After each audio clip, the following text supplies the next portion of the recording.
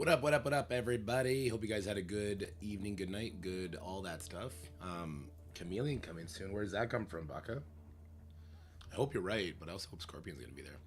Right now, I'm rerunning through the Scourge, so bear with me while we do this. I'm just recording on LD player, so I get kind of a better copy, and I can play the nodes out the way they're supposed to be played out. So we'll definitely still be chatting, but I'm gonna be focusing a lot on gameplay to make sure it's done well. You have a list? You have a list of people you were told? You have a list from data mines? Where's this list coming from? I need to go get my hat, too. Holy shit. I feel like I boil on with fake hair in a second. This fucking headset is fucking me up. Holy shit. I need a haircut. Now I look like Superman. Get that cowlick out of here. We're a Marvel stream, goddammit. I rob Scooby headquarters. That's what's up. Jesus Christ. Hair's a fucking mess today. That's alright. Boomerang? Gross. I'm doing good, Bombs. Hope you're doing good as well. We are recording, so everything's all good. I like to go for the kill here right away. Foiled again. What up, Pat? Oh, Baka. Silly Baka.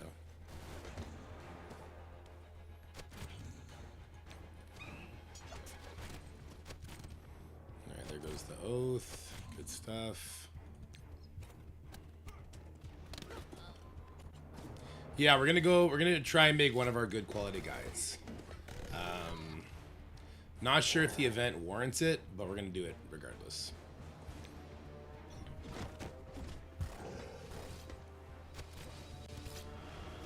We didn't really like that kill. We would have preferred to do the ultimate if we were gonna get kill there. But the cool sounds like Venom intro. Yeah. Kill music. Yeah, like we'll try and do a little animation for it. Like we did for Shadow King. I miss flexing that creative muscle for sure.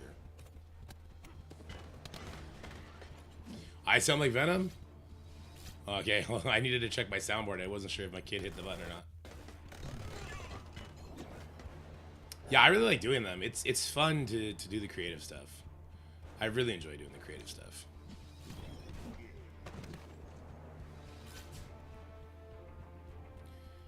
I don't know, man. I really do like the Super Saiyan Quasar portrait. I do think if you want people to push for top 50 really hard, you gotta up that to a skin. But, we'll get there. Hopefully we'll get there.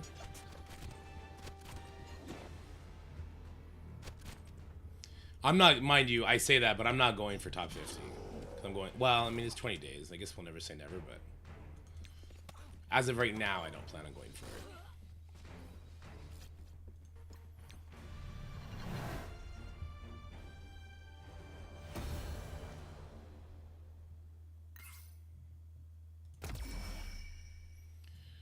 This one is node 4. Quasar profile is better than the cosmetic rewards we've had until now. Oh, for sure. Yeah, and I like how it scales. I like how it scales up in epicness. 20 days. Okay, so here's the thing. 20 days is crazy. I really don't like it personally. I wish it was 10 days like all the other ones have been when they started. But I will say that 20 days is more than enough time for somebody who doesn't have a Curse or Thunderbolts built and only built up Vigilante to get in there, build up one of those teams and be able to push to complete all the milestones and or start going for leaderboard stuff. So I think that's probably the idea behind the 20 days. Also, that's when the chapter 1 ends. So that's when the store is said to end anyway in game, right? But yeah, again, it kind of feels like hand-holding of the more casual side of the gaming community and kind of snubbing the hardcore side. But, I mean, they keep inching closer and closer to kind of the middle ground. Or not the middle ground, but, like, servicing all peoples. And that's what I hope we eventually will get to. We didn't strip the charges off this time, unfortunately. Oh, he lost all the charges, though. That's good. Quasar did do enough damage in the end. I like being serviced. Don't we all? Alright, here we go. So far, so good.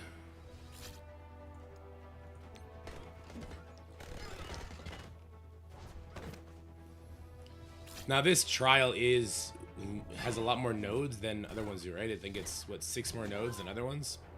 So the gameplay is going to be faster. And there's only going to be a couple tips for at least the first 8 nodes. I think in the 8th node there'll be lots of tips on it because that's the Odin node, but yeah.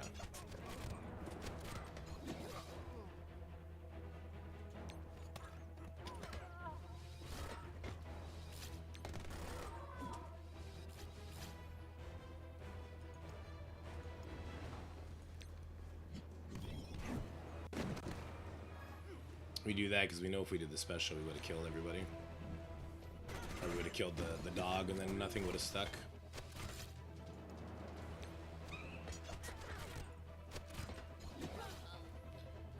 The trial is how I wish Negative Zone had been. That's interesting. What do you mean by that? Because they're both just as long.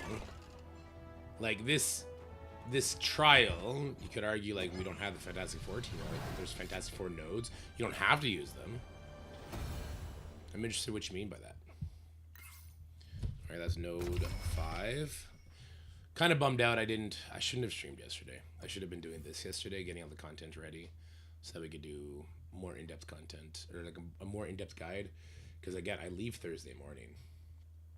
Yeah. We'll never get the standard back for getting 5 reds on Dark Dimension characters. I don't think the saga was well received, so I don't think they'll probably do it again. Especially by the early adopters, I don't think they liked it. I think we'll probably be going back to Dark Dimension. Now, with that said, we'll probably still get the, hey, you get 7 red stars if you beat it within 30 or 60 days or whatever. But then they probably default back to 4 or 5. It used to be 4 red stars. It wasn't always 5.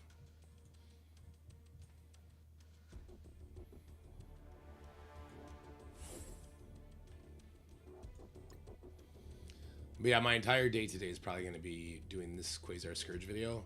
There will be something cool that we're going to watch together in a little bit. Hopefully so we can take part in together. In 2 hours, we're going to do 3 giveaways. We'll do marbles with everyone in chat. I'll make sure to ping people in the Discord with like a 30-minute warning. I got 3 one-time use promo codes to give out, which is pretty cool. And yeah, should be good. Should have a fun stream for sure. Alright, so we really like to give the offense down to Thanos right away. And then we give him the trauma with her. And play Negative Zone, and we have for the Zoom team to be able to effectively. Fair enough. So we got an early push. If we didn't get an early push, like that's okay, because he won't be the target of Hit Monkey. And we could just kind of go around and take everyone else out.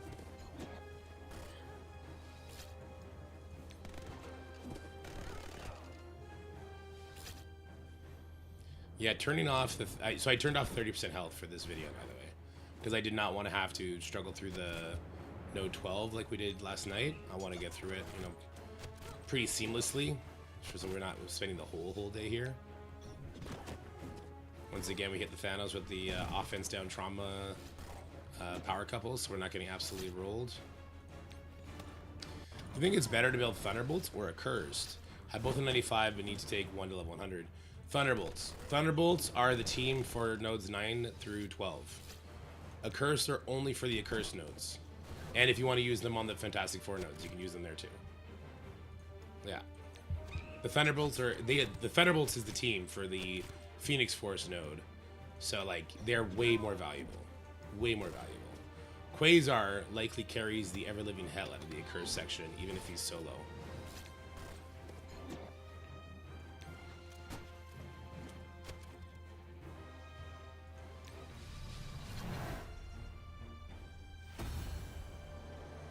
Node 6.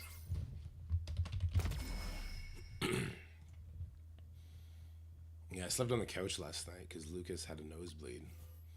So, not because he had nosebleed. Because he had nosebleed and then he didn't want to go back to bed. He wanted to come sleep with me. But when we sleep in the bed together, he moves so much and he always kicks my wife and she eventually kicks us out anyway, so we just went right to the couch. It was cool, but God, my back. I'm not a 30-year-old man. I'm not meant for the couch anymore. It's crazy. I'm a 35-year-old man. I'm meant for the couch. I'm closing in on 40. I'm going to be 36th in August.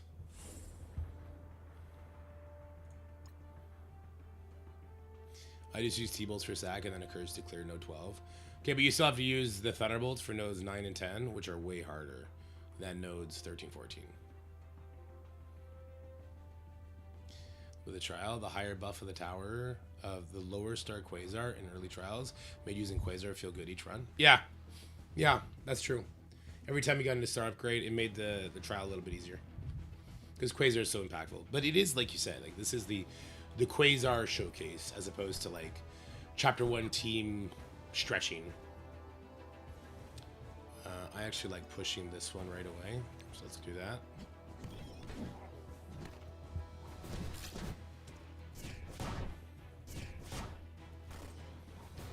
Well, we don't like that.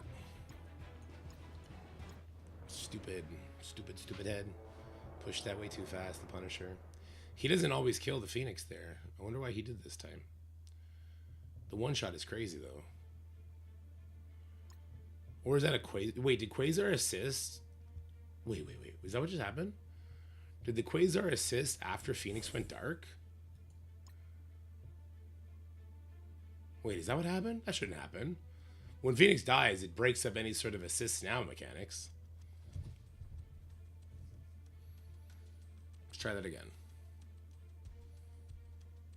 That's what I've been doing, going for Phoenix first. Oh, it could be because I turned the health off. Punisher is one shot here. That could be the other thing.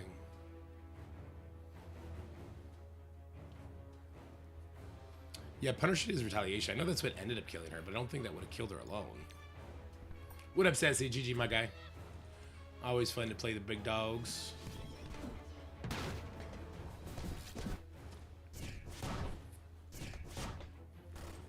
Yeah, see, Punisher retaliates not enough to get the kill. And then this heals me back up. And then I can take another hit. The Omega Red is way too overtuned for this game mode, though. Instead of having, like, Striker ISOs, they just put Omega Reds on 2 of the nodes that just one-shot you completely. It's an obstacle to get over, for sure. To me, it's not a very interesting obstacle, though. But hey, all I do is complain, so... Not as much as some people, but I've been complaining a lot lately, trying to lay off that. Mega Bros, what's good, my guy? If you're limited on Gear Tier 20 Bio, what order would you upgrade Fantastic Four? Man, that's kind of tough. So I actually think Invisible Woman's first. I've warmed up so much to her. Her damage is crazy. Then it's Franklin or Reed. Franklin is so much of the team's structure, mechanics. But Reed is that pre-taunting tank, so you got to kind of pick your poison there. So probably, you know what? I would probably do Invisible Woman, Franklin, then Reed, because I plan to use the team on offense more than defense. Okay, we can stun in this game, which is cool. So now that she died once, we're not going to eat one of the retaliates. We will eat it after we kill the Dark Phoenix, but we can survive one hit. We just can't survive 2. So the bring back is nuts. Oh no. Brother, you can't be doing that. Having Phoenix die like that is not a good showing. I'm gonna redo this node. We can't have that happen. No. Because she only lived because she's 1 diamond, my Silver Sable. Which is not crazy with Battle World formability and how long they've been out, but...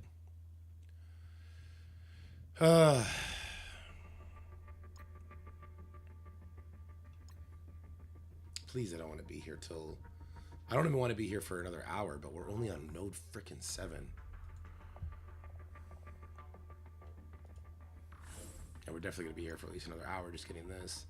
And then it's normally a good, like, 30 minutes per node of editing when I do the good stuff. And then it's about an hour of... animations at the beginning. Oh man. But maybe I'll ask my wife if I can work through dinner time, though she's at the beach with the kids alone. She's not gonna like that. Probably won't. I'll probably just do it tonight. Yeah, I'll probably just work on most of the nodes tonight, because I also got to do Marvel Mystic Mayhem stuff today too.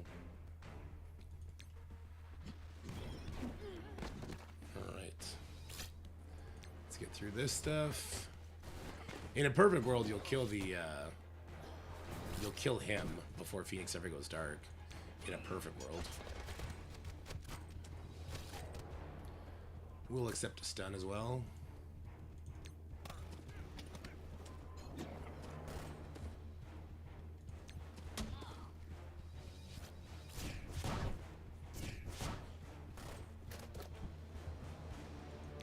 Get out of here. The third Soul Saga of Iron Man is so clutch. Yeah, it is. Yeah, it's super clutch, dude. It's amazing.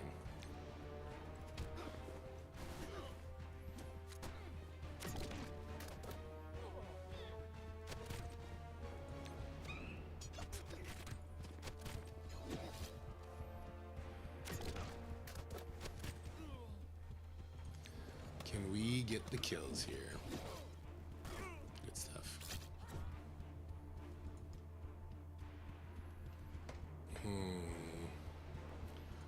I hope this doesn't kill. Good, Quasar did not assist. We didn't get the taunt off though. So rude.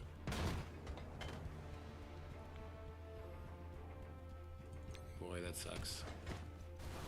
Oh good, she lived. Kind of. Even though we're at 2, I am gonna do the stun here. She'll come back. She won't come back. So I won't have the hit monkey stun up. Wait, I don't have any of my cooldowns up. Going into the boss with no cooldowns means I would need to bring Electra in.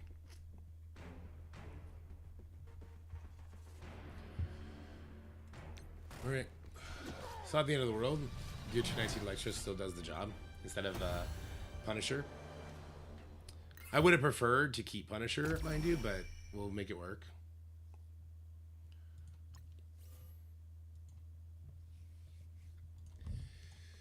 This is node 7.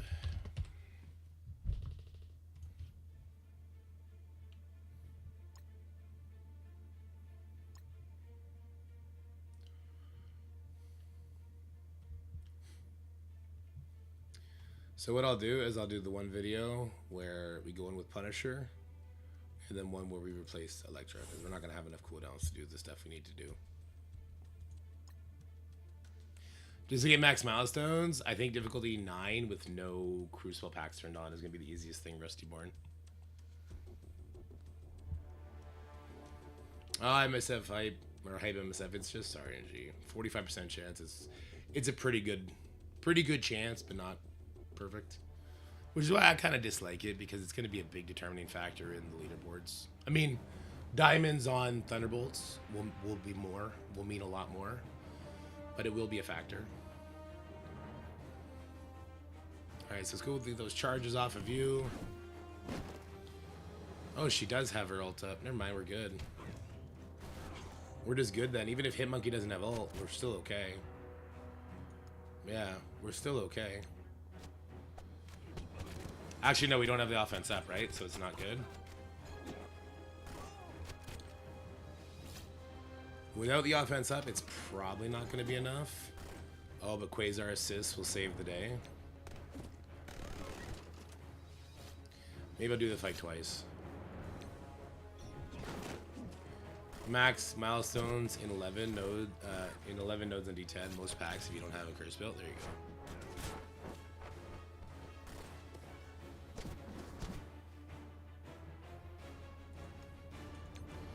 Do one of these. Now we can do some stun stuff. Yeah, Quasar is a cheater with those assists, man. He's absolutely a mad lad.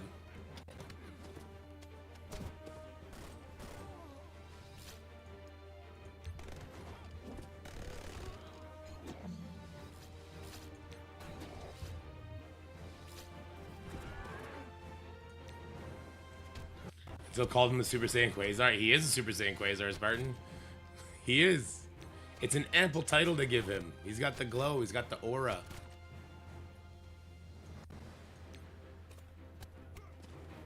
So we don't care about cooldowns anymore for Vigilante. This is the last node where we could use them.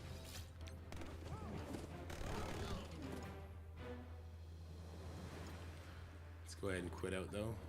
And let's go use node 8 Vigi. Let's go out and use Electra now instead of Pun.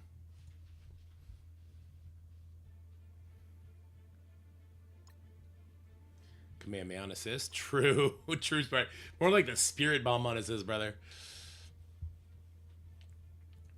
No, I think you're gonna need diamonds for it. Is what I think. I think the problem there lies.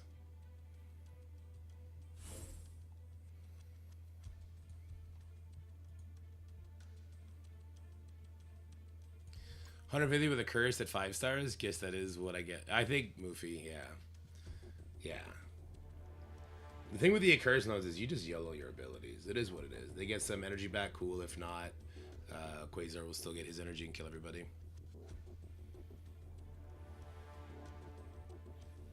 You fucking dork, Mega Bros. You fucking dork, dude. He's our Dragon Ball guru.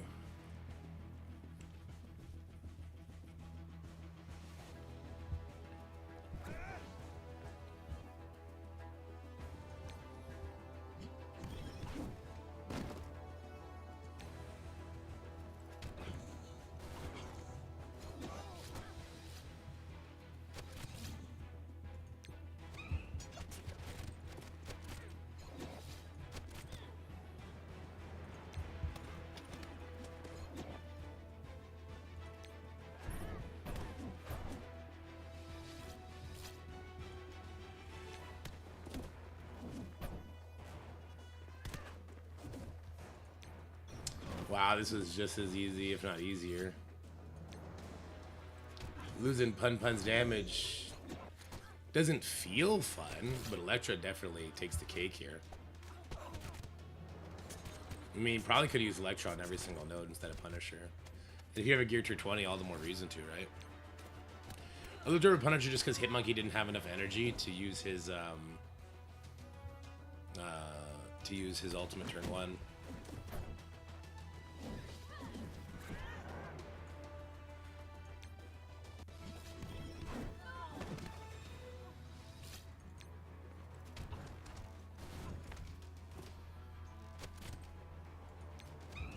Alright, and cooldowns no longer matters, so we just let it go. Everybody but Quasar, right?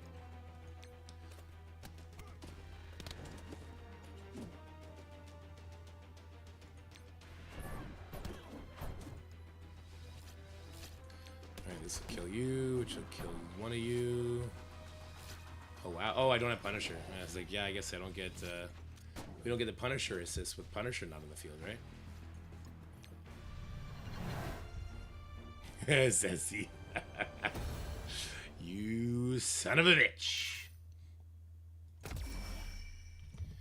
This is node 8, no pun. No PU, I guess.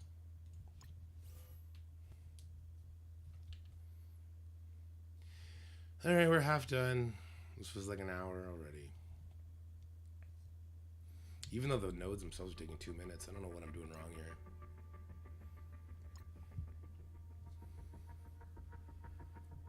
What up, Narrator Dog? Hope you're having a good day. Let's get our team ready. 4-star Victoria hand coming in clutch.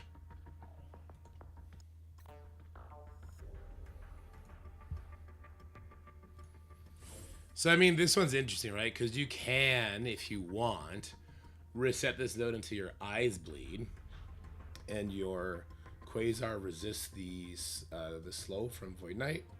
And if you do that, then you're going to ability block the Void Knight before he groups you together, and that makes you take substantially less damage on this node.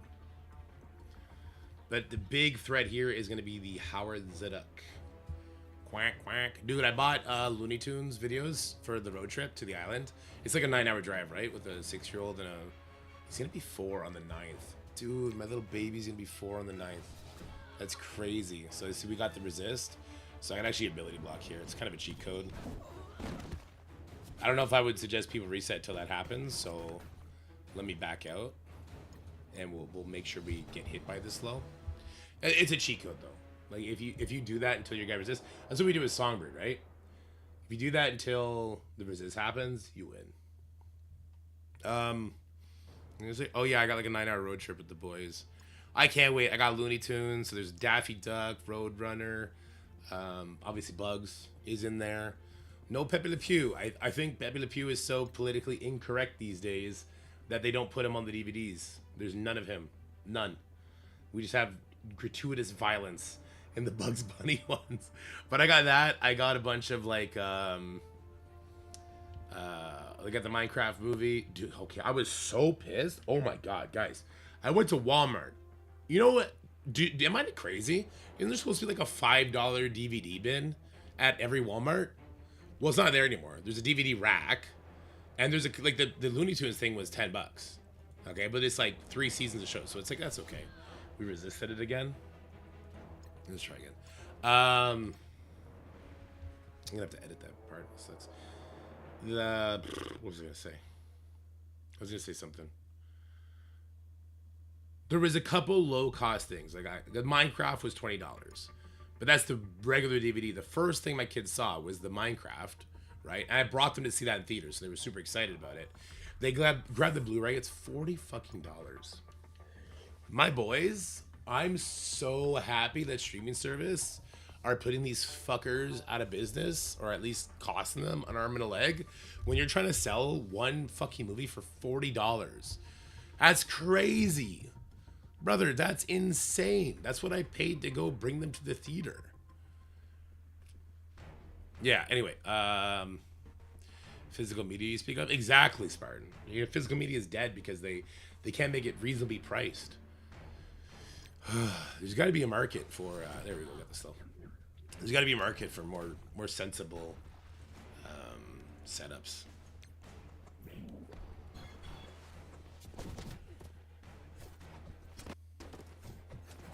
This Quicksilver has so much goddamn damage, you have to kill him ASAP, or it's just over for you.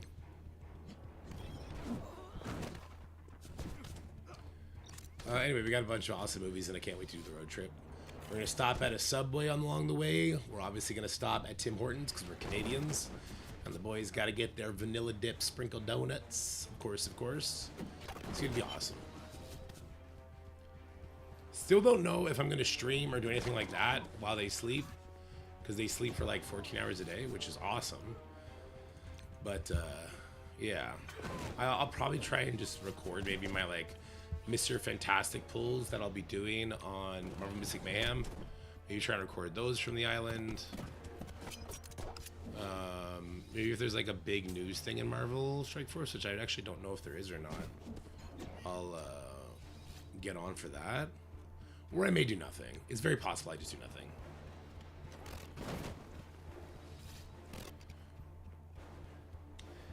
Let's get an ability block on that Quicksilver. That's the best ability block there is, the good old death block.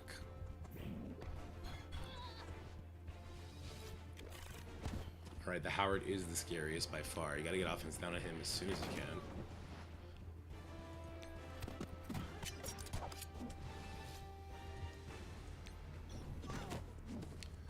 There we go. Man, turning the health off makes this way, way easier. Which is kind of unfortunate because back in the day, if there were packs that performed such a feat, there would be a whole there'd be waves of people that are doing certain packs, right, and not putting other packs on, and it's just that would be the determining factor of a leaderboard, and they would have real rewards attached to the leaderboard. I miss those days. I do. I can imagine with Pathfinder's Discord shenanigans yesterday, the new team is going to be announced sometime this week. What did Pathfinder do? I missed it. What did he do? Difficulty 10, Node 3 is so much easier with Punisher. Fair enough. I've never done it with Electro. But I imagine it would be easier with Punisher because you get like steal buffs and you could really nuke the Thanos. Once you get him like to 60%, you can one-shot him sort of deal. Franklin Richards Diamonds, Odin Diamonds, Scopely, Captain Britain Diamonds. He changes better to Negasonic 2D's Warhead than Emma Frost. Attaboy Path. I built up my my Negasonic when her like stat rework went live in game, and I was concerned that I made a mistake, but she's ready to go. She is ready to go. Ready and raring to go. She's such a fun character. So it's going to be a war offense team then, or war defense? Maybe both. Right? Probably both. Dude, my hair is crazy today. I don't know what's going on. I slept on the couch. I slept like shit.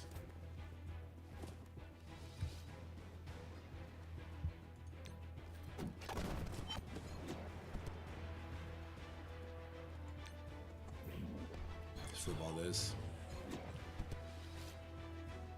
Alright, let's get I'll get off the taunt here. Let's hit as many people as we can. Put on with the hairpiece. Dude, my hair is crazy today.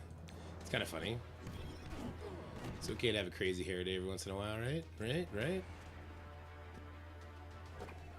Okay, can somebody explain to me, does Quasar stop people from gaining charges?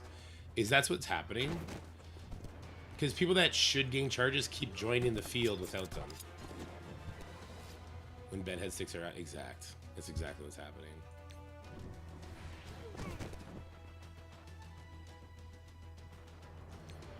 These, I'm done with the assist.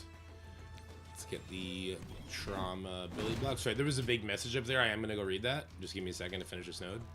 Put record in this one.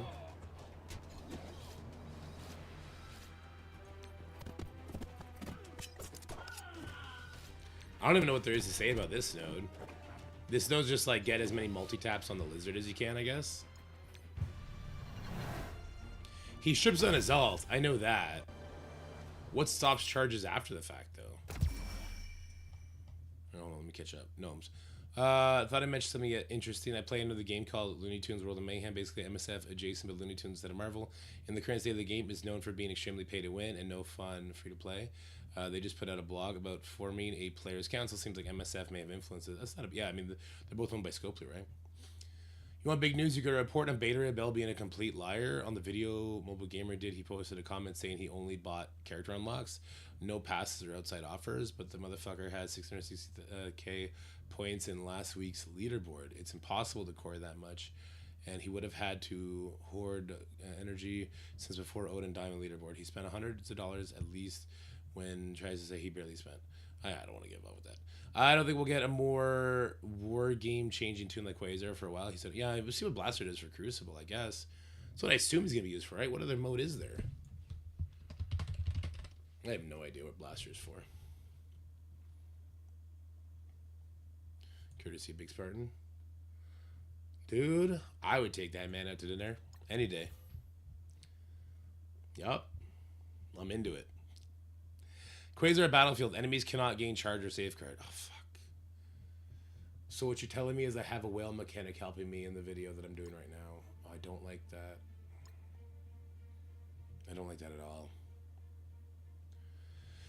I mean, the good news is Thunderbolts get so much safeguard, like repeatedly, that it'll be okay, but yeah. The charge wouldn't do much to them.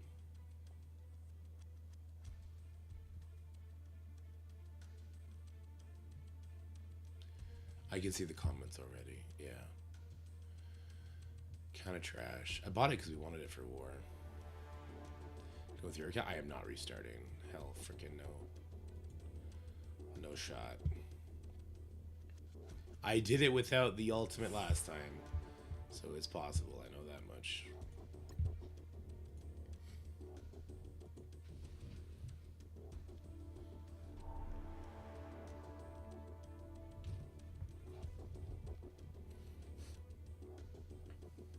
Does nowhere still have any play in war? I mean, yeah, we see a lot of people, like the big alliances still put Infestation on defense, just because it's like a checkbox you have to do. Like Panthers has them on defense right now. And Nowhere crushes that, right? Nowhere will beat a lot of the B tier teams on offense, and if you throw them on defense, you'll probably never get a win, but they exist, right? They're a team that becomes a checkbox.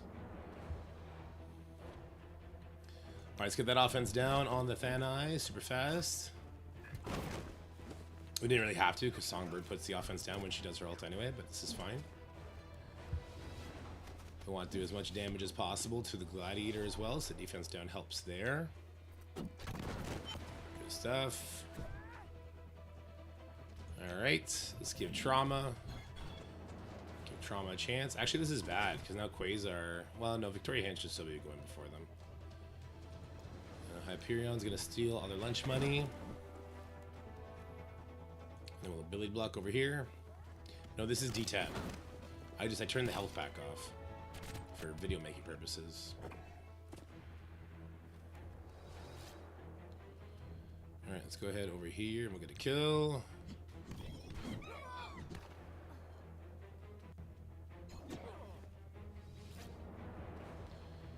Alright, we want to stay far away from that endgame Thanos until we can cover him up in our nice debuff cadre. We'll just stay away from him.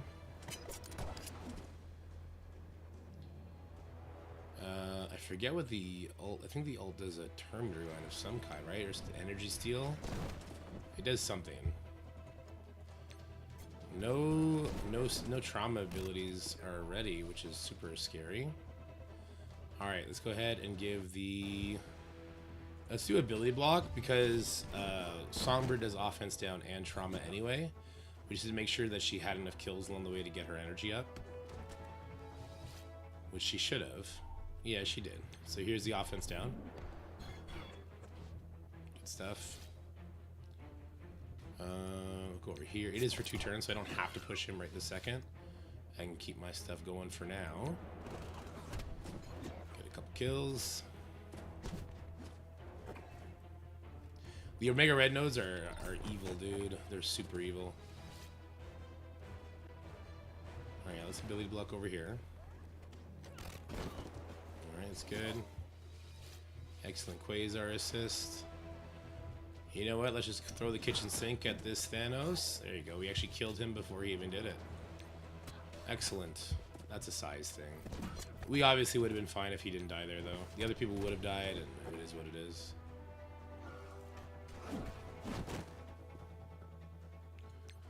It's hard to justify with no mats. Liberty is so clutch in the Professor X unlock. I'm sure there is. Unfortunately, I can't do any testing like that, McMahon. Because of the Gear Tier 20 gate, right? Maybe I can talk to the developers about giving us an entire Gear Tier 20 roster at this point so we can show a bunch of different options in the saga. I think that would go a long way for the community. What style prompts you use to make your new Crucible song?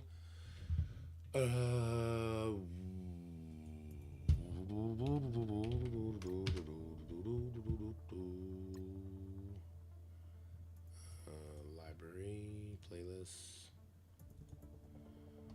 I used comedic rock ballad.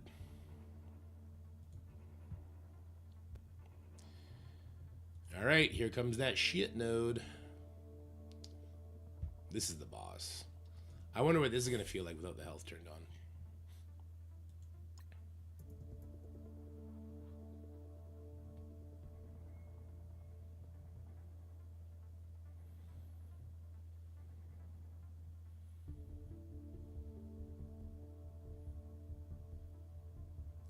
I really feel like people with higher stars would be able to clear mission 12. It is what it is. Yeah, it is what it is.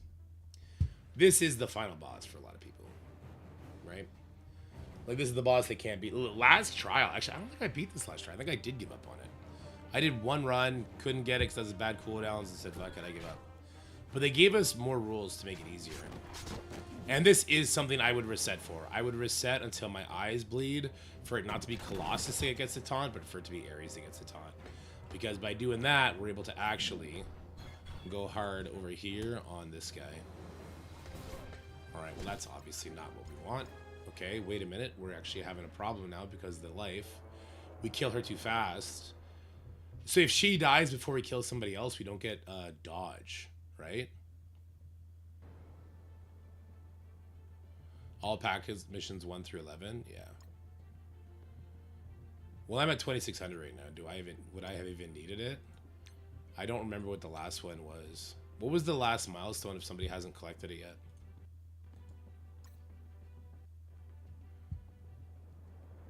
I'm using a Taskmaster. I guess Ghost can dodge stuff, right? You can lean on the Ghost dodge RNG. Does Ghost give dodges? Wait, does Ghost give dodges? It's 2.4. Okay, we were fine here without the life turned on. We could turn CC off too. Yeah, okay. No, you could turn a bunch of stuff off just to get milestones. Like, this is it for milestones. Does Ghost give dodge? Wait, have I been making this harder on myself this whole time? Good old Ghosty. On turn, gain evade. No, it's like Dark Dimension. Heal Thunderbolt on this character. No, she doesn't. Bio gets dodged, but you have to get a kill for it, right? Ghost might be better just because she has more dodge. And if she has the lowest life, then Omega Red's going to keep going for her. MMM is Marvel Mystic Mayhem. I think I'm going to try this with Ghost. I think Ghost might be way better than Taskmaster here. I think. Could be super wrong. I'd like to get on and do a tier list today, but there's definitely... I'm definitely not going to have time for it. There's actually no way I get time for it. I do also need another Raider. I need to switch Ghost to Raider for this, or Victoria to Raider. Yeah, so the Omega Red hits the lowest life ally. Now, unfortunately, my Victoria hand is 4 red stars, and my Hyperion is 6, and Ghost is 3 diamonds, so she may never be the lowest life. Yeah, I agree, GamerDuck. No, yeah, absolutely. You don't need Thunderbolts after this point. You do need Quasar. Alright, so Ares got the taunt again. That's good. That blind is bad. That blind is really bad. He doesn't have anything unavoidable. Oh, his ult is. His special's not. Yeah. We're also hitting her. So I really don't want her to die. So we'll basic. We definitely want to get dodged. Let's get that taunt off. Quasar with the assist. You dumb, silly bitch. Victoria Hand with the lower stars actually helped us tremendously there, which is good. Will Billy block this taunt on Colossus is really bad. Quasar, we need your assist, buddy. No? Okay. It's alright. We'll do one of these. Ghost died, and Quasar is still alive. Okay. Ares is in the fold. No, him getting a turn is death. Oh, right. I need to use Hyperion Ultimate. If I don't use Hyperion Ultimate, Omega Red does that.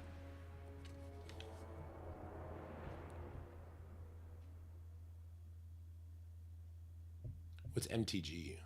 Mobile trading card? A Magic trading card game? Is that Magic, the trading card game? Is that what MTG is?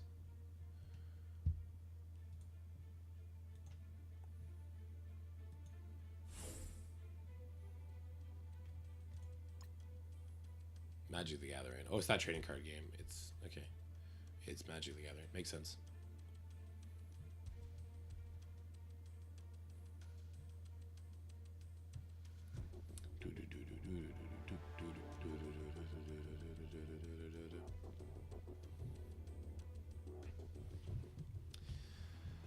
I really don't want this node to take me an hour, but I also want to make sure I do a good job getting through it in as clean and replicatable way as possible. So it is good that Ares got it. That's not good because the blind on her is nothing that she does is unavoidable. Literally nothing she does is unavoidable. No, I got so much work I gotta do before I hit the island, unfortunately. So this ability block out there. We gotta steal some energy. There's the basic. It still killed everybody. God, I love this game. So what okay, on the attempts that go good for me, I actually, okay, I remember what I do now. I rewind with Songbird, the Omega Red, and I steal his energy. And then I'm able to kind of lap around to him. That's when it goes good for me. Yeah, the extra life that Phoenix has is, or if she had the 30% on, would actually help me tremendously here. And I think Taskmaster stun would also go a long way, but there's so many pre-taunts here that Taskmaster could never do his damn job.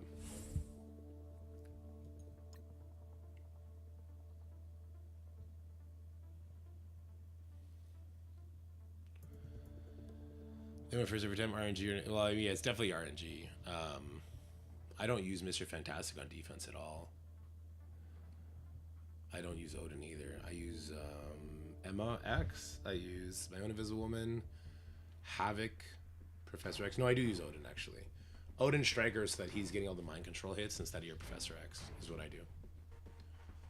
I'm gonna go do one match here in a second. See, this is bad now. Yeah, this is really bad now. And I can't rewind him either. This is a reset. That's a reset, boys. And that's the only time that pact is harmful. The pact where when they do an ultimate, they put blind out. It's on this node. Because the Ares is stealing speed up from Quasar because he's an asshole.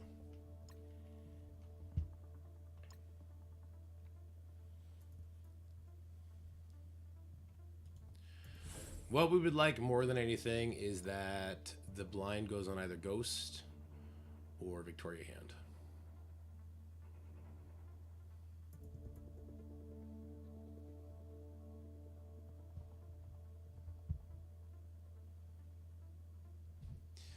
A lot more MMM ads on YouTube. They're pushing the game. Good. They better start pushing out freaking content for it too.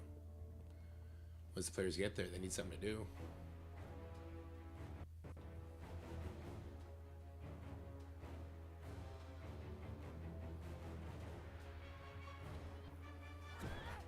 Right, good Ares. Hyperion. That blind's gonna hurt, I think. Let's do our rewind. Okay. We'll do the ability block. Oh, the deaths are no good. In this case, we'll take this off. Oh no, he was blinded. Oh no, he's gonna die.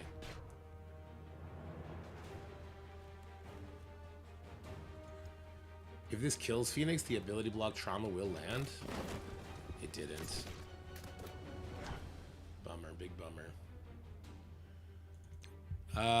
This will get a kill. We got a dodge. Okay, good. Yeah, that dodge pact is 100% necessary. I think this Omega Red is killing me here, though. Yeah, he is. Yeah, he's killing me. Okay. Oh, boy. This node is this node, huh?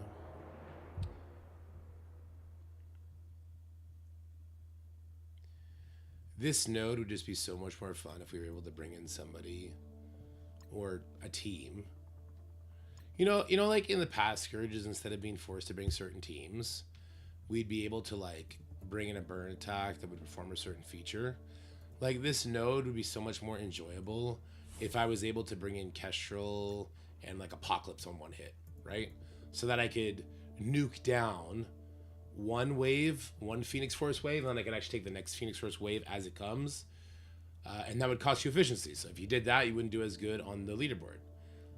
The events are better when they're made like that, in my opinion.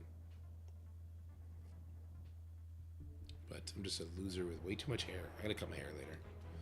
Beard grew back nicely. I know a lot of you didn't like the fresh face. I didn't either. My wife did, but no, this is the look. This is that look. All right, come on, Ares, good job. I'm gonna switch it up. Oh God. Well, no, I'm not gonna switch it up because he only has the one unavoidable attack. All right, let's get our rewind. A little rewindy dindy. We have to ult. It's the only unavoidable attack we have. That is unfortunately gonna kill the Ares. All right, let's steal some energy. All right, there's no taunt for him to steal, for better or worse. Yeah, we'll do the ability block, I guess. Okay. Quasar really trying to get me killed here. By George, I think he almost did it. Oh my God, I can't get to him because of the taunt. That mutant taunt. Oh, did I just kill a Phoenix? Oh, that's not good. Fuck off with my fucking gambit, you piece of fucking shit. Asshole. Fuck. Fuck, man. You know what's super fun? When retaliates are one shot in your max build teams. And there's 4 billion taunts around to stop it. Alright? Just stop it. Just fuck you.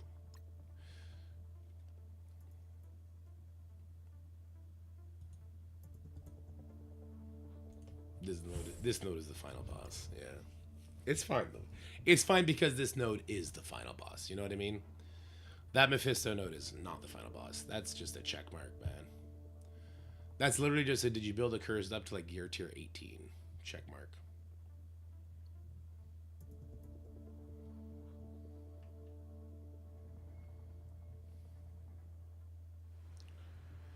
My Victoria hand is 4-star yellow, no red, but my ghost is 7 red. Who should I bring up first to get Quasar? Your Victoria hand. You should also get red stars on her, for sure. Go open whatever things you can, hit up the promo store. Oh, fuck off with the blind, dude. If I can't rewind, I can't do anything here. Miss. I'm just gonna go for it and fuck this bitch. There's no gambit yet, right? We had a dodge. Okay. I'll steal energy here and hopefully it'll go for Quasar. Oh, we can ability block blind here. Wait, was the move always just to go for Phoenix? Was the move always to YOLO on the Phoenix? Oh, Songbird is still super dead. Oh, she basicked. She did a counterattack, so it all dropped off. That was fantastic. Wait, did we just learn how to do this node? No, never mind. We're still super dead. Little flip action.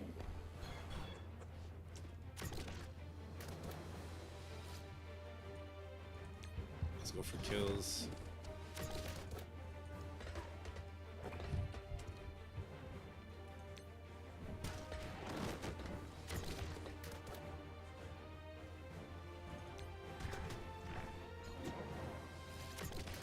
Alright, there's one dead. Go for this Gambit next. We don't like how the Gambit pings take away our dodges. And the fact that Gambit is doing his retaliates before Omega Ray does his retaliates, that's an asshole interaction. But it's an interaction I actually appreciate because it's consistent.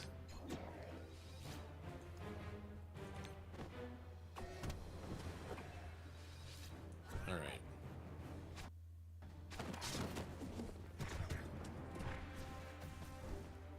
Ghost dodges coming in clutch. I'll get this dodge off of her. Okay. Oh no. Wow, he chose the perfect target to do that to.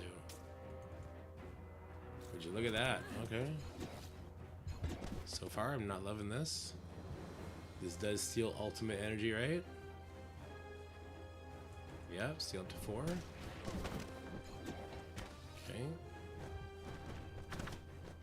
Okay, I guess Omega Red missed the memo where his energy got stolen. Is it a chance that it steals it? Oh, hold on, because I've had that happen before as well. Is it not a 100% chance that it steals energy? Or do I need a certain amount of allies? I probably need a certain amount of allies.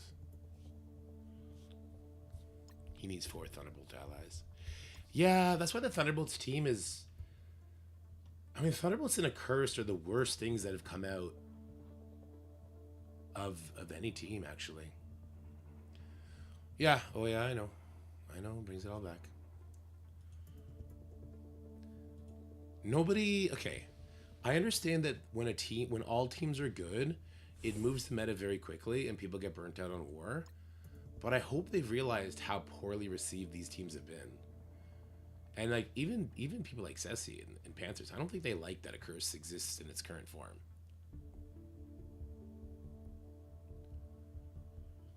I don't think they like how those teams work. Quasar cuts Thunderbolts. No, I know, but when a member dies, GamerDoc, it doesn't work that way anymore. It doesn't persist through death.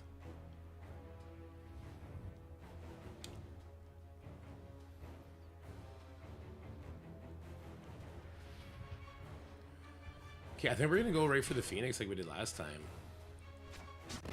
Oh, well, we're blinded again. We don't love that. Just basic, I guess.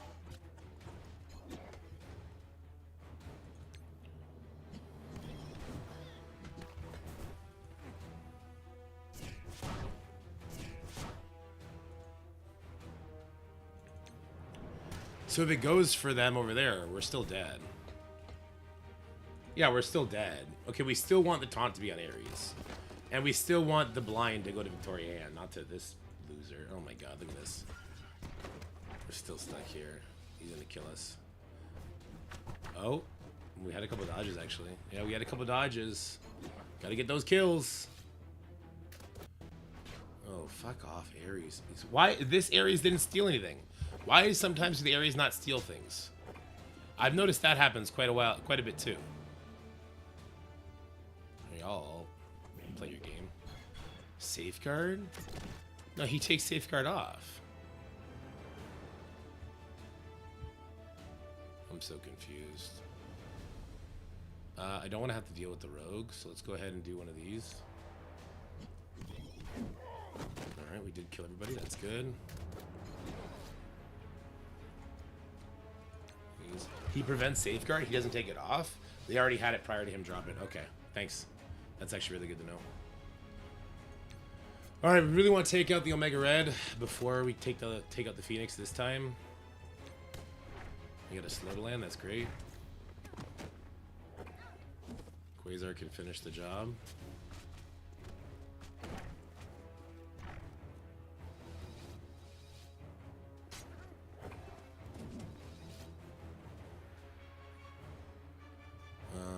I'll rewind the Phoenix here. Hopefully it doesn't kill her.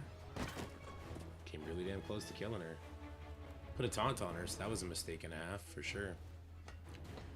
Well, if she's gonna die, let's kill her good. We get a lot of dodges for this, right? Okay.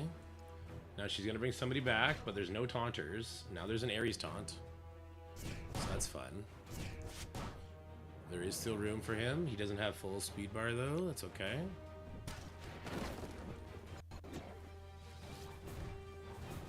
Ooh, the double hit's crazy. But again, we're fine with it ending now because as long as Quasar lives, we're kind of okay. We just gotta make sure that this Omega Red over here in the corner doesn't survive, and he's doing a really good job surviving right now. Quasar, you better come in with an ability block. You better be ready to ability block. Okay, good. Good. We'll do it right here. Ability block trauma. Oop, slash the death debuff. We'll take that.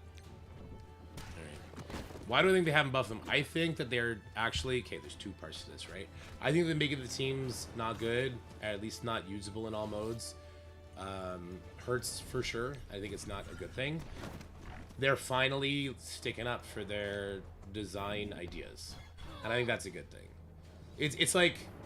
It's such a fine line to walk. That I do think it's important, Scopely learns to tell people, like, this is our game. It's our game. We need to steer it in a certain direction. While also, they need to make sure that they're doing things that people are having fun with, right? I think those two things go hand in hand. And it comes with making challenging content that becomes the goal for people to reach. Well, I couldn't beat Sword Satellite level 65 this time. Well, next time I better get my shit together. What teams are people using? Okay, I'll make sure I build up that team for the next time because there's going to be 20 gear tier 20 orbs or some shit on it, right? I think Zero is right about a curse. In what sense, Steven? That Vigilante were weak and they got an early buff. Now they're OP after like Stardister was. Scopely is not buffing because they can't do it well. I don't think Vigilante is like Spider Society at all. They're very beatable. They're a very good team. Maybe they beat some things that they shouldn't, but they're not like ruining the game, I wouldn't say. Okay.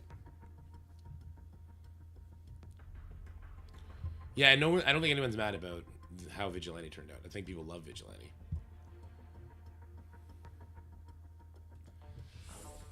I think the only reason that Negative Zone was somewhat tolerable was because of how good Vigilante are. Same with this event.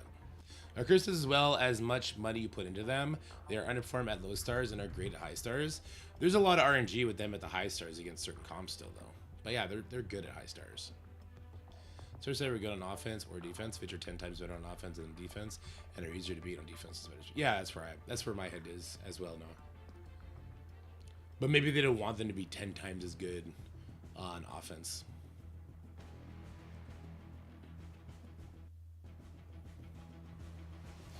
I mean, guys, I think Scopely would love it if they can make every team to replace the teams that came before it, because then they would be making more money on every sale, right?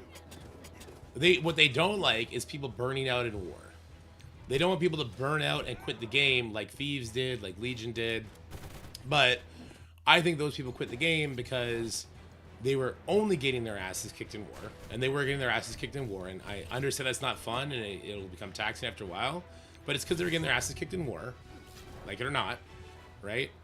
And if you had better PvE content that they were getting to use those characters on themselves, then them getting their asses kicked in war wouldn't have felt as bad. But they were getting their asses kicked in war, and they had no PvE content to lean back on for fun.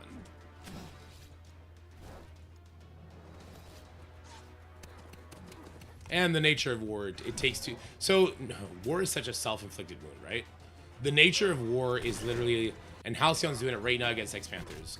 One guy, and if that one guy decides to stop, then who knows what the hell is going to happen. But it's one guy is in charge of 23 yahoos tailor-making matches for people. And that is a self-inflicted wound that Updog and Mutiny put into the game. They started that. That's the only way you can compete because that is the most efficient way to do things. So they need to find a way to fight off that, the way to fight off that is take out efficiency, make it so that you can't clear the helicarriers, make it so that there's a different way of distinguishing full clears, stuff like that. Not Updog, Evdog. Yeah, sorry, did I say Updog? Evdog. Updog ruins other things. Like whenever I'm in a Crucible tournament and I have to face him first match, which is literally every single tournament, that's what he ruins. Evdog ruined war. Sorry. Imagine how Visible Chapter 1 would be if Vigilantes weren't this good. Scopely is lucky the Vigilantes were as good as they are. I think Vigilante was this good in raids always, though, right? I think that they were always this good in raids. They just opened some of the raid stuffs up. To be fair, a few of us are learning and starting to be able to get through things on our own. Oh, absolutely, Bloody Crow. Absolutely. Will F4 be usable in war? Yeah. Oh, yeah. The F4 is a return to just amazing teams. Get off this trash, go to the water park. I did the water park yesterday. I don't want to go back to the water park. You can't make me. It was cold yesterday, too. It was weird. It was a really cold day.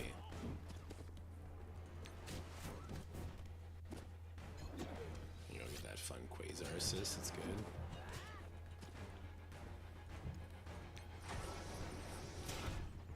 Dude, my hair is crazy. It's true. I need to get my hair in order. My hair needs to get in line.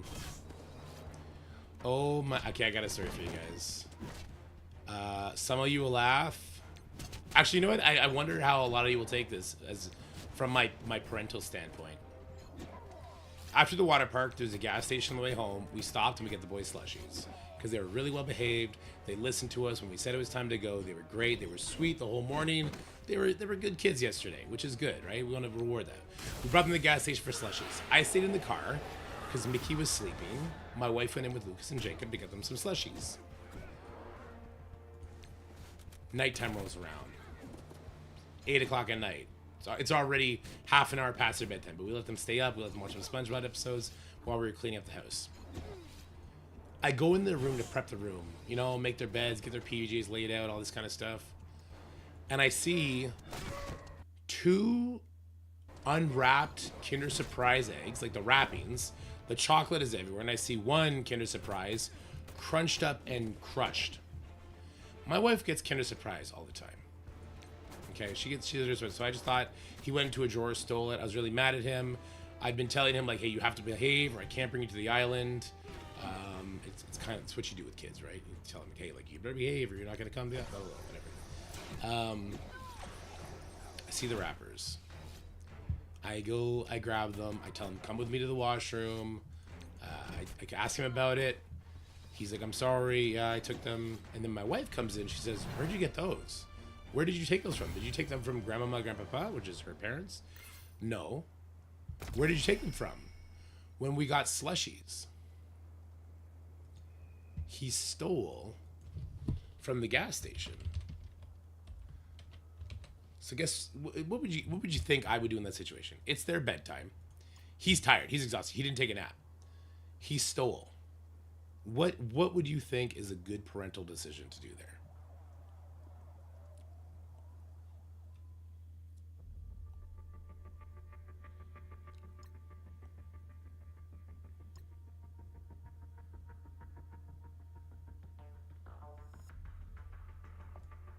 Wait for the next day to deal with it. Make him pay for it. Send him to bed and talk to it tomorrow. It's not call the cops. Stop it.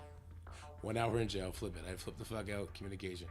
No, I used to steal babe. I was a kid. It's alright. My mother took my ass back to that gas station when I did it as a kid and made me face the music. Alright, so Blitz K. That's what I did. That's what I did. I said, you get in the car right now. I got a Ziploc baggie. I put the Kinder Surprise wrappings in it, including the one that wasn't eaten yet. It was all crushed up. And I brought him to the gas station. And I brought his piggy bank with him, right? He gets piggy bank when he helps us clean up, do the dishes, empty dishwasher, whatever. We give him like $1. And he's got like a good 20 bucks in there now or something like that. So bring the piggy bank. I bring the screwdriver to take the piggy bank out. No. We went that day because if he goes to sleep, he's going to forget. He's going to forget, right? Bring him to the gas station. It is about like 10 minutes away. And we get to the gas station. I'm telling him the whole time, like, listen, you can't be stealing like this. When you're older, if you do stuff like this, it's not going to be me that punishes you. It's going to be the police. And stealing is not allowed. Like, this is a really big bad thing that you did. I don't know if I could bring you to the island. And he was very upset about this, obviously, and rightfully so. And I think that's fine. We get into the gas station. There's no one in line for the clerk. I go up to the clerk. It's like a 20-some-year-old guy. And I say, sorry about this. It's kind of a learning moment for my son. Can you help me with this? You know, what's going on? I bring the Kinder Surprise in. I bring his piggy bank in. I bring Jacob in. I say, Jacob, tell the man what you did today when we came here for slushies. And he says, I took these. I'm sorry. I shit you not. The first thing this young man does is say, oh, no problem, buddy. Thanks for bringing it back. Why don't you go grab yourself a slushie and a tornado? Because, like, the gas station's closing down. So he's like, all this shit is going to go in the garbage. Why don't you just go grab yourself some free stuff? Thanks for bringing it back. Brother, what the fuck? I just drove here to make you pay for this. What are you doing? What are you doing? I'm like, let's see, okay, thank you for that. But like, he's got to pay for this, is what I say, right? He's like, oh no, that's okay. He doesn't have to pay for it. That's no problem. Brother, shut up. You be quiet and you stand there now and you let me deal with the situation, okay? Because this is fucking crazy. Obviously, he was a kid who didn't have he was a kid himself who didn't have a kid, right? Obviously. So I open the piggy bank. I make Jacob give him the $5 bill that was in there, and the guy gives him 50 cents back. And also, miscalculation on this one, apparently. Jacob goes, oh, Daddy, I gave him money, and he gave me money back. Because Jacob doesn't know the value of money. He was just excited that he got money also. And then he went and he grabbed himself a tornado, which is like a little rolled up pizza thing. And he went to get a slushie. I said, absolutely not. It's bedtime. We get back in the car. And I don't know what to do at this point, right? I'm just like, what the hell? What the hell, man? So I keep drilling. I'm thinking, like, you're really lucky, Jacob, that he was such a nice man, and that he actually didn't give you in trouble, and he didn't ask you to like work and clean stuff up. And like, I wanted just to impress on him how bad that was, right? And he got it. He got it by the end because I drilled home the camping thing. I was like, buddy, like, if you do this, I can't bring you camping. You know, we're gonna be going to stores. It's just gonna be me and you, Lucas. I can't be looking over my shoulder all the time to make sure you're not stealing stuff in the candy store or the ice cream store when we were there. I can't be doing that. And I think he got it in the end. We got home. He did not eat that tornado thing. I did not let him have it. He grabbed it. I gave it to my wife. She threw it out because she said those things are disgusting. And I think he learned his lesson. He was sorry today. But what a... Bro. I came up to you ahead of time. I left Jacob in the car. I came up to you. I said, listen, it's going to be a learning experience. Can you help me with this? Yeah, I got you. I come in. Why don't you just grab some free shit, man? It's okay. Thanks for bringing it back. Oh, you don't have to pay for it? What? You're teaching him all the wrong lessons. All the wrong lessons, man. He was extra Canadian. Yeah, I guess he was. It is crazy, though. Yeah, it's crazy. I think I did that as a kid, and I think my mom did the same thing. And I'm pretty sure the guy at I think it was like a card store or something, he put on a mean face at least. Rest assured, in America, that clerk would not have given them more free stuff. Also, they really might have called the cops. I mean, you can call the cops on a 6-year-old all you want. The police aren't going to do anything. It's going to be, especially if you came back to pay for it, police are going to be like, no, it's not a thing. Should have told me stole petrol. There we go.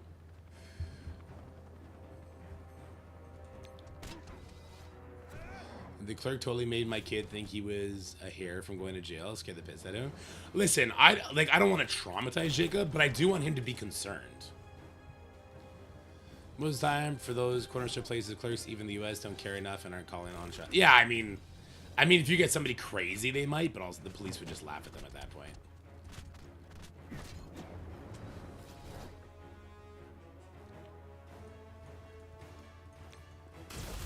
Then need police report to file insurance claim. I mean, I don't know if anyone's doing an insurance claim on 2 Cadbury eggs, but I get it. We don't need to take it there. We don't need to get all the crazy people of the world do crazy stuff.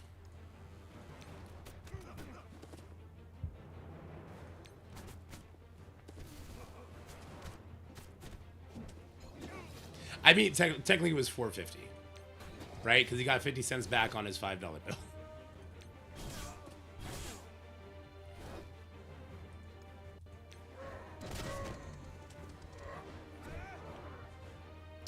Let's stay away from the Mephisto so that Quasar can one-shot him. Oh, yeah, I guess we can do this.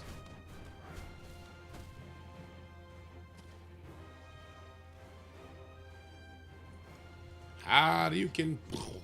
Alright.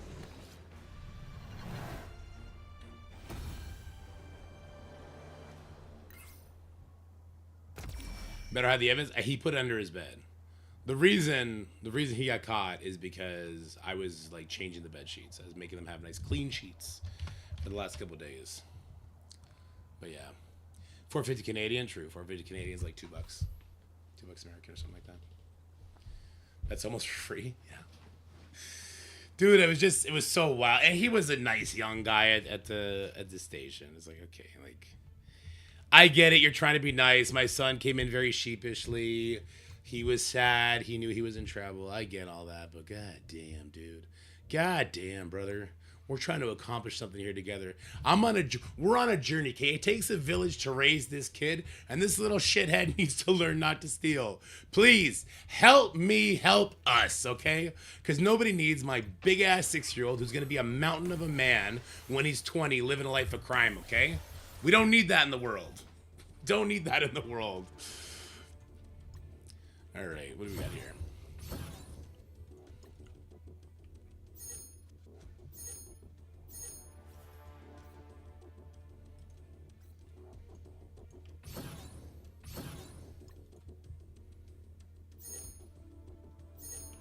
All right.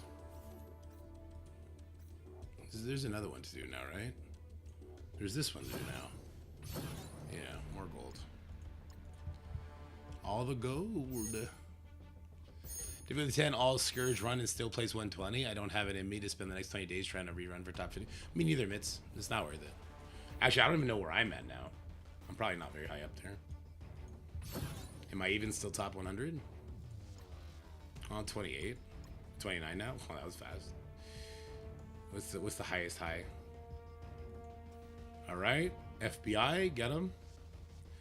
FBI, go get him. Who is this? The FBI? This guy is trolling you? What is this? Who is this? What is this, man? No alliance? No name? This doesn't seem right. This guy's APK hacking? FBI? Open up. Pace account? Yeah, it's the Pace account. There you go.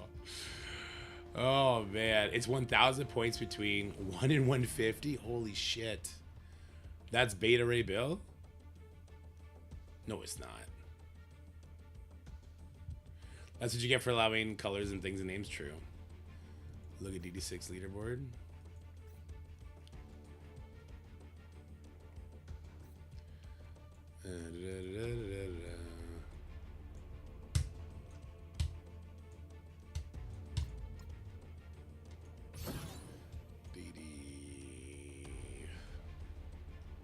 876. Oh, okay. Mall. Well, that's for time run completion. Oh, there you go.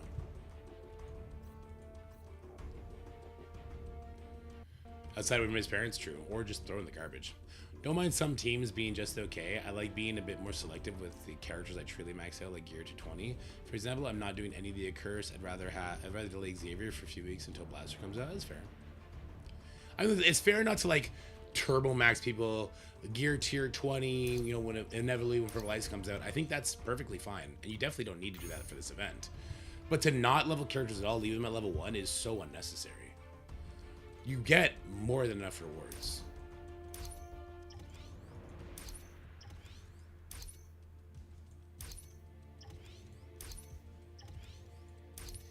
He's trying to hide. I mean, I don't think would you consider that trying to hide?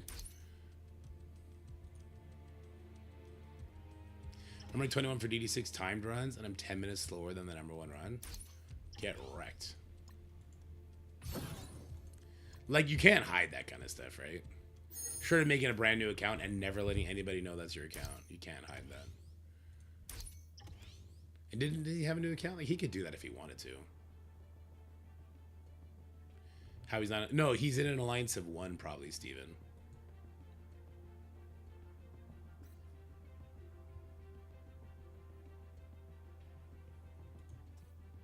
Like, he's just an alliance of himself, and he changed the alliance name to look invisible, is what I assume is happening. Yeah, see? He's the leader of an alliance. He just has that alliance name to be invisible like his name is. Yeah.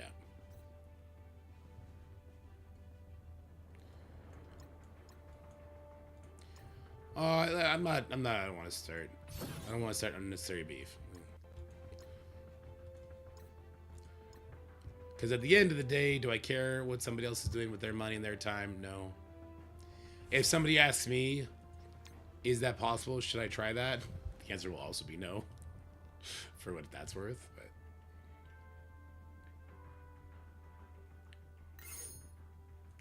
yeah, I don't mean either, Steven. I'm oblivious to that.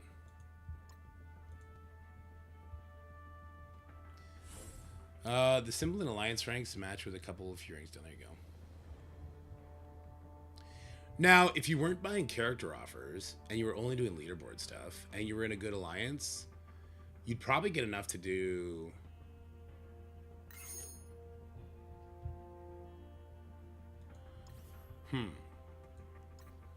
If you only did leaderboards, let's put this into perspective, okay? I dropped 50. I dropped 50 Canadian dollars on this leaderboard. I had strike stuff built up. I did have energy built up. I ended up top 1,500 to 2,000. I was like 1,540 before the payout, and like I considered doing this. Like, I don't want to. Well, I wasn't worth it. This is enough for 2 characters. So no, it's not possible.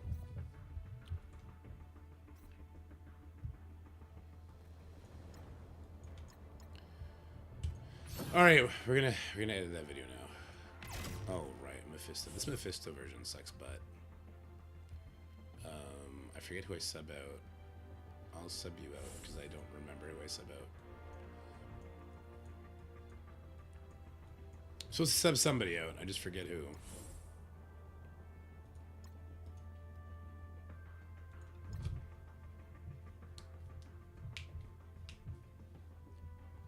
Spent 16, got 1,000, 1,500. There you go. It's Voldemort? Who? Oh, we don't speak Voldemort's name? But he's dead. Harry Potter won. He got all the Horcruxes. We're Gucci, fam. Unlocking battle roll tunes? Yeah, I guess he just won't have... Well, he got null earlier. Spent 40, I'm 2,200. There you go. So with a high enough payout from the guy, would you take Thing or Johnny to gear 20? Ooh, that's such a tough question. Nah, it honestly, I think it super duper depends on... Okay, wait. I want to kill him. But also, I'd love to kill him. I should have made this guy a raider. Oh, decisions, decisions, decisions. Well, let's go here. Okay, so he's dead. Wait, he's not dead. Oh, what the hell? Why did my Odin do so little damage there? I don't believe you.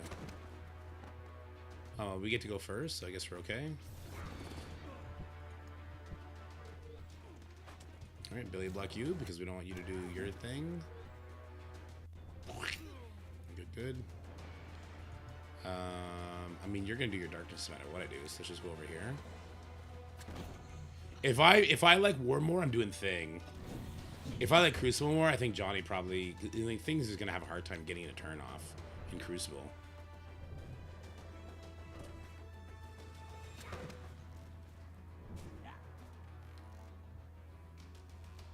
Sigor glad for Cosmic Villain, and how many stars for Helverine to be able to bring? 4 stars was enough for Helverine. I would sit Gore and bring Gladiator. That pre-taunting gear tier 20 is important for PvP modes. If you finish 1497, take a picture of it, Blitz. I was thinking about this. That's another reason why I didn't want to spend more, because it was like 1540. I didn't want to spend more. And then for them to adjust the leaderboards and fuck everybody. How can they do that? I don't think they should be allowed to do that. Right? Because people spent at the last minute to try and either maintain or push up a bracket. And then if they don't have Mr. Fantastic at the highest stars, then get pumped out. Like what Scopely has to do is pay out the people that were in the positions when the leaderboard ended, and then adjust other people's scores and give them more if that would have put them in a higher bracket. But to move people out after the fact when they couldn't have had that information, I think is not okay. It's a Scopely L, take the L, is what it comes down to, right? I can't be alone in thinking that.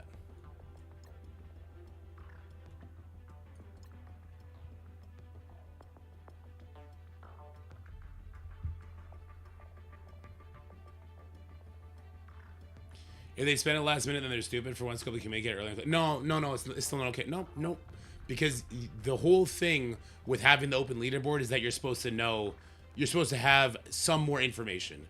And for them to, you can't know about everyone around you and how much they have on Reed Richards. It's not okay. At the end of the day, it's a Scopely L, take the L. Is it the end of the world? Is like giving an extra diamond on Franklin the end of the world? An extra 20, gear tier 20? It's not.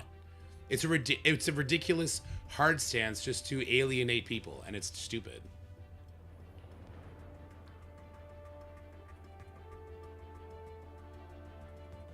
Exactly, Trez. That's what should happen.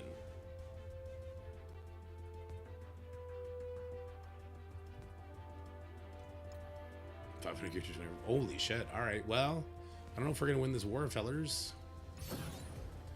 Okay, I'm installing. I need to get to editing. So I have the videos. We're going to pull it up. I'm going to take this part down. Well, I'm going to do that in the edit. I'm going to speak through what's happening in the matches, speak about, like, kill order and stuff like that, and then we're going to go put all that in together. In the past with ties, they managed to move the brackets around. I agree with you. What you just do is take the person in 2000 before they just points and make sure they move. Yeah. Exactly, Nick. That's the only, I think, moralistic approach to take. And in this situation, it's also the best business practice to take, so you don't alienate people that spend. I mean, it's just ridiculous not to do it. And I'm really looking forward to them not doing it. No worries, Slave. Hope it helps.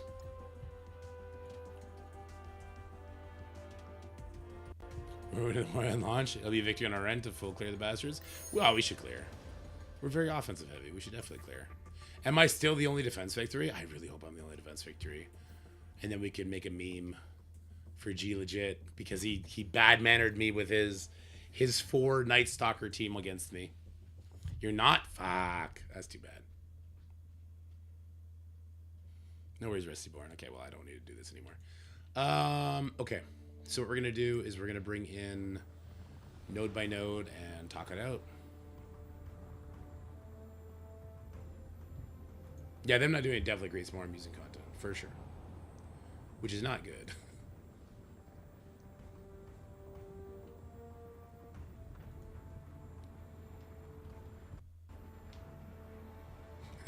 I like the boop there, too, on the Negasonic picture, Steven. That's great. Okay. Node by node. Each node is not super long. I will... Because there's some of the nodes I had to, like, do multiple attacks on, right? Okay. Well, we got to go video editor mode if we're going to get anything done today. So let me... Bear with me while I do that. I need a media source. Where is it? Media source 6 is shut off. That's good. Okay. Let's go node number 1. Transform, reset, put it in front of a power. Okay.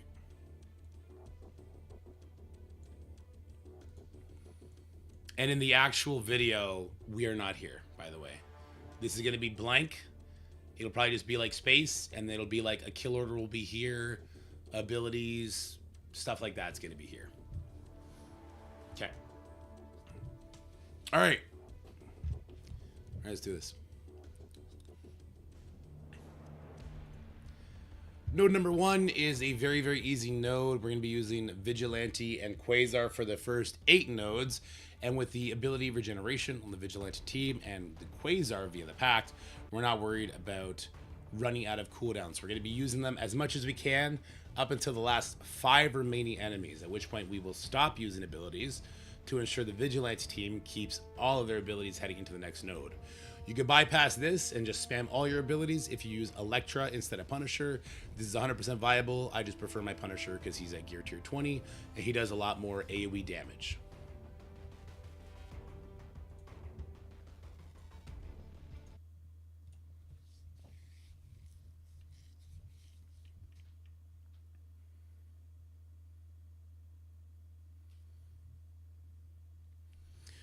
So, although the Quasar special does a much more meaningful job controlling the enemy team, we're going to be using the ultimate quite a bit because of the trauma.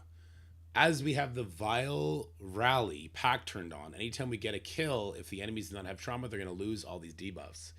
Now, if you want to use that special with Quasar to get slow, defense down, and a whole bunch of other effects out, you can target the Havoc that should not kill any of those 4 characters, and then Silver Sable will follow it up with an ultimate. So you can kind of pick your kill order here. But I like to get rid of that Kang as soon as possible. I have had him reach his ultimate. It doesn't kill you. It just kind of makes things more annoying. And this would be the most efficient way to clear this node. Once the lander comes out, we want to make sure we can get a trauma on her. Never forget that with this team, we have various sources of trauma. We have trauma from the Hit Monkey ultimate on your primary target, plus the enemy with the highest damage. Your Star Gemmer enemies will have the highest damage for the most part during this entire trial. We have the ultimate from Silver Sable, who will put trauma on everybody, and then we have the Quasar ultimate that'll put trauma on primary plus adjacent.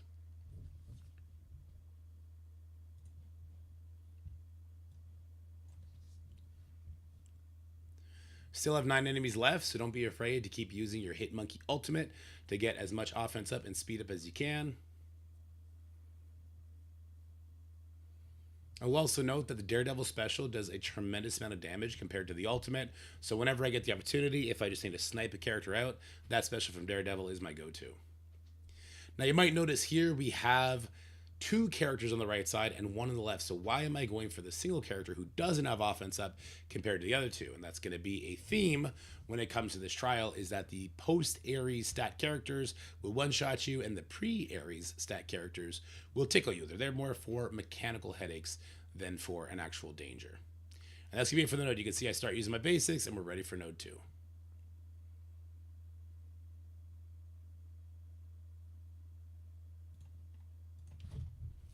All right, there's video number 1. Let's go to node number 2.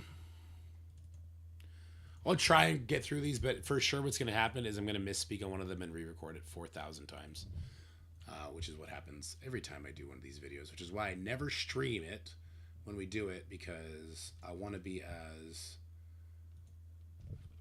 Well communicating as possible. Well communicative as possible. I want to make sure I'm doing a good fucking job. I had that damn Vol revive the entire board. I mean, yeah, dude, she can be crazy. Node number 2, like node number 1, is not extremely mechanically interesting. You're going to be doing a lot of one-shots on the goblin characters. Again, those post-Ares stat characters that are more for a structural nightmare as opposed to a threat. Now, one thing I will say that in this footage, my Quasar ultimate puts up a battlefield effect which does stop the enemy from regaining charges. That is going to come into effect on 2 of these nodes. That's not necessary.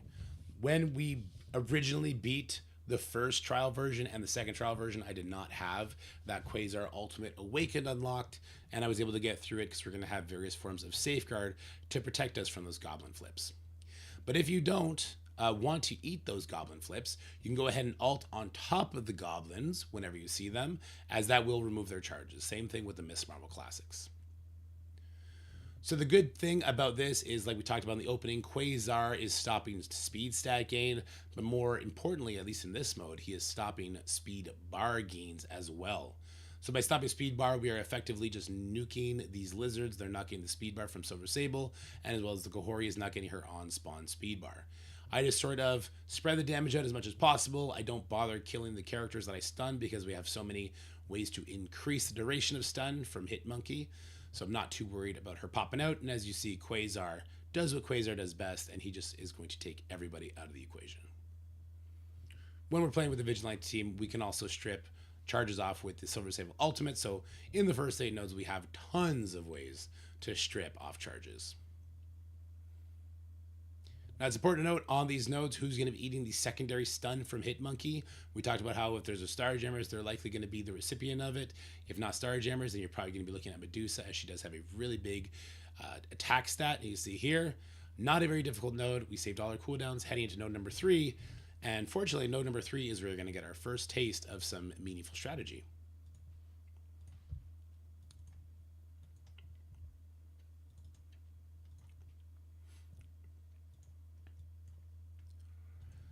Node number 3 is where we're going to be running into our first looks at Endgame Thanos. There's going to be a few annoying characters in this trial. Endgame Thanos is certainly one of them, and the others are going to be the Phoenix Force team if we turn Crucible rules on. So when you see an Endgame Thanos, we want to get an offense down on that character, followed by a trauma. Because if we take somebody out, the Vile Rally will take that offense down off. But more importantly, when we push the Thanos, he will remove his own offense down once he drops below 50% life, and he'll attack you. On this node, there's 2 Thanos at the same time. If you push them both and they don't have offense down, you are very likely to die. My team that has diamonds dies. Now, I'm not sure if offense down is coded a little bit wonky in this game mode, but offense down doesn't reduce the damage these Thanos passives do by 50%. Feels more like it reduces the damage they do by 80%. So we're going to go ahead and control that whole left side. What I'm doing is I'm setting up the node so that I can get multiple kills fast. We need to get 5 kills to replenish Silver Sable's ultimate because she is one of my sources of trauma. So we have 2 different combos we can go with here. We can go with the Quasar does his special to put offense down. Silver Sable does her ultimate to give the trauma. That's what I'm going to do here. Or maybe not. Maybe I'm going to go set up that left side to take them out as well. The other combo we can do is offense down from the Daredevil special and the trauma from the Quasar ultimate. So that's what I'm going to do here. You could also do offense down from Daredevil special and the trauma from the Silver Sable ultimate. Regardless, though, we want the offense down. As you see, that Thanos absolutely demolished my Quasar. And if that wasn't a gear tier 20 Quasar, that would have been bad. So let's look at a different version of this fight where we do it properly. And you can see if you push both Thanos, you are going to have a very, very bad time. So we'll go back in and we're going to play this properly. Let's kind of fast forward it a little bit. There we go. So I have to do the special on the center because I do have Silver Sable putting the trauma on everybody. Lots of good damage comes out. I'm going to stun the Captain Sam here. It'll follow the stun up on the Lilandra, which is good. We like controlling these Starjammer allies. They do far too much damage. Trying to get 5 enemies as close to that as possible so that when I do my push, I can get that Silver Sable ultimate back up as soon as possible. There you go. That is 5 enemies taken out because there was a summon, so Silver Sable is ready. And here's going to be a situation where we're going to have both Thanos up at the same time. So we got our ultimate from Silver Sable that will put trauma on both of them. And now again, I have two sources of offense down. I have one from Quasar and I have one from Daredevil. Do not use your Hit Monkey attack onto these endgame Thanos, especially if you're a striker. It will push. If I were to target the Lander there, the follow-up stun would have been on the Howard the Duck. So there's one push you're going to notice here. I'm actually going to avoid hitting the Thanos because I don't want that push to happen until I have offense down on the other Thanos. Gladiator Summon immediately takes a turn because it gets a lot of speed bar. And then I'm going to target the Thanos because I want offense down. But if your Quasar is big enough and you have offense up, you're actually likely to one-shot these Thanos if they're hovering around 75 to 60% life. It's kind of the sweet spot. So that's going to be the push on Thanos. We're going to lose our buffs now, but we did enjoy the benefits of speed up as much as possible. That's why I didn't want to push with Punisher. I had speed up on some characters, and I wanted to build up some speed bar before really doing the push.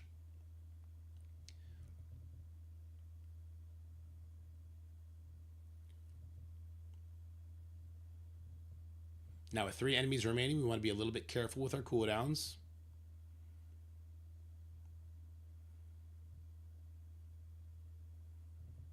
We see that Silver Sable is ready. And there we go. Ah, damn it. I was supposed to record until victory popped up and all them. Oh, well. Oh, well. Okay, we're kind of chugging through this. Hopefully we can just keep this up.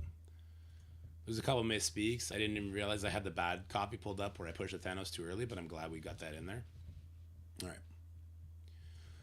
Node number 4 is not a free node by any means. It's not as easy as node 1 or 2, but not as hard as node number 3. We do have a dangerous oath that we're going to have to deal with, which we can stun with our Hit Monkey. Because node 3 is so hard, if you're not able to get all of your energy back, we will have opportunity to get more energy because there is a weak Hela on this node, and thus there's a weak Greg. And now every enemy we kill, Hit Monkey is going to give us energy. What I like to do here is I like to target the Hela and immediately take her out of the equation. This isn't extremely necessary, but she does give energy, and there's normally a Greg in her position. I think there's a 50% chance that Greg is going to spawn beside her. That gives me 2 energy, which normally will allow Hit Monkey. I guess there's 3 positions, so it's a 33% chance. That's going to give me 2 energy. Normally, if Hit Monkey didn't have his ultimate up to start this, he'll get it up from that. And yes, we can leave the Greg up, and we could just farm him for energy, because the Captain Britain with Crucible Rules on will stop us from getting Rewound. If we don't have Crucible Rules on, we definitely want to take that Hela out as soon as possible. We'll target the Oath with the stun. We're going to be going for Night Stalkers with these stuns. That's also going to tag Captain Britain, and that's really, really good. So we're just spraying the damage out, and then we're going to have a bunch of new stat characters drop in as well. But we're going to have an old stat, Zuggernaut, so I'll use this opportunity to use a special, call the assistant, and get that target taken out as soon as possible. Silver Sable will have her ultimate back up here, as will Hit Monkey. So now we're able to give them all trauma, make sure they hold under their debuffs, and we can get a stun on this blade. Remember that when you target a character, if your Hit Monkey is a striker, you will double up that stun and turn it from a 1 stun into a 2 stun.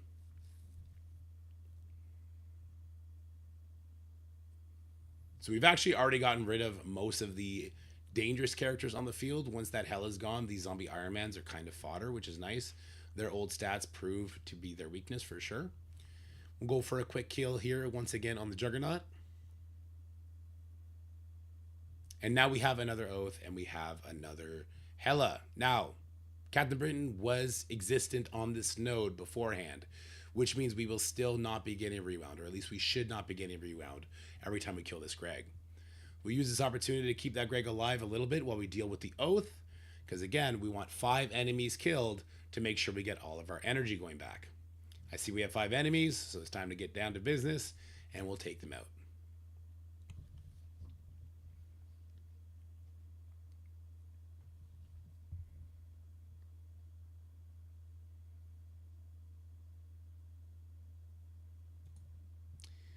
Null, Quasar, Mephisto. Who upgraded gear to 21st? Probably Null, because he's in a chapter. He's in the Professor X chapter before Quasar is needed.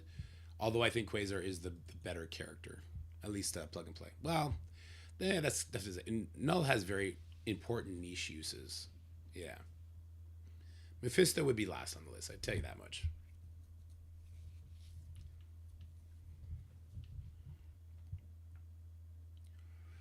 Okay. Node number 5 is going to be a return to business as usual. We're just going to get as many traumas and debuffs out as possible while nuking entire waves to replenish our abilities and then just keep rinse and repeating. There is a Nova on this node. We want to avoid him reaching his Nova for as much as possible. It's just going to be an annoyance and it'll cost you a lot of efficiency, especially if you're hunting for leaderboard points.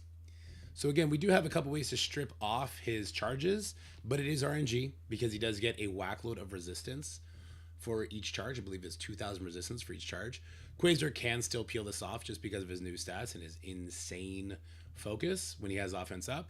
But even if you don't pull the charges off, you'll see the amount of damage Nova takes is going to be enough that he's actually going to eat up multiple of those charges to heal all the way back up.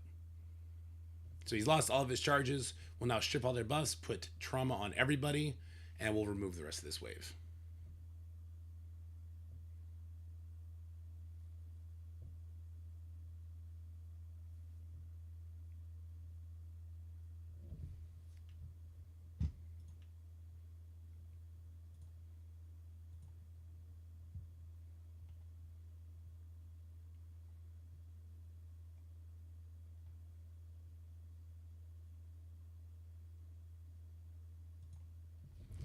So we're just going for the new stat characters, making sure we're getting energy, hitting as many people as possible. Once this Omega Sentinel pops up, we want to take care of her because her splash damage or her retaliation damage can be very, very annoying. There will be another Nova, and if they do get the Nova Force off, you can remove the battlefield effect with Quasar Special.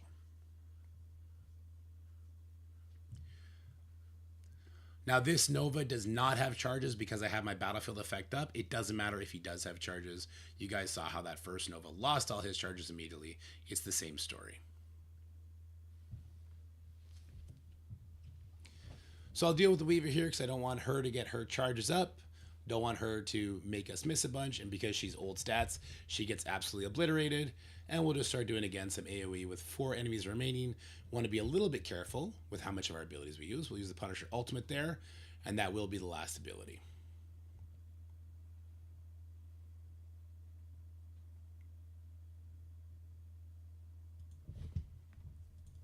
Good call, Tress. I went and looked it up on the website real quick. You're right, it does. Was that node 6? Are we on node 6 now? We're on node 6 now, okay.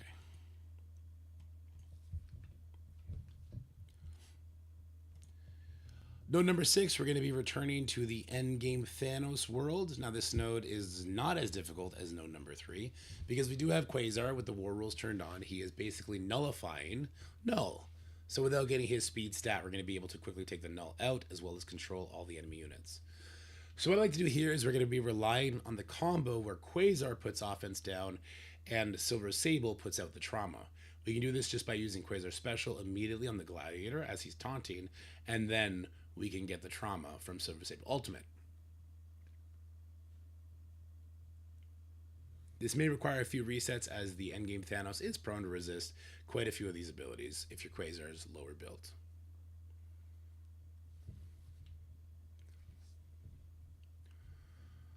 Once this is done, it's important to note that the enemy Medusa is going to have a higher damage stat than most of these Annihilators. In fact, all these Annihilators. So she will be the stun recipient if we had gone for the Gohori. Then it would have been Medusa, and it'll also be Miss Marvel Classic before it's going to be the Annihilators as well. So you don't have to worry about your hit monkey accidentally pushing one of these Thanos.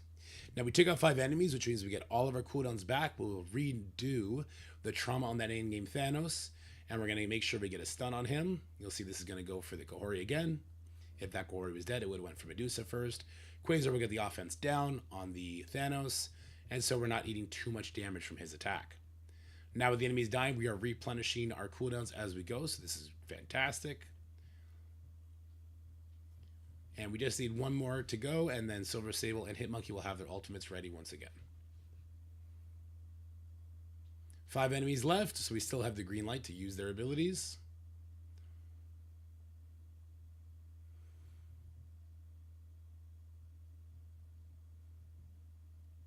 Start taking them out.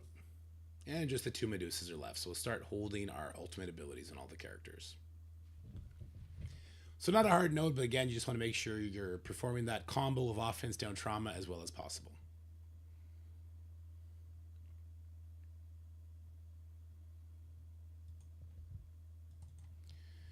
All right, that's node 6, go node 7. All right, we're cooking. We're chugging along. All right, we're chugging along. That's good.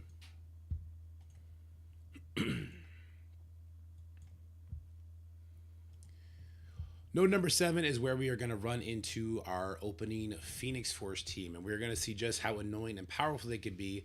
Now, this is an easier version of the Phoenix Force team that we're going to see later. We don't have the Omega Ray Phoenix Force jacked up too high with stats, and we have a team that you probably have larger than Thunderbolts or Curse in the form of Vigilante. So we're going to be able to take those retaliates the Omega Red Phoenix Force does a lot better.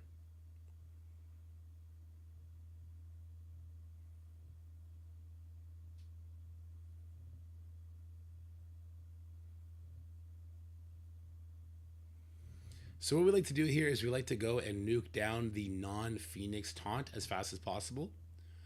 In a perfect world, what we'll be able to do is strip the taunt off of Phoenix and put a stun on this Omega Red.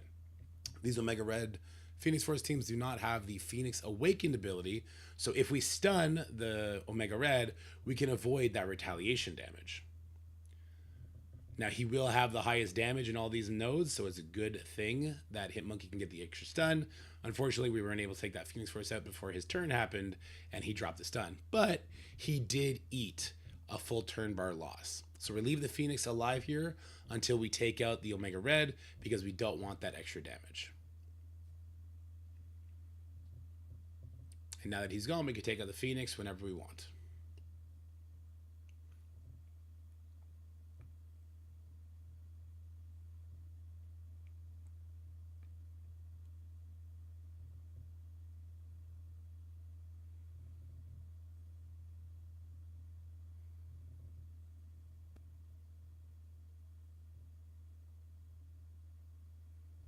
So there'll be another Phoenix Force team that's going to spawn. Luckily, they do send a Colossus away from you. We want to make sure we don't strip that taunt off Colossus, as I do not want my Quasar hitting the Phoenix. So I go for the special on the Phoenix with Punisher, and now my Quasar does not have to kill the Phoenix. Now, unfortunately, we're going to do the exact same thing we did last time. We're going to get a push here on the Phoenix. We only had 3 enemies left, but I also knew that we were going to get a clone. I can now stun the Omega Red. The Phoenix dies, no retaliate is going to happen in this case, so that is good. Now I'm thinking to myself, I'm going to beat this too fast. If Hitmonkey does not get another turn off, he's not going to be able to use his ultimate at the start of the next node being the hardest Vigilante node with the Odin built in, but we can work around that. I'll talk about the 2 different methods we can take on node number 8.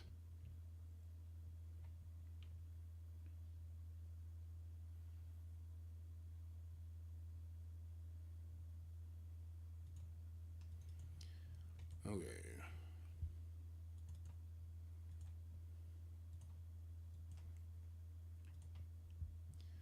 So the largest obstacles in node number 8 is going to be the Black Knight pre-taunt, having to get through the Odin in time, and not dying to the Shadow King. This Shadow King will one-shot even a 7 red star, gear tier 20 Quasar, if he gets his special, strips his buffs, and hits him with his, what I call, the Shadow Clone Jutsu.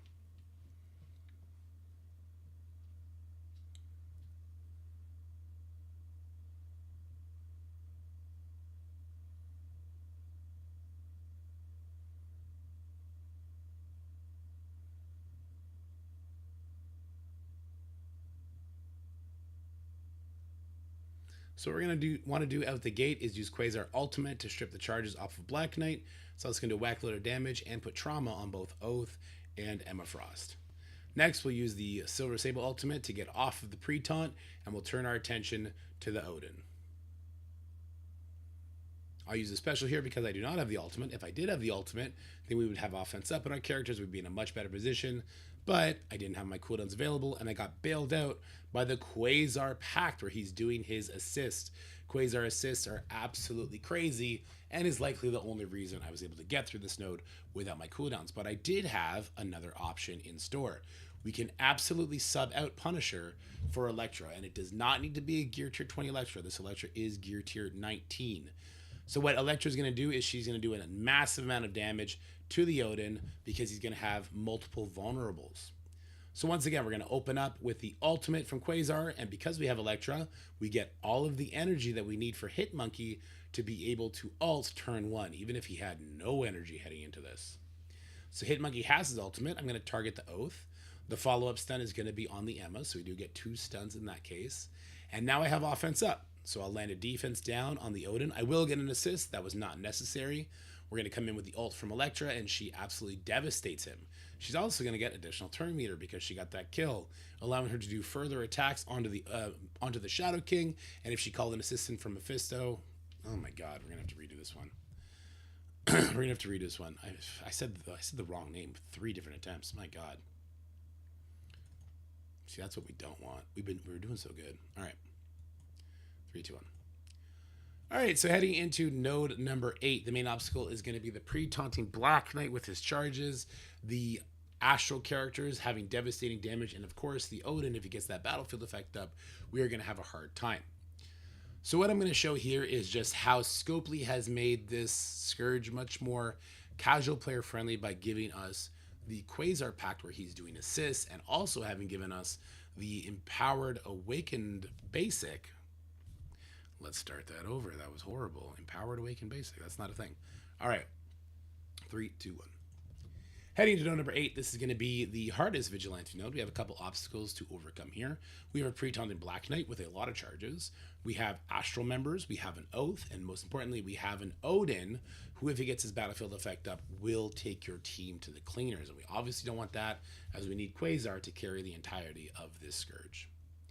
So what we're going to do is we're going to take the charges off of Black Knight immediately. We're going to stun a couple of members. We'll try and get a defense down on the Odin, but we're going to quickly find that Hitmonkey does not have his ultimate up. So this will basically be a showcase of how Scopely has bailed out maybe some more casual players, but giving Quasar the assist and allowing players to earn his Awakened Basic ability through one of the negative zones, as that is an absolutely devastating attack that is going to save my butt by not having energy. Now, if you don't have the Quasar Awakened ability, don't worry. We have another method that we're going to show after we just take the Odin out here, if you don't have the right cooldowns up to get offense up on your Hitmonkey. So you see, let's start attacking the Hitmonkey as much as I can. The assist from Quasar comes in, then a follow-up assist as well. So the Quasar is just absolutely carrying with those assists, and then Odin's going to go down. So what we're going to do now is we're going to take a different look at this node where we're going to sub out the Punisher and we're going to bring in Electra. The power of Electra is, of course, that she is going to be giving us energy on spawn, so we're not worried about Hitmonkey not having his cooldowns up from the previous node. She's going to allow for the offense up, but it's more than that. She also does a tremendous amount of damage, and when she gets kills with her ultimate, she's going to perform another attack, giving you even more leeway to get Quasar assists, which is, again, devastating. So there's the defense down plus a Quasar assist. That was not needed. As you see, Electra here is going to be hitting for 32 million. He was instantly dead. Electra can one-shot him because the raid rules being active and having offense up. We then turn our attention to Shadow King, because if Shadow King does take a turn and he for some reason flips your defense up into defense down and then performs his what I call Shadow Clone Jutsu, he will annihilate one of your characters. This will be the last node we get to use Vigilante on, unfortunately, so don't be afraid to use all their cooldowns regardless of how many enemies remain. Just try and make sure Quasar has his abilities heading into the next section. We're still getting energy along the way, though, so it does not mean that you have to stop using Quasar abilities.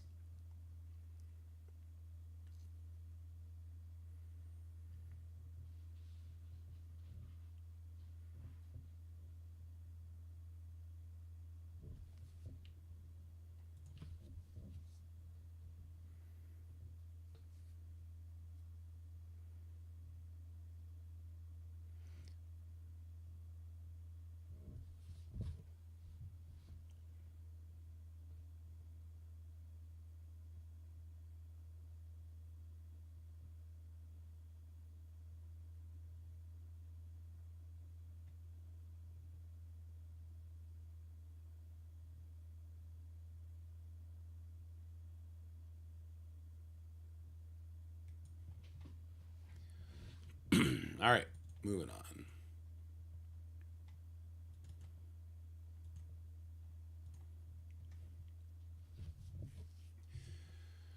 Why does this say mission 12?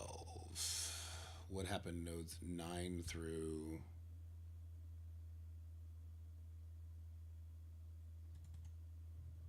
Why are we on mission 12? What happened to nodes 9, 10, 11? This is mission 10. Did I accidentally go over node 9? I recorded over node 9 like an idiot. I don't want to have to go back in. I do not want to have to go back in. I really did it, didn't I? I really did it. I really recorded over it. I really recorded over it. The mission 12 success. Oh my god. Maybe we'll go back in the VOD then. Maybe we go back in the VOD then for it. Oh my god. Yeah, Doe is right. Having to find it in the VOD is not going to be fun.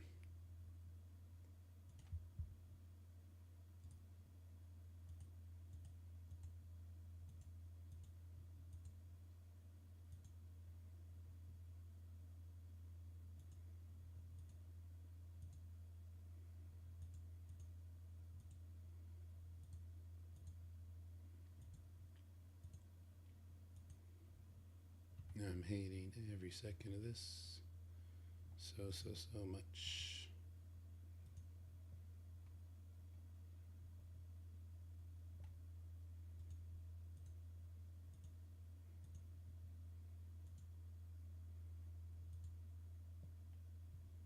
Okay.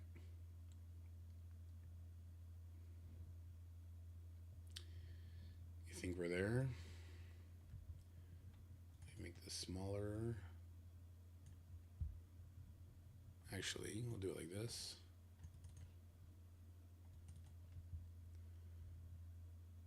One of these, one of these. Transform, reset transformation. Make it big. Perfect. This is still me over everything, and this is okay. This will do. This is the worst way to have to do it, but it'll do.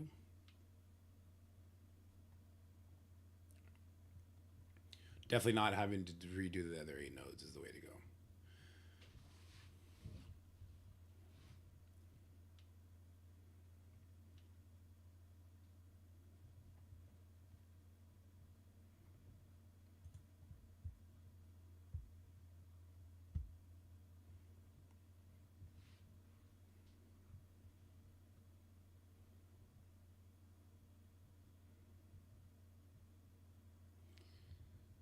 We probably ended up one-shotting it, right? Oh no, I showed a bunch of RNG on it. Okay, yeah.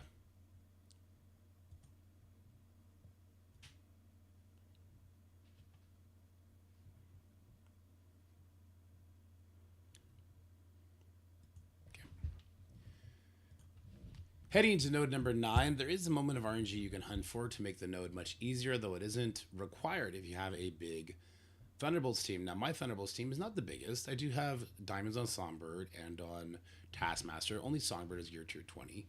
Hyperion is 6 stars, but my Victoria Hand is actually only 4 stars. So she is the weak link on this team, and she is the character that I had to watch out for and make sure she wasn't dying all over the place. So the moment of RNG you can hunt for is if your Quasar resists the slow from Void Knight. If your Quasar resists the slow from Void Knight, you're able to put the ability block on Void Knight and avoid getting grouped together, which will allow you to avoid a lot of damage from the enemy.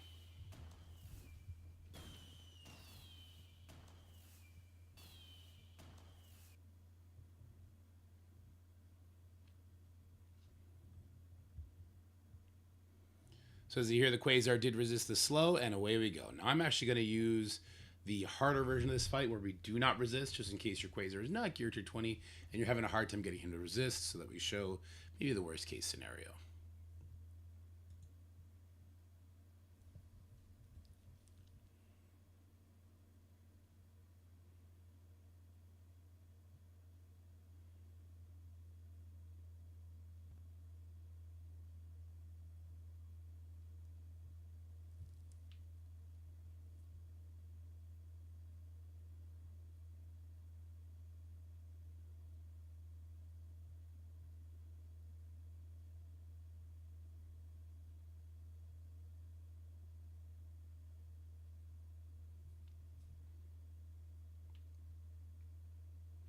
to do an edit here. Oh, he resisted in this one too.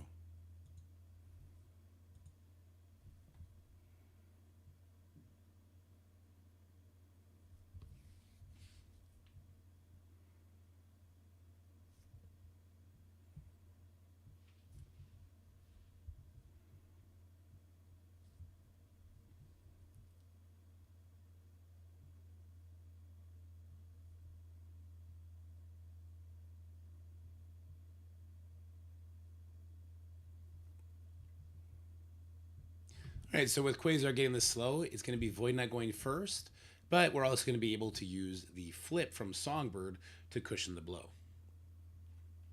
So now all the enemies do have trauma, and they all have offense down as well as defense down. So once Quasar does get to take a turn, he will annihilate a lot of the enemies. Oddly enough, Quicksilver, though he is an old stat character, is somebody that can one-shot even a 6 red star Hyperion, so you want to get him out as quickly as possible. And then the next biggest threat is going to be Howard the Duck. Now, we've already had both our instances of trauma we get with the Thunderbolts team, so he's going to be quickly releasing his debuffs. So we want to make sure that we control him as well as possible or get him killed as quickly as possible. You see here, Quasar didn't get enough to do his ultimate to reapply the trauma, but with all the assists, the extra damage, and again, that awakened basic attack, you're able to take out those Howard the Ducks even with the health modifier turned on. After this, we will want to make sure that the second Void Knight does not group us together while dealing with all the same threats we had to deal with before, the very powerful Quicksilver, as well as the Starjammer allies who will one-shot your characters.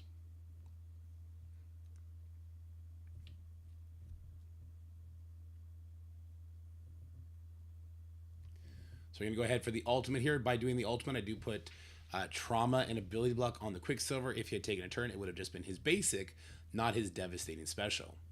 Now we'll re-get that trauma on the 2 Starjammer allies. We're going to take them out as quickly as we can. The ultimate from Hyperion will steal energy, and because we have the Bio Pack turned on, we're also going to get a lot of extra energy from that source, which is going to help us go from node to node with all of our abilities ready to go.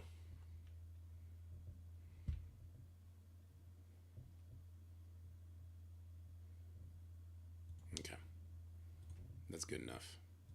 Now we can do the rest with like the good footage stuff. All right, next up was node number 10. Node number 10, 11. I have node 12 put down twice. That's interesting. Oh, I don't have 13 and 14. Did I not record 13 and 14, or did I just not name it? Wait, what happened here? Is this the kill attempt? This is the kill attempt that went the cleanest it's ever gone. Okay. Where on earth? I did not record 13, 14. You gotta be kidding me. I thought for sure I did.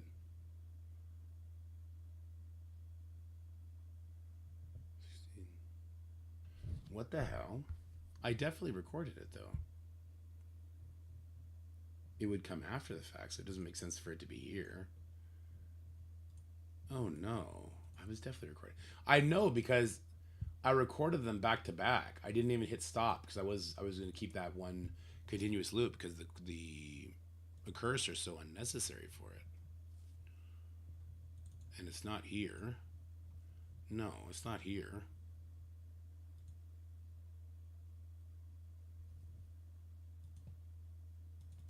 I guess. Yeah, I was sure I recorded it though.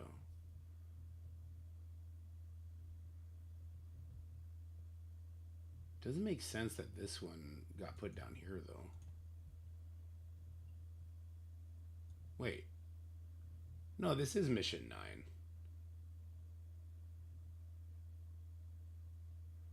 What the hell?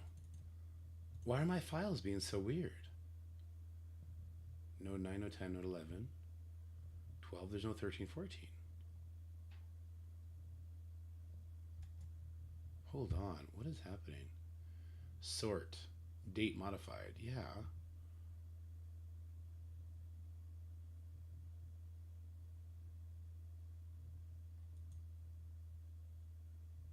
Well, I'm not going to re-record node 9.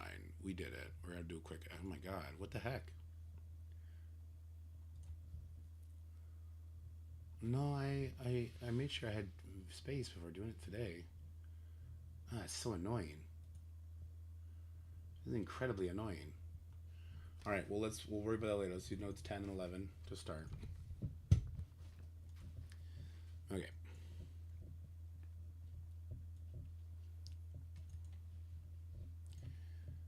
Node 11 is going to be a little bit more of a tricky node. We do have the Super Skrull to deal with on spawn, as well as some Superior 6 members.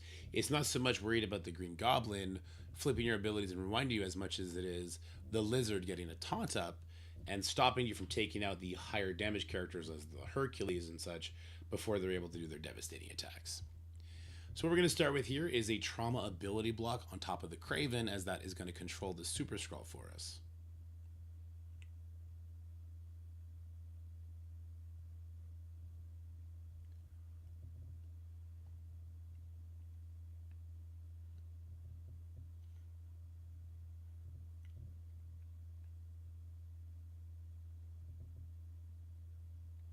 By attacking the Craven, we are still hitting the Goblin, making sure that he loses his charges. We actually do end up taking out everybody there, but when I did this node with the health pack turned on, I had to extra kill. Oh my god, let me restart. Oh, I had to blah blah blah blah blah blah blah blah. I had to blah blah blah blah blah blah blah blah blah blah blah. All right, try again. 3, 2, 1. Node number 10 is going to be a little bit trickier than node number 9 was, just because we do have to deal with reflexive taunts from the lizards. And now if you're not overpowering this node, as I was not able to do when I had the health pack turned on, we did have to make sure we controlled the Super Skrull well, and were able to take him out with AoE attacks from a distance after activating his first passive.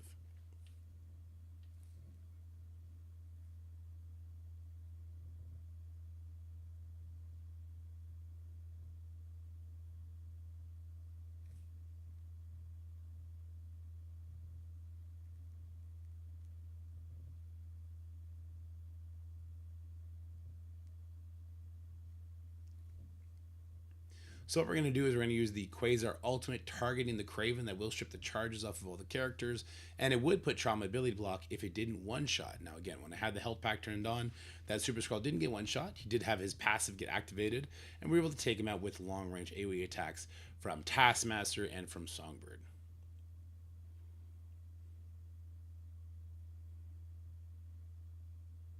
So Songbird is going to get a flip on everybody, and you'll quickly notice how impactful the Quasar assist is in taking out this lizard. Every time he does an assist, the lizard is actually losing 2 death proofs. So there's a little bit of RNG if you're doing more of a punch up into this node as to how quickly you can get off the lizard. So this Goblin is going to drop in. Now he does not have his charges up because again we have that battlefield effect up, but as you will see, we're going to be having safeguard on a lot of our characters, so he actually wouldn't be flipping any of our abilities anyway. He would just be doing a moderate amount of damage, not very much. We wouldn't even be getting the debuffs because we have disrupt, or rather immunity, on all our characters. So we have the one more lizard to get through. You can see how those triggered taunts are quite annoying. And then again, we're going to use the ultimate targeting as many characters as we can to get the trauma and ability block up on everybody. From there, we'll just keep running the gauntlet, taking characters out. We don't have to be as strict on abilities with the Thunderbolts, given the Pact, as we were with Vigilante, which is a little bit of an interesting dynamic, I gotta say. And that'll lead us to node number 11.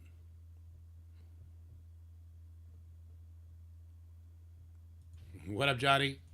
You know what? Scourge has been... I've been doing a bad job recording for it, which is annoying me more than anything else.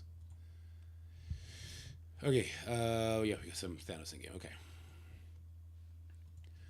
Node number 11 is going to be quite annoying because we do have some Thanos endgame to worry about, and we have Illuminati to worry about as well. And because we have Crucible rules turned on, at least here, it's a little bit more difficult. If you do not have Crucible rules turned on, you'll have a much easier time both on this node and in particular the next node.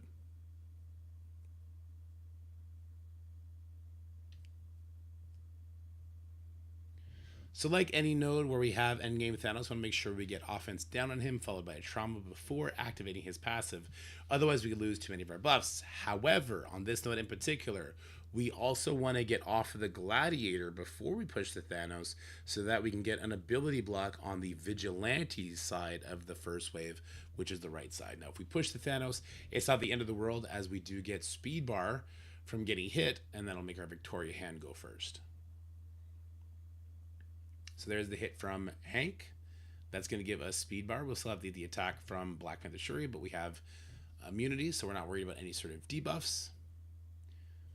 And you'll notice I did do the special from Quasar here. That's not necessary, as the Songbird ultimate does do trauma and offense down on its own, but putting the defense down on the Gladiator is why I was able to push him so quickly, allowing me to then get over to the Vigilante side, the right side, get a bunch of damage, steal a bunch of abilities, and more importantly, get this ability block on that entire group. So we're not worried about any sort of stuns. We're not worried about losing all our buffs. Hyperion also stopped that by doing his ultimate, but the extra protection is nice.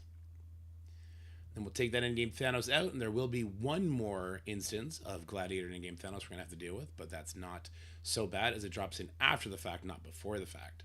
So you're going to see here, I'm going to avoid that endgame Thanos as much as possible. I do not want to give him defense down. I do not want to control him in any way. I want to give him the time to breathe, so I'm actually even going to go over to the leader, and I'll attack the leader instead of the Thanos.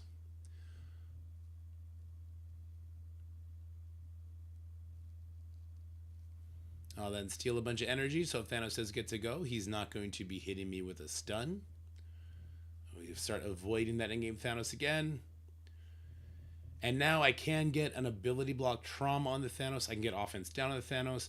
I go for the ability block trauma because I did think that Silver Surfer or the Hit Monkey would have died if I did the special. So we get that trauma up. A new Gladiator drops in, but Songbird got energy from all the kills, and she will be able to get that offense down on the endgame Thanos, and away we go. Now, just because he's prepped to get pushed and do his passive doing very little damage doesn't mean I want to push it right away. You can see he does have 2 turns of trauma and offense down. So I'll actually take this time, take out all the other enemies while I still have speed up on my Thunderbolt / Quasar team, and so it's just the Annihilators left over at the end. It's a much easier way to clean this up.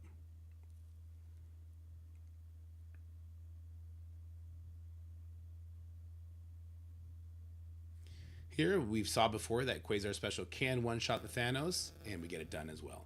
This is kind of a gear tier 20 Quasar 7 red stars. Do make sure you went and collected your 7 red star Quasar reward before heading to Thunderbolts nodes, as it is an extreme help. And this will be it for node number 11. We are now heading to node number 12, which is inarguably the hardest node and definitely the hidden boss of the Quasar trials.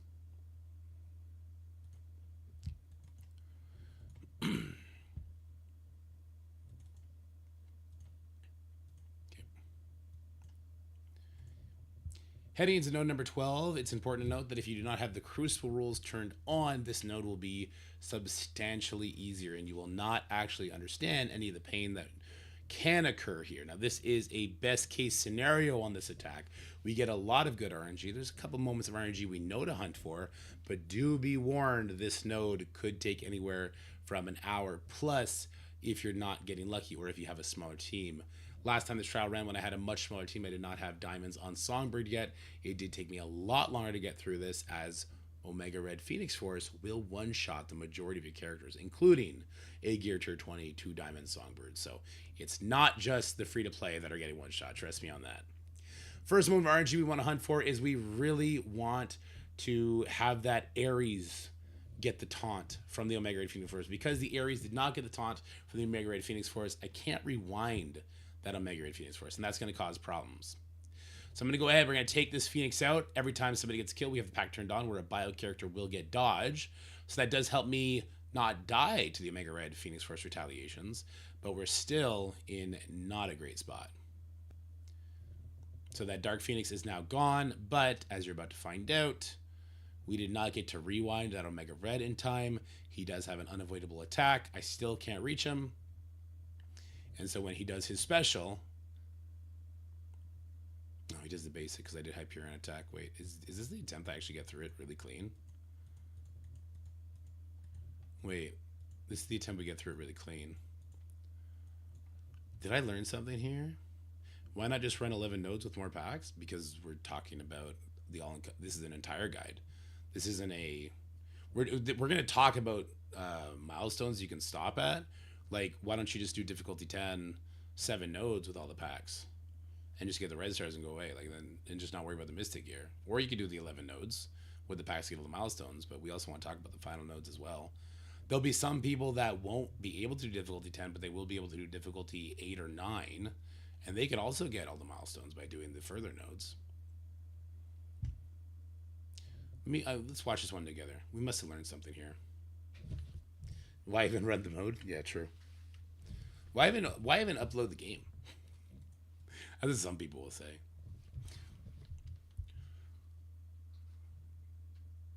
I still maintain that I would rather Ares get the taunt so I could rewind that Omega Red.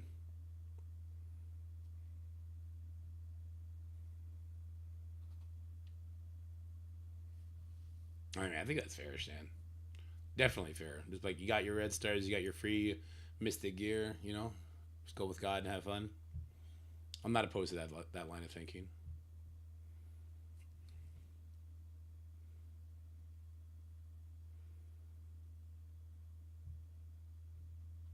So this only works because the Omega Red doesn't hit my Songbird with this basic.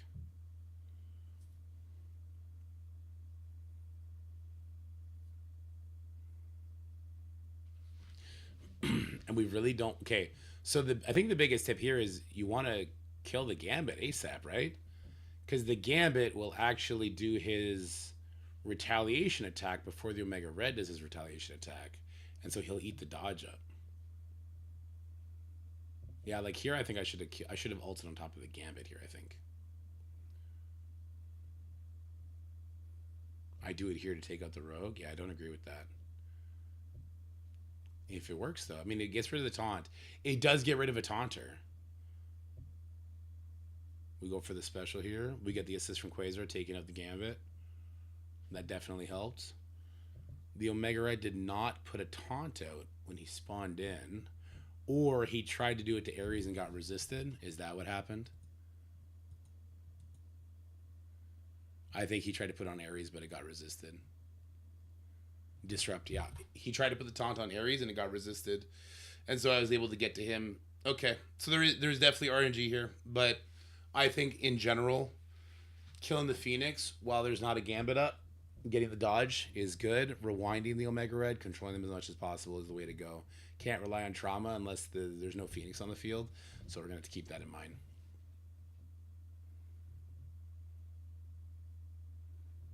Yeah, and then we can do a rewind here. I'm actually going to also throw this on the Phoenix. I had the offense up, so maybe that was a mistake, but I liked how we got the rewind.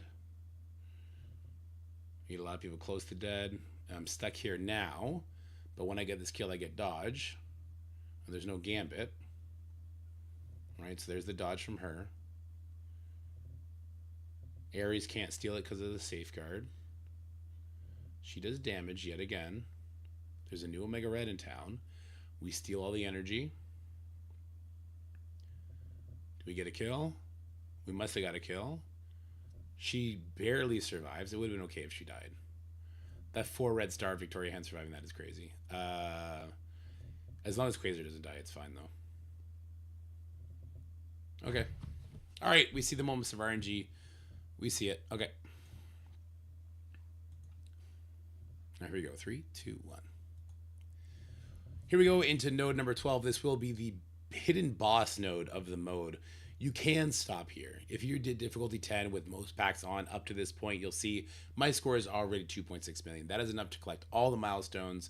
So I do not have to do this node. And this node is an absolute nightmare if we turn Crucible Rules on. There's a couple moments of RNG we hunt for, a couple that we can actually aim for, and we'll talk about that as we go through this. I do have Crucible Rules turned on. If you do not have Crucible Rules turned on, you're going to have a much different, much more fun experience than this. And it is important to note that I'm actually going to be bringing Ghost here instead of Taskmaster. Taskmaster's contribution to the team was not nearly as much as you would like, given that the War Rules were turned on, and the extra additional dodging from Ghost and turn meter rewinds from Ghost can play a huge part in its success. Now, Ghost here is gear tier 19, level 105. So the first moment of RNG in this match is going to be who does Omega Red Phoenix Force put the opening taunt on. He does apply taunt to a random protector ally who does not have taunt. If he chooses Ares, that's really good for us. We're going to be able to turn me rewind the Omega Red and deal with him a little bit later. That wasn't the case for me, unfortunately.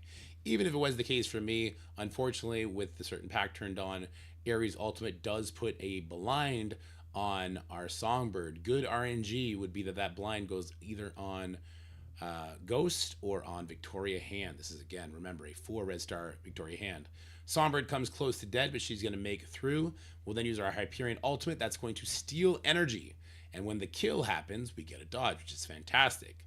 Now, this right here is our first move of RNG. If our Songbird had died here, this would be a reset. But because we stole energy from the Omega Red Phoenix Force, he's going to be forced to attack the 3-piece clump. Not forced, rather, but he will choose to attack away from that Victoria Hand and Songbird, which is really nice for us. Now, Ares will come in and he will try and steal buffs, and he will steal buffs, but he will not remove yours because Ares removes Safeguard on spawn. He does not remove Safeguard if they already had it in when he jumps into the field. Our next mission is going to be to take out this Gambit before we start taking out more Phoenixes while Omega Red is on the field. The reason for that is that Gambit's ping will actually trigger before Omega Red Phoenix Force's ping. He would remove any sort of dodge our characters get from getting kills, and then Omega Red would one-shot them. So we're going to get him out here with a nice lucky Quasar assist. And now there's no more Gambit. And here is a moment of extreme luck. You might notice Omega Red Phoenix Force spawned in and there is no taunt on the field. Well, this is because we left Ares up with Disrupt. And when the Omega Red Phoenix Force tried to apply taunt to him, it was disrupted. Now, this is not a must-have happen to win, but it certainly does not hurt our chances. So what we're going to do now that we do not have to attack that Colossus is we'll put our attention onto the Omega Red Phoenix Force, and if we could take him out before we're forced to take out the Phoenix, that's going to be good for us.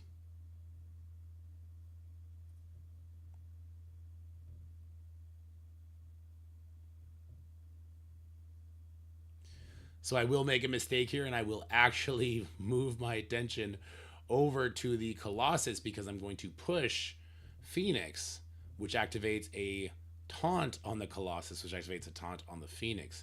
Now, this was a misplay. I should have just rewound over on the Omega Red, and then I would have been able to take out the Omega Red before taking out the Phoenix, but it's going to be okay. We will take an attack. Phoenix is actually going to revive the first Omega Red that comes in. Ares is going to try and steal our buffs, but because we had Safeguard before he spawned in, it's okay. And now we're going to steal all their energy once again from Hyperion.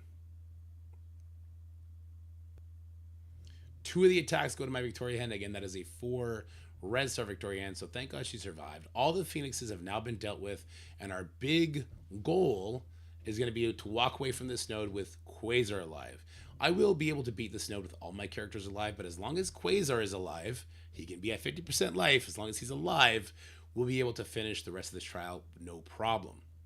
Note that with the Phoenix gone, the enemy Omega Reds can gain trauma. Now, they can also gain that death debuff you just saw me apply to them, but they can gain trauma and ability block, and that will make sure that they do not one-shot your characters. If you let these Omega Reds use their abilities, they will one-shot your characters, no matter how big they are. So it's all about control when we take out these Phoenixes and making sure our characters have dodge from the Pact.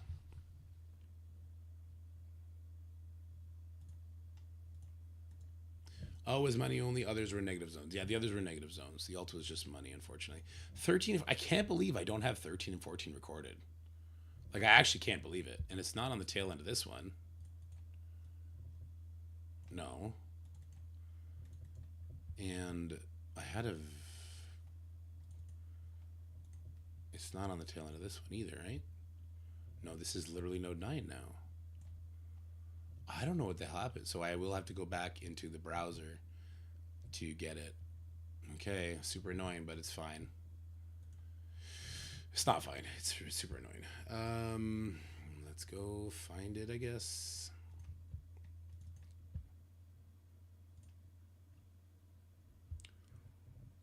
Boom. Okay.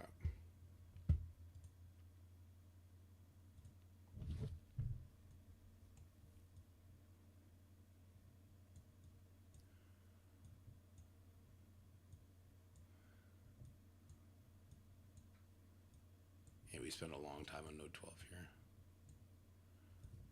That one fight we did was glorious. I think going for the Phoenix instead of going for the taunt was the right call. Going for the Phoenix early.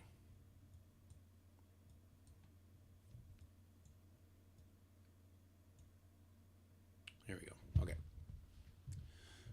Do you need it if you have to do just 7 red? No, you don't. You don't even need it to do the max milestone stuff.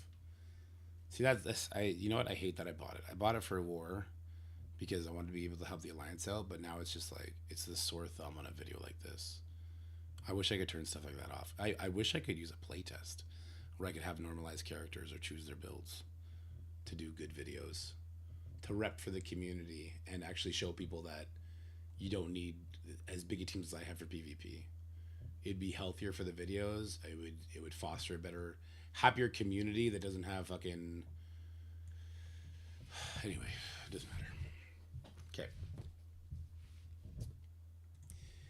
After node number 12, the trial gets significantly easier, heading into the accursed Quasar node. I will actually suggest that you use Mordo over Satana. Satana simply doesn't get enough of her abilities back. The packs that give energy to our teams is very helpful. However, the packs that gives the accursed energy only applies when they themselves get a kill. So they're not really going to be spamming their abilities, which is their biggest weakness, which is why they didn't perform well in the negative zone, and why they don't perform very well here either.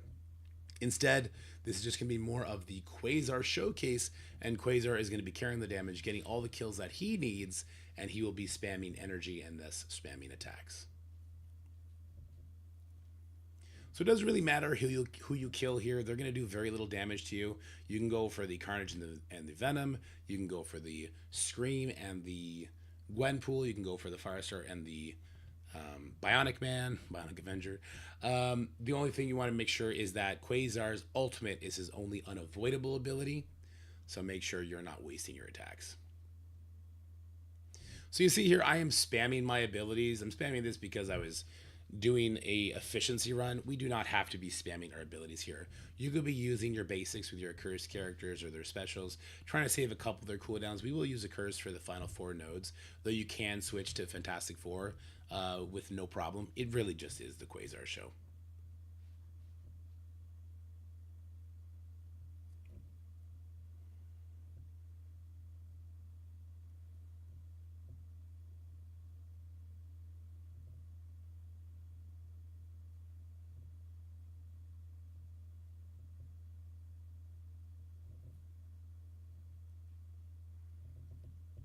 So that's going to be it for node number 13. As you can see, there was no really interesting enemies to worry about here. Quasar will get all of his energy back as he goes, and we don't need to use all of our accursed abilities if we're not inclined to do so.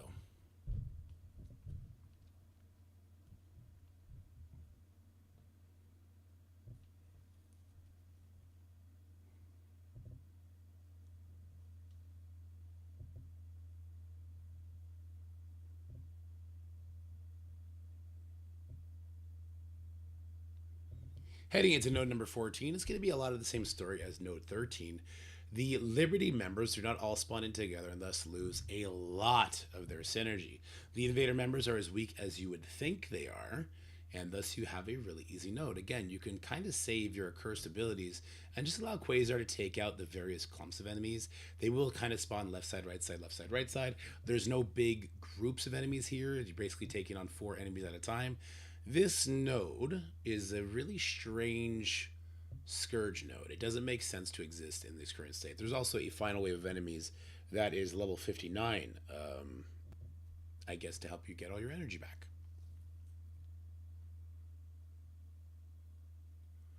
So we're going to go for the trauma ability block on the 2 Liberty members. We'll stop them from doing what they want to do. We could not land the ability block on Falcon. It's not the end of the world. We couldn't land the trauma on Patriot. That also wasn't so bad, as we're going to kill him first. Now we can go ahead and go for a stun on the Falcon.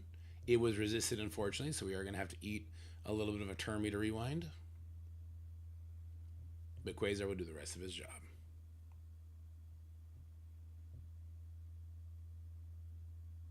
Remember that you can make Juggernaut a healer to really increase the amount of heals your team is getting. I know if you have a budget built a curse team, having him as a healer and using that special whenever you get below 50% will full heal you. And then you can actually spam Juggernaut basics to get all of his energy back, as that is a way he regains energy.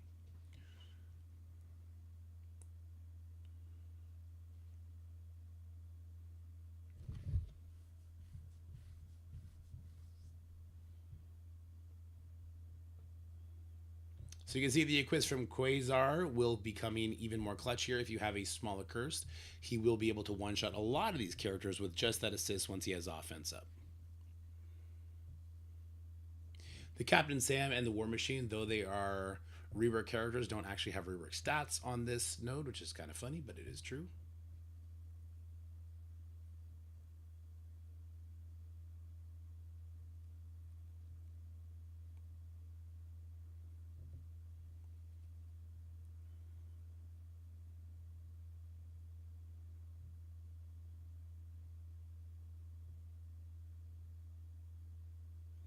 And these are the final enemies that are really just good to rebuild your energy. So if you've used some of your cursed, try and get some kills here so that you can use your ultimates and specials on the next nodes. And that'll move us into the Fantastic Four / Accursed nodes. All right, turn this off. Does anyone have a war counter for fully cracking out Accursed Mephisto? I mean, like a null anything will do a good job.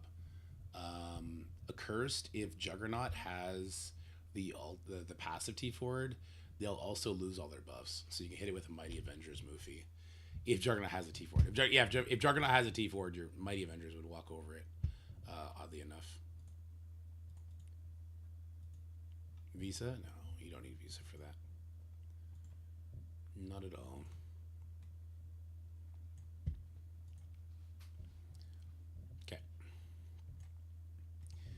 Okay, heading to the Accursed or Fantastic Four nodes, we're just going to keep showing that Quasar is the name of the game.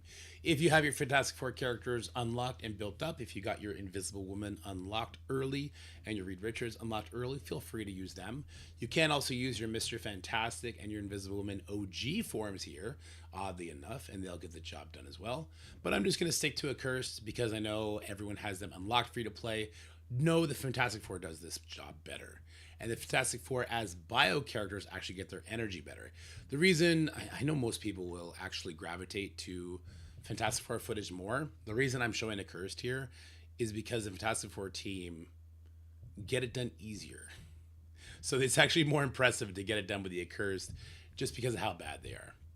And as you see, the big clumps together, and again, we're only getting enemies in groups of 4 or 5, leads to these nodes being quite easy.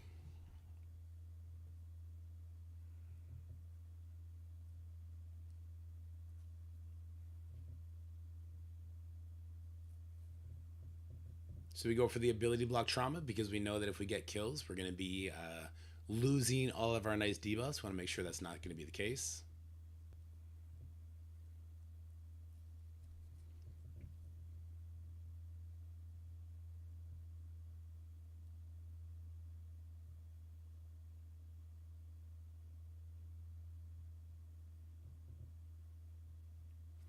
And then I believe we'll actually turn our attention to the Havoc here to give him offense down. We don't like the amount of damage he's doing, especially if we have a free-to-play Accursed team. That would be very scary. But as long as Quasar doesn't die here, we can go in with a small Fantastic Four on the final node without issue.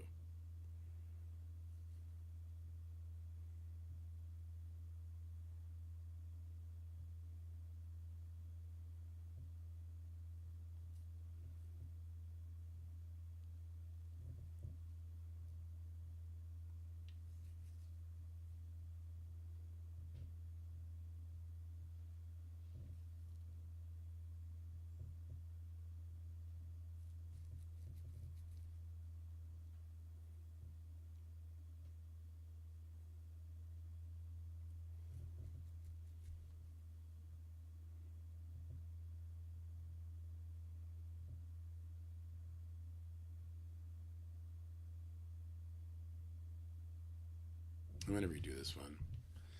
I'm just watching it, trying to see like what is their actual What is the actual strategy to share? Because I did a bad job controlling the Havoc there. Our free-to-play team would have got demolished. We wanna carry an offense down into that. We can get offense down from Mordo. Okay. Heading into node number 15, we can either use a Curse or Fantastic Four with Quasar on these nodes. I will say I'm going to be using a Curse for the purposes of this video because Sue Storm and Reed Richards MCU have not actually had their free-to-play release yet, so if you're trying to get this done early, a Curse can definitely get it done. It's a little bit more volatile. If you do have Fantastic Four, even at lower stars, even not at Gear Tier 20, they'll get through this content way easier, especially with a character like Thing getting his war buffs, where he does have stun and trauma, which is extremely helpful. And you also have other sources of trauma like Sue Storm. It just makes it a lot easier to control some of the enemies on these nodes, especially the Havocs. With the Accursed team, though, we can do what we've been doing for most of this trial and just rely on Quasar to shine bright and take out enemies very quickly, renew his energy, and rinse and repeat.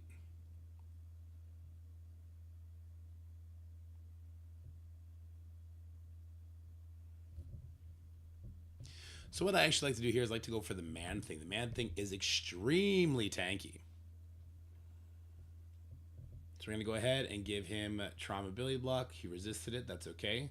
These Star Jammer enemies are very weak, but they do hit quite hard, so we'll try and take them out as we can. Any sort of Quasar assists will make sure that they drop out. The next wave that's going to drop in will be a Star Jammer wave. It's actually unfortunate that Mordo's attack was needed to take out that Man Thing, as now we actually have a Havoc on the field, and that's a little scary. This is a misplay. I should have actually went over to the Havoc and done the special to put offense down on that Havoc, as he is going to be the first character to go, and his retaliates do an absolute massive amount of damage. We want to get trauma and offense down on him as fast as possible.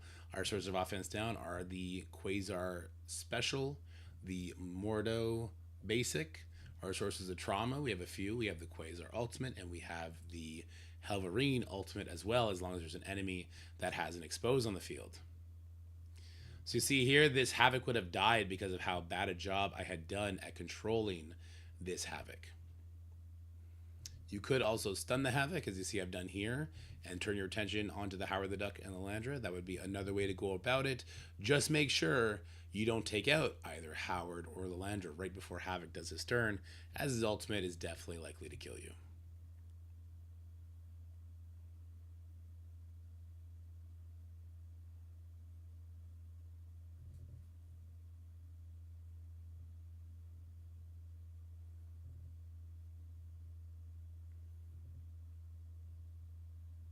The next wave is going to be some Night Stalkers. They're a little bit on the weaker side. Once again, Moon Knight, though a rework character, doesn't seem to have those rework stats being applied to him, or at least not all of them. And so he's going to fall easy. We want to make sure that we do get trauma on these guys, as if we give them slow or offense down, Blade would have flipped it. So I'm not worried about using all my big cooldowns on him. The pre-Ares stat characters do absolutely just melt, and so we'll take out the Howard, and that'll be it, and now we'll move on to the final node. I hope you've been having fun with the trial thus far.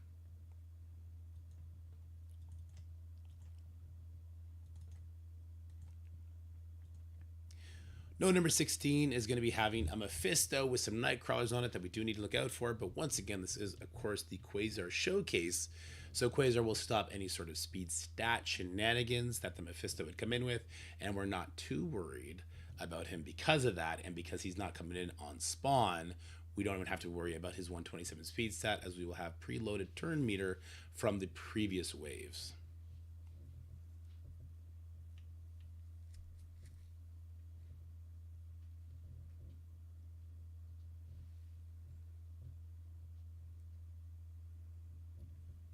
For this first wave, we're going to want to make sure we take out the Black Knight as soon as possible. I like to use the ultimate on him to get ability block and trauma on all of these enemies, as well as it does massive damage, of course.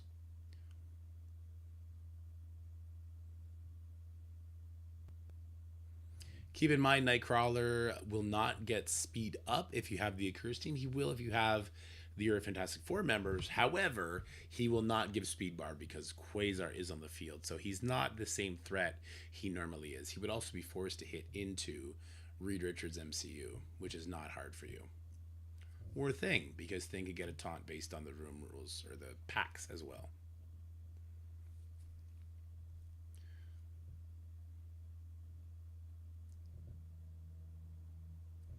So Juggernaut has a lot of energy going into the last two waves. Quasar is going to do his special because it'll do massive damage, call in an assist. This three-piece wave is used to get your characters in the turn order you want it to be. So if you're facing off for efficiency, you just nuke this wave and you just see who's going first in the next one. If you are punching up into this, maybe you want to slow play it and make sure your Quasar is taking his turn way before the Mephisto. Now, I actually just push it as quickly as possible. If you want to slow play this a little bit better, then you can have Quasar opening up into this Mephisto. If you get into my position, however, you probably want to slow play it and you want to wait till Wolverine can do a bunch of trauma and all of his debuffs, or until Quasar can do his trauma and his debuffs. Either way, we're going to get through node 16. It wasn't very difficult. Again, Fantastic Four actually handles these nodes even better. All right, let's talk about the trial. All right, that's it. Oh, I got so much work to do on that. I might have to end stream to go work on that. I need to go check upstairs for something though. I mean, something is supposed to come in the mail, and I wanted to share it with you guys, but it's like 2 weeks behind. So give me a second.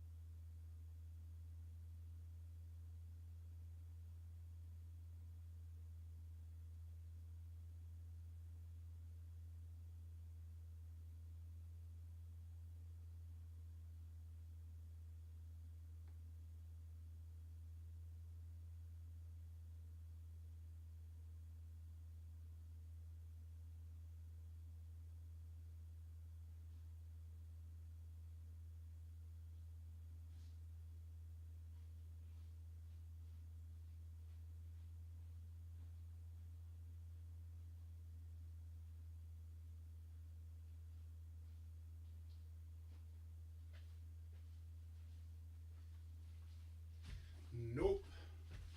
Fucking FedEx. Fucking FedEx is all I gotta say. Should really put wheels on my chair. All right. Well. Okay. Now.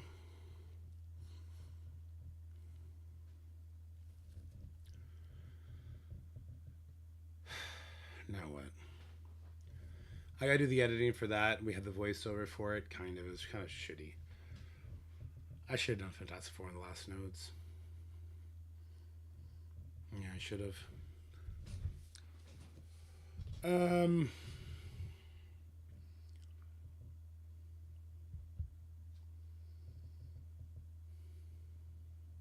Okay.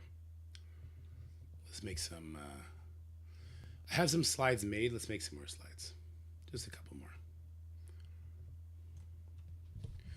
To show off F4 in the last nodes, or is it for efficiency? I mean, look, it would be better efficiency, but it's also what more people are going to have built. If I do, it'll be after I get back from camping. I'll tell you that much. Marvel packs. Okay, let's go final thoughts.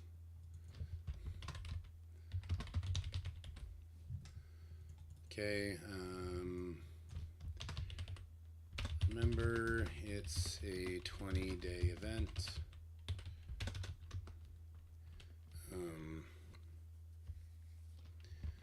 Leader matters? Question mark, because it doesn't for a lot of people. Too easy, too hard.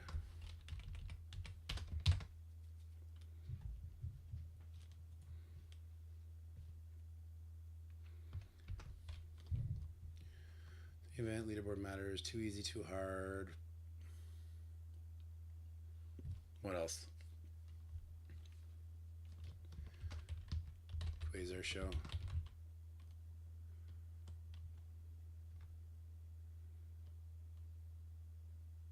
I guess that's fine. That's fine enough.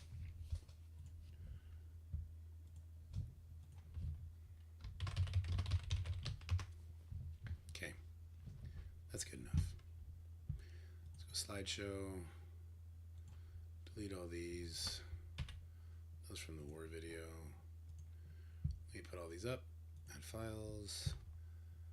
Thumbnail, difficulty, harmful packs, final thoughts. Go.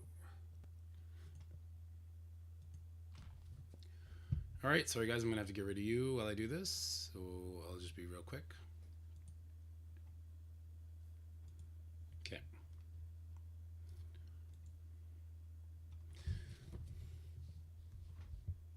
I'm not talking over this. I don't know why I have that up there. Harmful packs, difficulty. Final thoughts should be the last thing, so that's fine. Yeah, I don't even need the thumbnail. The thumbnail is going to be a part that I animate. Save, yes. Okay. Okay.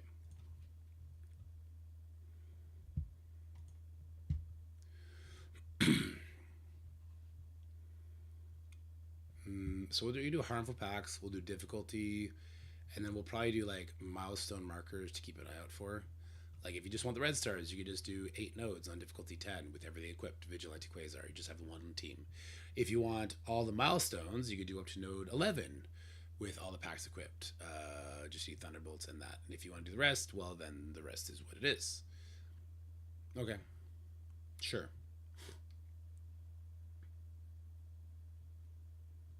And then I guess the question becomes, if I'm not level 100, what can I do?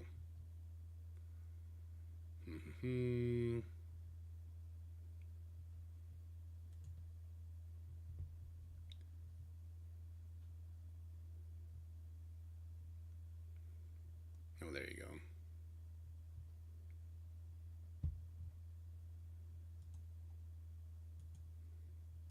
Yeah, I got a bunch of slides to show at the same time. Let me grab that window then. This can go above this. We'll probably start with this here. Make it nice and small. Pull it up here. Get rid of the browser. Okay. It'd be like that. It'd be like this. Zoom in a little bit. Okay, that, and that. You know what? I think we can get rid of a lot of this dead black space. Okay, and I can make this a lot bigger. Boom. Enjoy red stars. What is this? Oh, this is just abilities. Wrestling, Elden Cheese, Deglaze. Okay. Alright, we're good. Probably start here. Okay, I need to make one more slide though. It'll be, I'll just do it like this. No final thoughts. Milestone markers.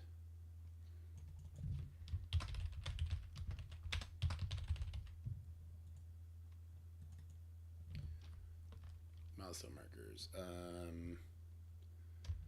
Quasar red stars. 7 red stars. We can do 8 nodes, D10, most packs. We want, this guy said he got all the milestones by doing 11 nodes. All milestones, 11 nodes, D10, most packs. And then there's also like difficulty 8. Well, here, I guess we got different things we can talk about. We do 8 nodes, difficulty 10. This guy did Difficulty 8. He did a bunch of nodes though. We'll probably just leave that one off.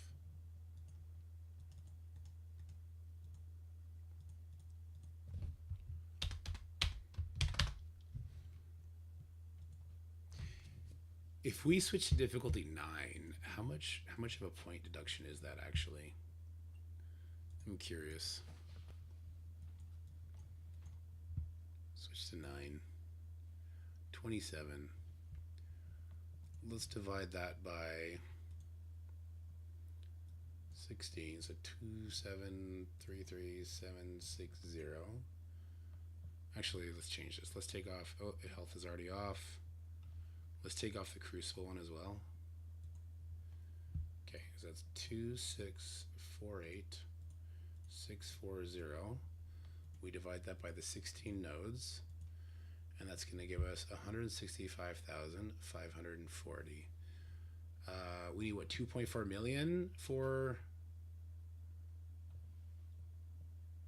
What is the actual milestone? Oh, I have it here, don't I? It's Red Stars is 177. How much is the actual? Does anyone have the final milestone still? Is it actually 2.4 million? Red Stars is 1.777 and all milestones 2.4. Okay, 2.4. So 2. Okay. So, and then this is 165,540. Okay, so that would be 2,400,000 divided by 165,540, which means in difficulty 9 you would have to do 14 nodes. So not the 14.5. So you have to do the Fantastic Four nodes on difficulty 9. Which, I mean, that's not the end of the world, but it's a lot. It's more than we would want. To get the 1777000 divided by 165,540, we're looking at needing to do 11 nodes. So we can do difficulty 9, 11 nodes, without Crucible or War turned on. If we just want the milestone stuff. What about difficulty 8? Difficulty 8, we need to do all of it, right? We literally can't get all the milestones if we're doing difficulty 8. You literally can't. Okay. So I guess what I'll do is I'll talk about the formula. Yeah, okay. The formula. Expected score divided by 16, and then we do milestone target multiplied by the above answer. Oh, sorry, milestone target divided by the above answer.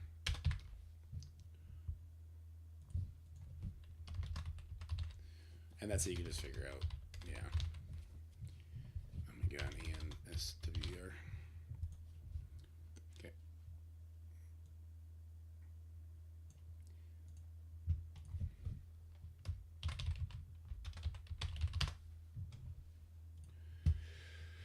Okay, slideshow. Let's add that into the slideshow.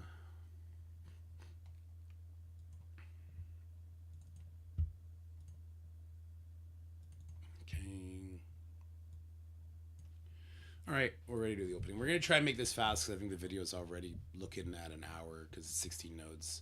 Don't really want that. 8 is 2 point total or something like that with everything turned on. Yeah. All right, let's actually start with the difficulty. Okay. All right, here we go. No, maybe I should talk over the thumbnail slide, I guess.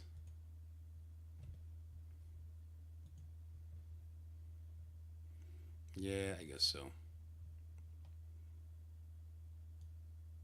Okay. 3, 2, 1. How's it going, guys? It's that time again. We got a legendary character, the final form of this Scourge. We got to do a mega guide. You know we got to do it. So this is going to be your mega guide for the Quasar trial. Now let's get through this quickly so we can get to the gameplay. Starting with the difficulty talk. I hated everything about that video opener. That was terrible. All right, 3, 2, 1. How's it going, everybody? It's time for your mega guide for the Quasar trial. Now we're going to talk about difficulties, milestones, the packs, and of course we're going to run through all the gameplay with very specific instructions to help you min-max this event to your liking. Let's start by going over the difficulty, because there's going to be a few difficulty options for you, depending on what you want, how many red stars, how many milestones, or even if you're going for the leaderboard.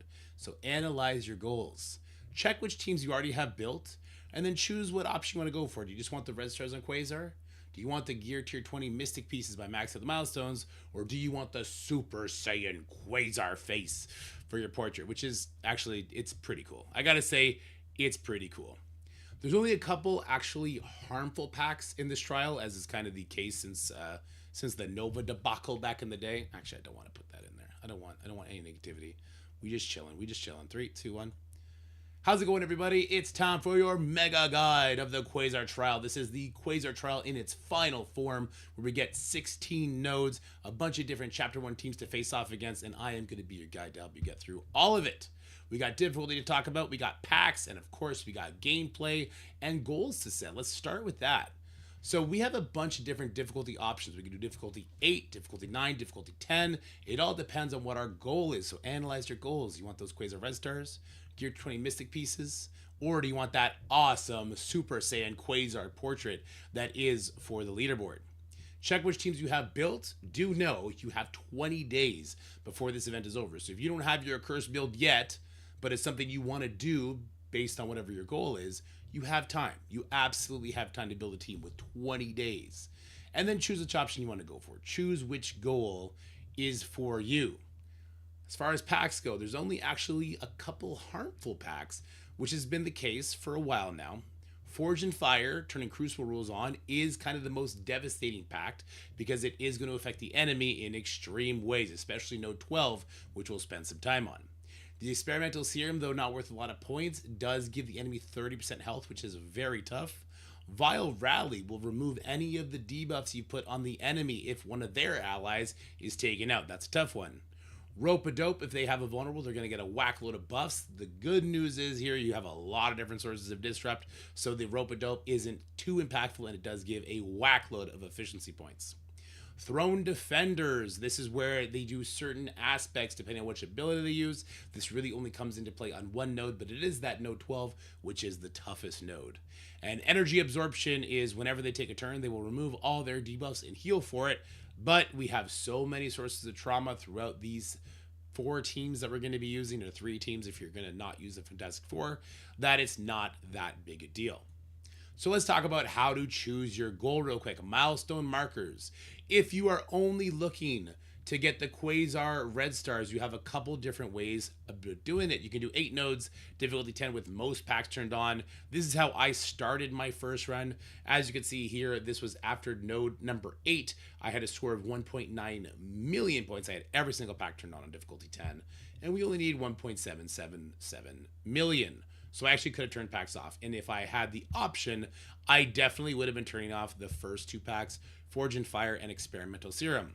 We have other options though. If you want all milestones, you could do 11 nodes on difficulty 10, again with most packs turned on. This was a YouTube comment coming in from D Glaze. You can max all milestones by doing 11 nodes on difficulty 10 for the Quasar trial. Only packs I didn't have turned on, again, the Crucible bonus and Experimental Serum. Shout out to D Glaze. Thanks for sharing that information, brother.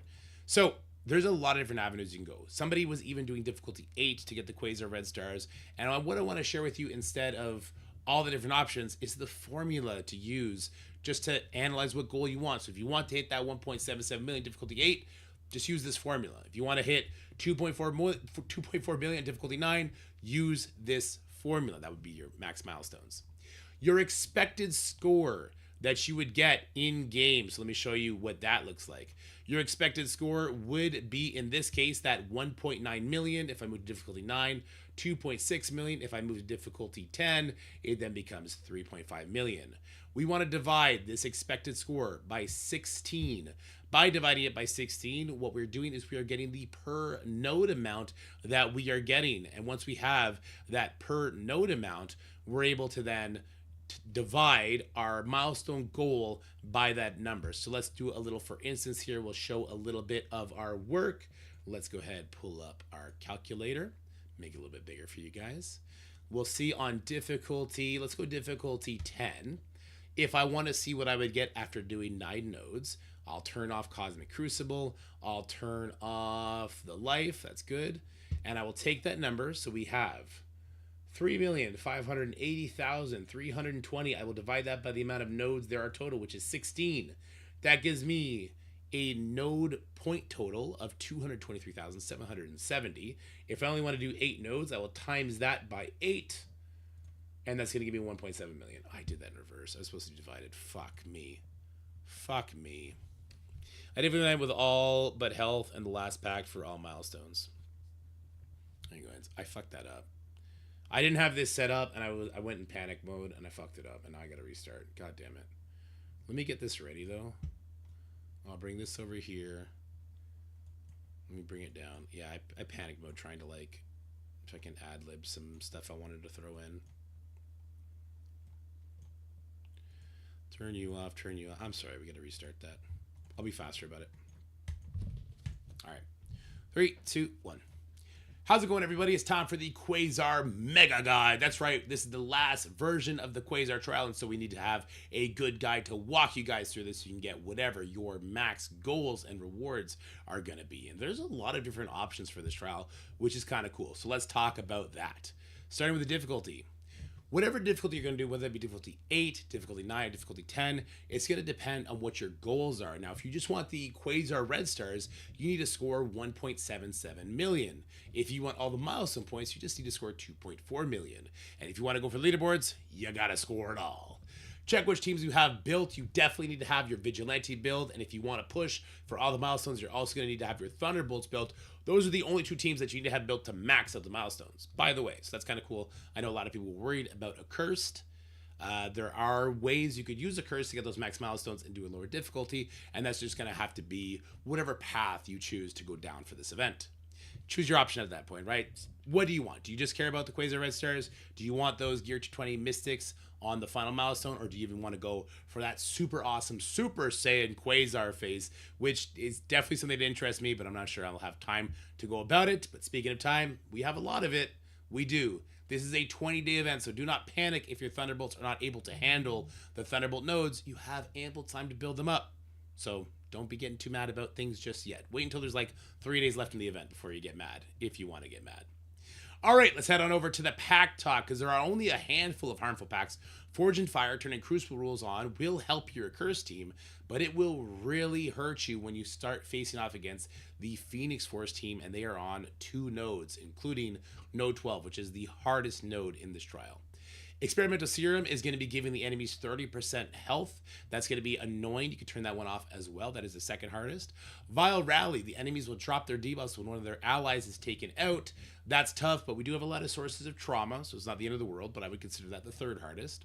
Rope-a-dope is going to give the enemy a bunch of buffs if they have a vulnerable on their turn. Kind of the rule of thumb here is that the enemies shouldn't be taking many turns, and if they do, you have a lot of buff flips on all of your characters, so we're not too worried about Rope-a-dope. Throne Defenders is going to make the enemies do certain effects on you when they use either a basic, special, or ultimate. This really only plays into effect on Node 12, which is that tough node with Phoenix Force, so having Throne Defenders and Forge of Fire on at the same time is a little annoying, but Throne Defenders is, it's okay. And then we have Energy Absorption. Enemies will remove debuffs they have on themselves and heal for 10% per debuff, but once again, we have so much trauma that this doesn't really play much of an effect, so it's not that bad. I would consider that the easiest of the harmful packs. Let's talk about the milestone markers. So you can kind of set your journey based on this. If you only want 7 red stars on Quasar, you could do difficulty 10. Most packs turned on 8 nodes. This is what I started off with, actually. So if we head on over, you can see this is after 8 nodes. I had 1.9 million points. We only need 1.7 to get that 7 red star Quasar, and I was able to capture what I wanted. If you want all the milestones, you could do 11 nodes on difficulty 10 with most packs turned on. And we have another person from the YouTube who did that, D Glaze. You can max out all milestones by doing 11 nodes on difficulty 10 for the Quasar trial. Only packs I didn't have turned on were the Crucible bonus and Experimental Serum. And yes, to his point, had I taken off Crucible bonus and the Experimental Serum, I still would have gotten the red stars and Quasar after 8 nodes. Now, there is a formula you can use to kind of charter your own journey, and it goes a little something like this. The expected score of your run divided by 16, because there are 16 nodes, and then you will have your milestone target, whether it be the 1.77 million or the 2.4 million, divided by the answer we got above. Let me just walk you through that real quick. We can do a little version of it. So if I'm doing difficulty 10, which we'll make sure we can get our red stars, we're doing 8 nodes, I'll turn off Experimental Serum. I will turn off the Forge and Fire. I think these are the 2 hardest packs. And I'll head over to my calculator. All right. We're going to grab that score. I'm going to first move this off the expected score so I can see it. 3,580,320. We're going to divide that by 16 because there are 16 nodes total. And we now have 223,770. This gives me the amount of points I get per node. So let's now grab that 1,770,000, and I actually forget what that number was. I'm just going to divide it by 2,300 because that's what it was, and that's going to give me 7.9 nodes. 8 nodes, that's right.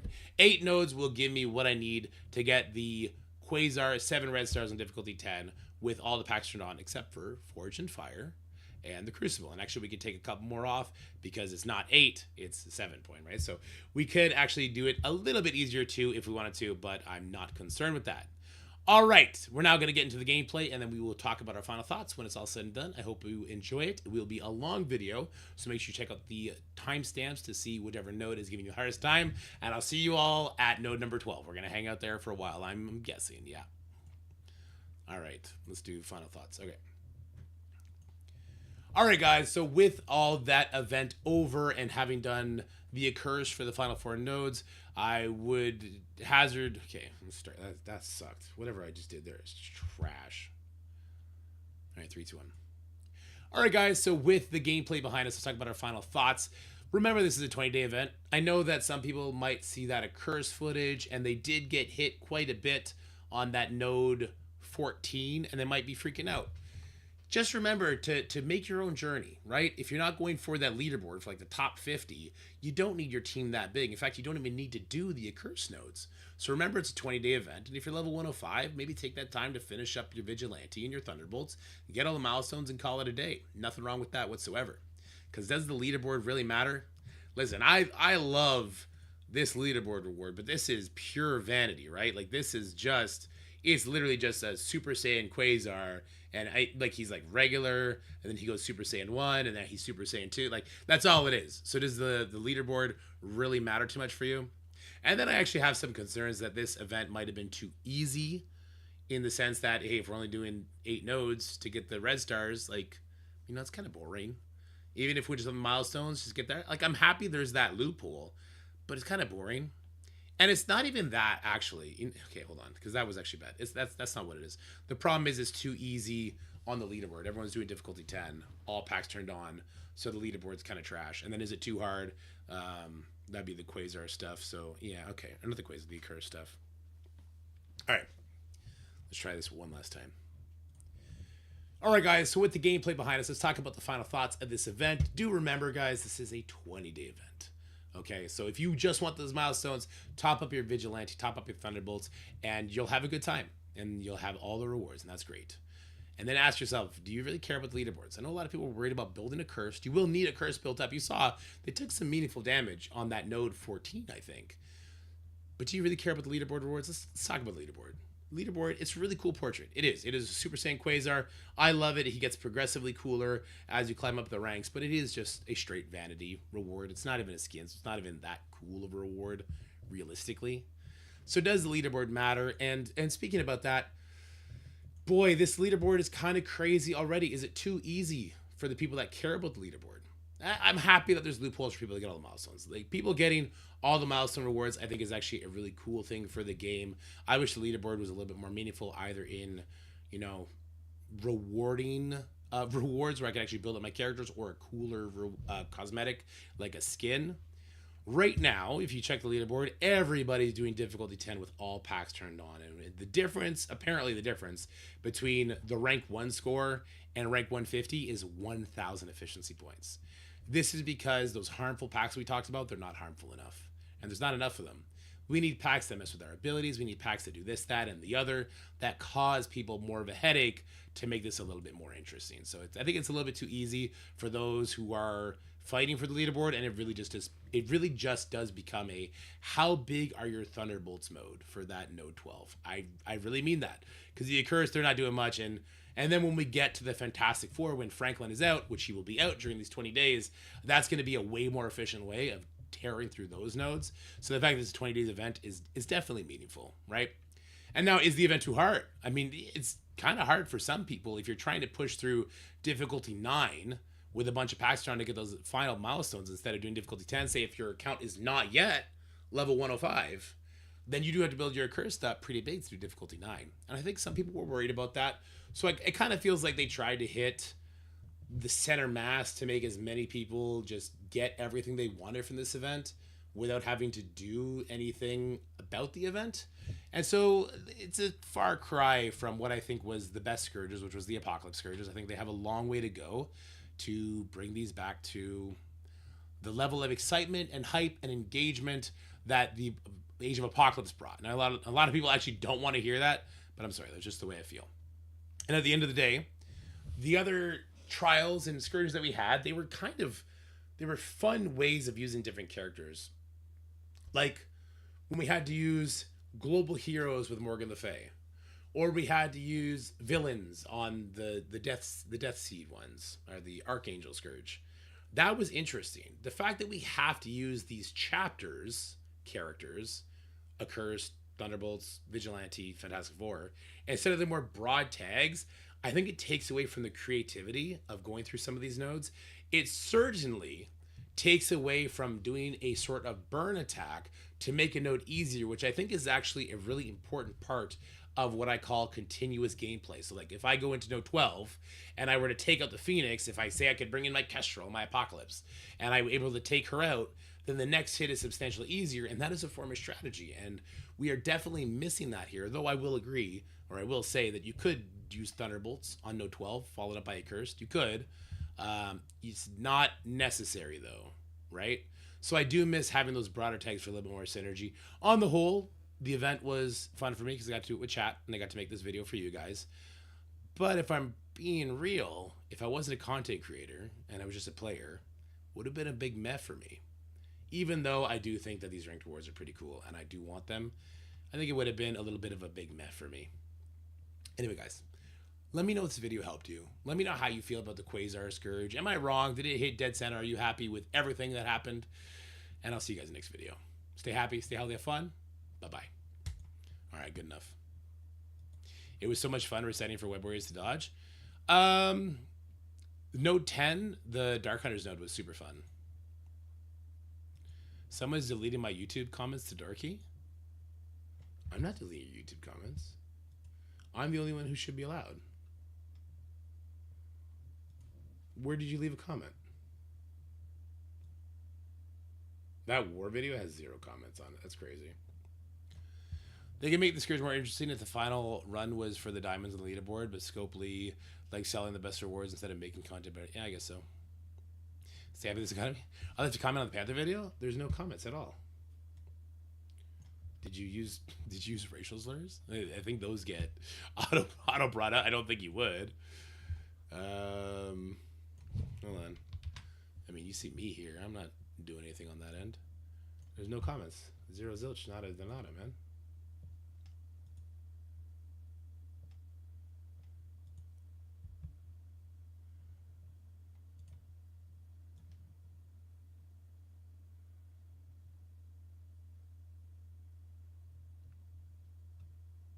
Nothing. Was there a link in the comment? Oh, if there was a link, then. Oh, did you link like a song or something? That might screw things up. It was the dorkiest video on how to never lose a war attack. Fuck you, Sassy. Good. Get wrecked, bitch. I like you. Good. Get wrecked. All right. The next part is boring, guys. Like, the next part is quite boring. I kind of splice all that together and we do our thing. We can just hang out for drops. I'm going to be doing my, like, super focus thing while I get through this to try and get most of it done today and then the rest done tonight. Maybe we can go do Marvel Mystic Mayhem for like 10 minutes before that. But yeah, it's going to be big focus on what I need to get done now, which is a lot. I need to get a lot done before. You got to go do the dad stuff. Turn this on. Reset transformation. Stretch it. Ooh, stretch it, daddy. Okay, wait, that didn't stretch it at all. Hey, stop it. Transform. Stretch the screen.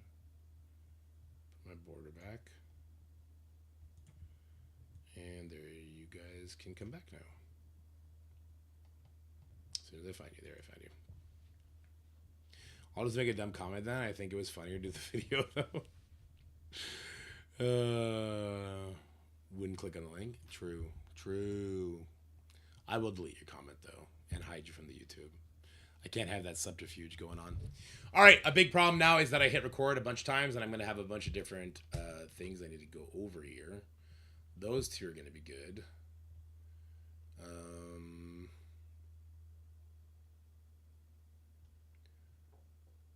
Okay, well, we know those two are good, but the rest is going to be rough. Node 1, 2. Oh, what the fuck was that? It copied it. No. Don't copy that. Here, hold on. Final thoughts. Quasar guide. Okay, we come up here. 1, 2, 3, 4, 5, 6, 7, 8, 8, 8. This is 8, 9, 10, 11, 12, 12, 13, 14, 15, 16, 17. What? Let me see here.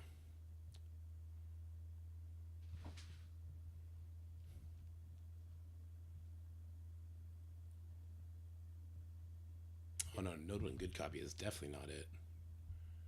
I mean, what the hell? No, it's definitely not it. Yeah, it's definitely not it. Okay, so where's that? Where did that one go?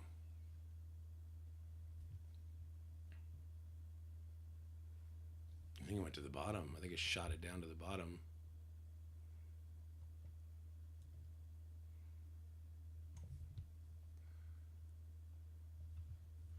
What in the hell is going on here?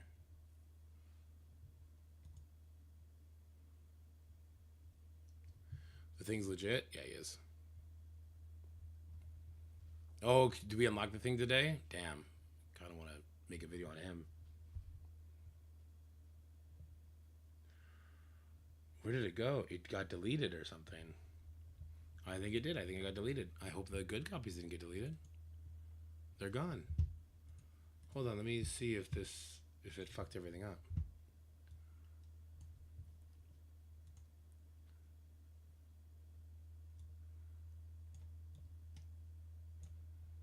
Does it have all the wrong versions of things? Some Super Saiyan Quasar face, which is definitely something that interests me, but I'm not sure I'll have time. We're gonna grab that. We're now gonna get into the gameplay, and then we will talk about our final thoughts when it's all said and done. Okay, no, I think this is good. Age of Apocalypse brought. Anyway, guys, let me know if this video helped you. All right, yeah, no, we got it. Okay, I gotta re-record Node 1, which is super annoying and dumb, but okay. Oops. Dude, 16 nodes of this is gonna be take me 12 hours plus. It's going to be 12 hours. Oh my god, it's too much. It's much too much. We're gonna have to do an abridged version of it, I think. Fuck, it's way too much. This shit takes time, and doing the animation at the beginning takes time. And what do I want to do? I want to do like Quasar flying in, just like blowing up a bunch of war teams or something like that.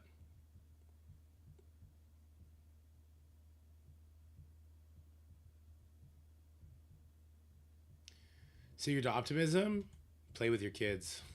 If you don't have kids, get kids. If you can't get kids, get a good job. Have fun. Be with your friends. Spend time with people, not things. Attach yourself to people, not things. Because if I'm annoyed with the game and I walk away from the game, and I go be with my kids, it's everything that would annoy me about the game is forgotten.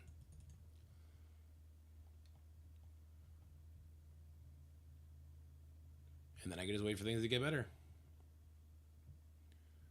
All right, let's turn this off. I gotta bring this up. I need node 1 good copy. Wait, what the hell? Why would it be... Well, maybe I did name it though. Wait a minute. Maybe I did name it.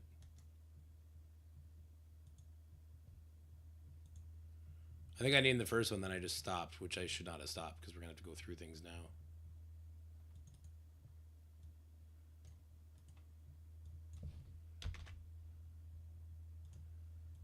Node number 1 is a very, very easy node. We're going to be using Vigilante and Quasar for the first 8 nodes. Oh, no, it is a good copy. For the single character who doesn't have offense up. Okay, that was just, I just was weird. I was just weird, I guess.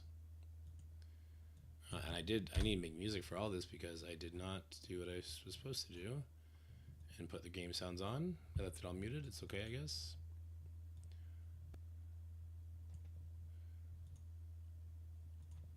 How's it going, everybody? It's time for the Quasar.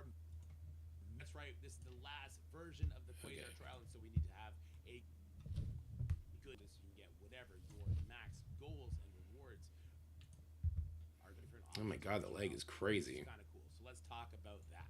Starting with the difficulty. Whatever difficulty you're going to do, whether it be difficulty 8, difficulty 9, difficulty 10, it's going to depend on what your goals. Okay. 1, 2, 3. Node number 1. Node 1 good copy. Okay. 1, 2, 3. Node number 2. Boom.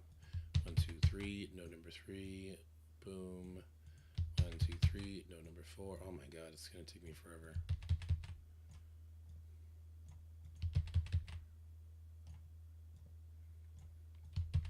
And some of it needs to be edited. Guys, I might have to dip. Because I might have to go super focus mode on this.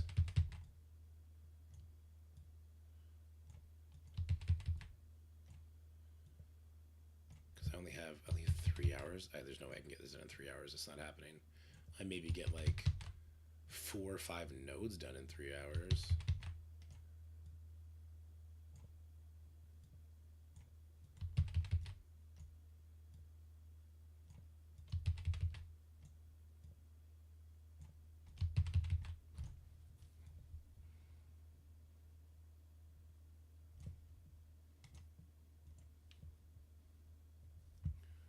What is he though?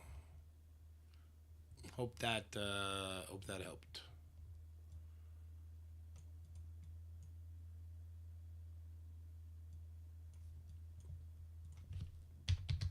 Yeah, man, I get to go camping with my kids in a few days. Like, what's there to be mad about now? I know this one requires some editing. After node number 12, that gives the accursed energy only applies, which here either getting all the kills that Scream and the Gwenpool. You can go for the you worry about here. Quasar will get all of his energy back as he goes, and we don't need to use all of our accursed abilities if we're not inclined to do so.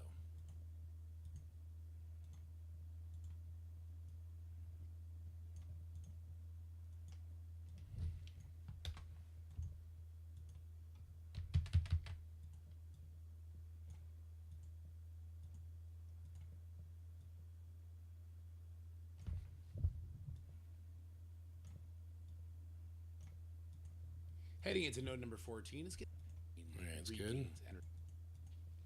Heading into Okay. Oh, what's going on here?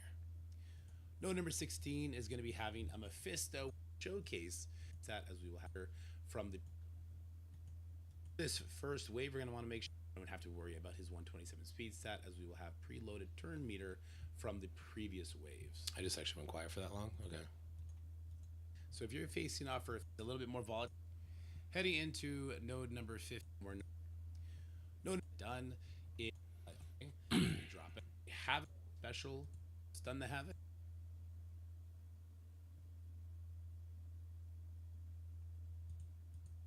The next wave is going to be some Night Stalkers. They're a little bit on the weaker side. And Moon Knight, though a rework character, doesn't seem to have those rework stats. Being not worried about using melt, and so we'll take out the house. I felt like one of these was extra. No. No, I guess not. I guess not. Drop in. Okay. Okay. So the next thing I need to do is I need to make a scene to cover this up. So let's go ahead and we'll copy this. Okay, I'm going to paste it over here. I'll bring you with me. Okay. And we want to go create new. Close that. Okay. Bring it up. Okie doke. And now, let me get a box. Border. Actually, you know what? Let's make a brand new one. Because it never would have turned out what I wanted to be. Drawing, shape tool, fill in black.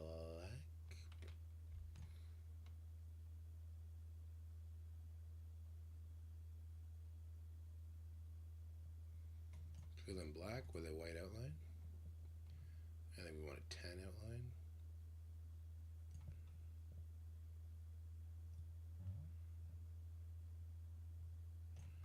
No, I guess we do want a 5 outline.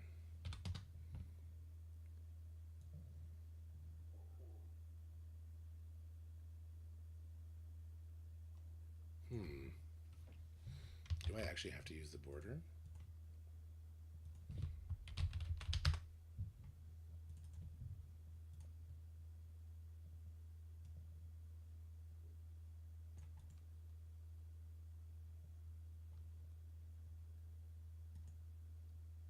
See, it makes it nice and thin. I don't like that.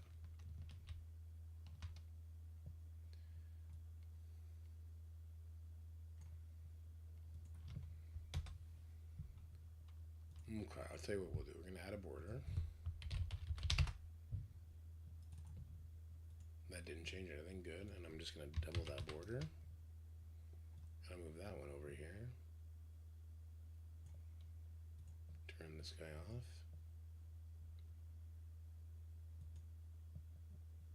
Okay, we will erase half of this. Let's go remove. Basically from here on, we can just remove it like that. And then this one, from here on, we can move it like that. There we go. Okay, we got our box. All right, good. And now let's get some space, some spacey stuff. Marvel Space. Images. I want it to be pretty bland.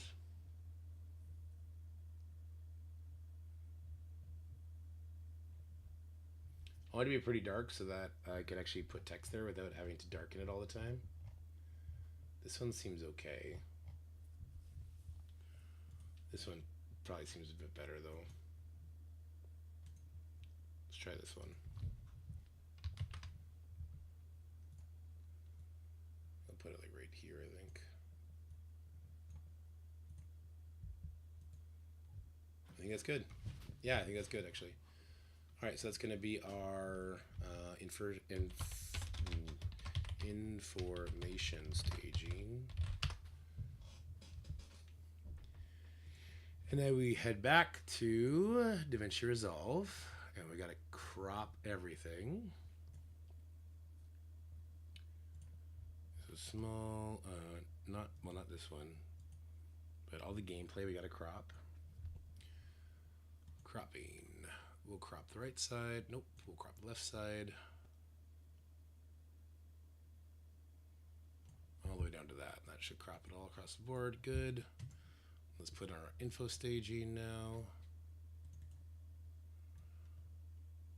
Starts with the gameplay.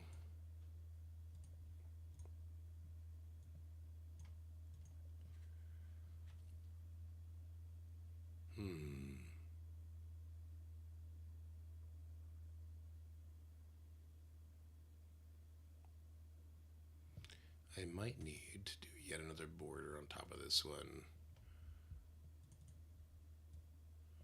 So we don't have that awkward carryover. Yeah, that's more like it. Okay, I can live with that. Okay, let's actually fuse these together.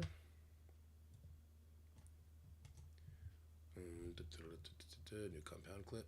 Yes, it's fine. Oh no, I can't extend it if it's a compound clip. Okay, it's fine. They can be separate.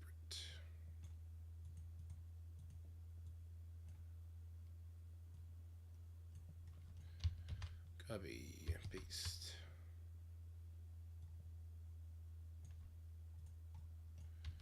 Copy, paste.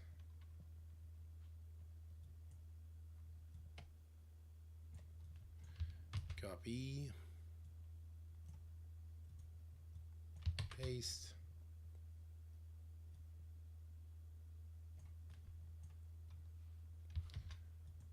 Copy, paste.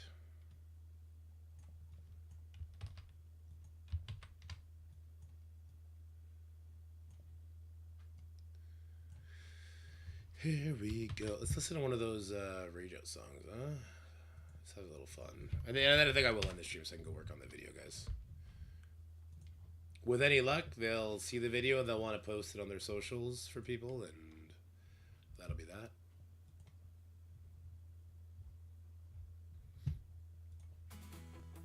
Oh, that's not it. He once ruled the tower like a king in the sky. We'll do both.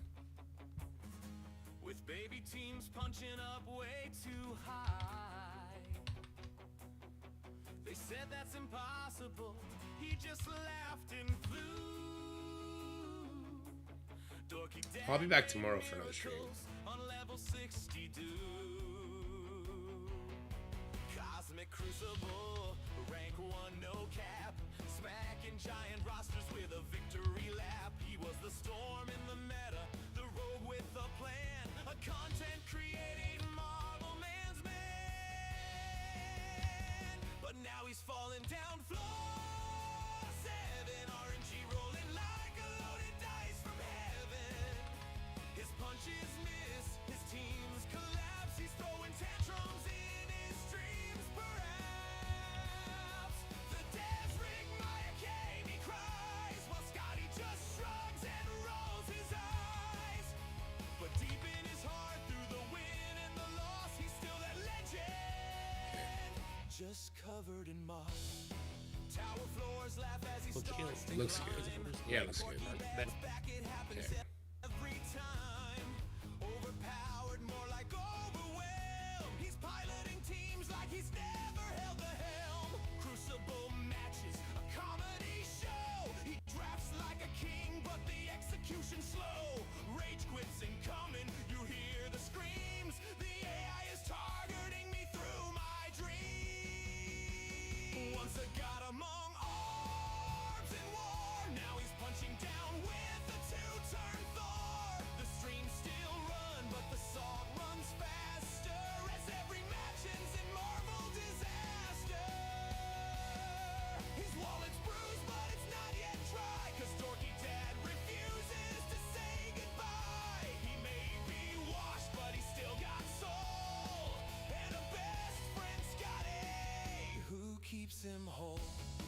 They said, hang it up, old man, you're done. But he just smiled.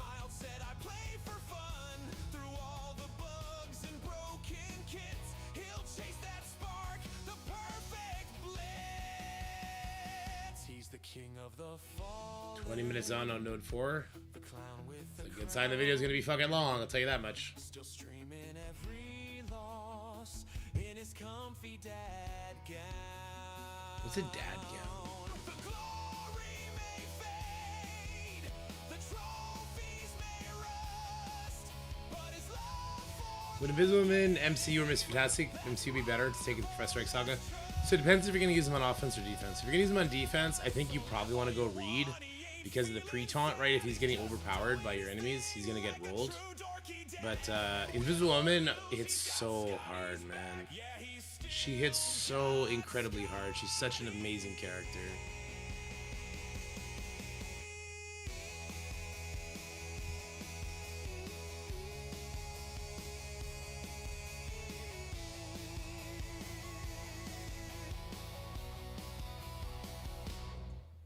All right. God, I wish I can get some videos out before I go camping, though. That'd be clutch if I can make some.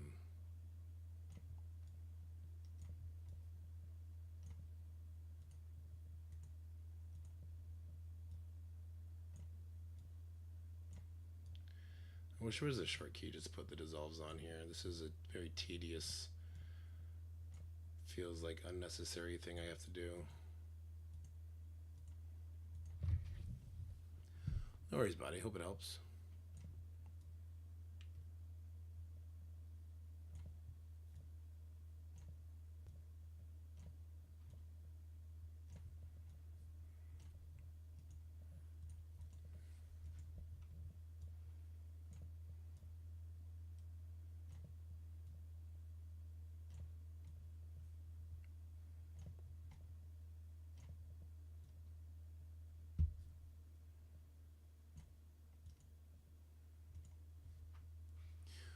God, I hope this video doesn't tank. Imagine doing all this work and then it tanks. That'd suck. Which it was, the problem is, like, it's a possibility that it tanks because the content is, you know what I mean? Arguably the easiest legendary character we ever had, so yeah, I don't know. That's the thing, like, interesting content gets interesting content made about it, right?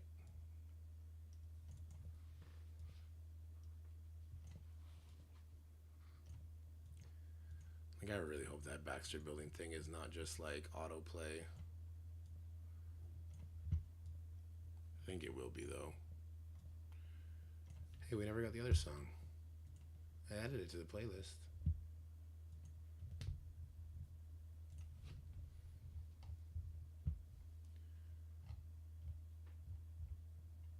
Oh, I didn't add it.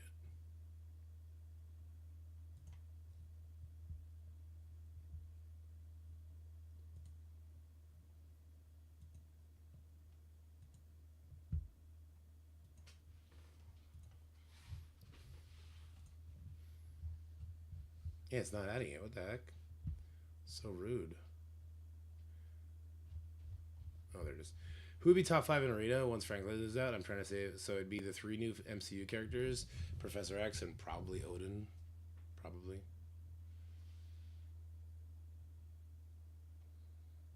Oh my God, here we go. Not wrong, Purple. Not wrong. Every trial man, please enjoy the show. Once a streaming king, now a hissy fitty sings. Dorky dads to wash up the embodiment of cringe. Remember his rank 1, man, that week was fun. Bitch slapped down the bracket so fast the rain was done. Now he's back up on the climb, but he's way too past his prime. Dork and sassy, just relics lost in time. Oh my God, here we go. The dork's about to blow. Losing every trial, man, please enjoy the show. Once a streaming king, now a hissy fitty sings. Dorky dads to wash up the embodiment of cringe. Old Emma. Old Emma won't be used in Arena because Franklin's doing that job anyway. Oh, Old Emma. Oh yeah, Old Emma. Sorry. Yeah, I mean, yeah, maybe the mirror with Emma is gonna be the walkover. No, I don't know if he does. Emma X does, right?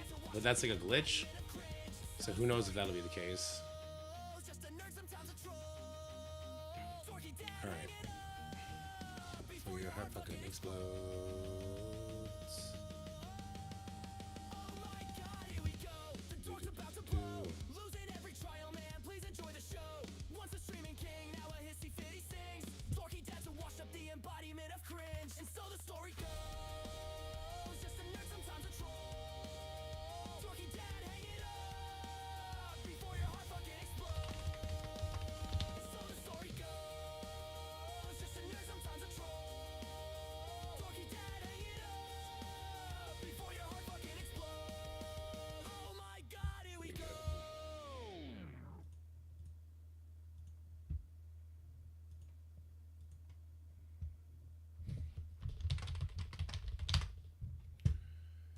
Do, do, do, do, do, do, do, do, do, do.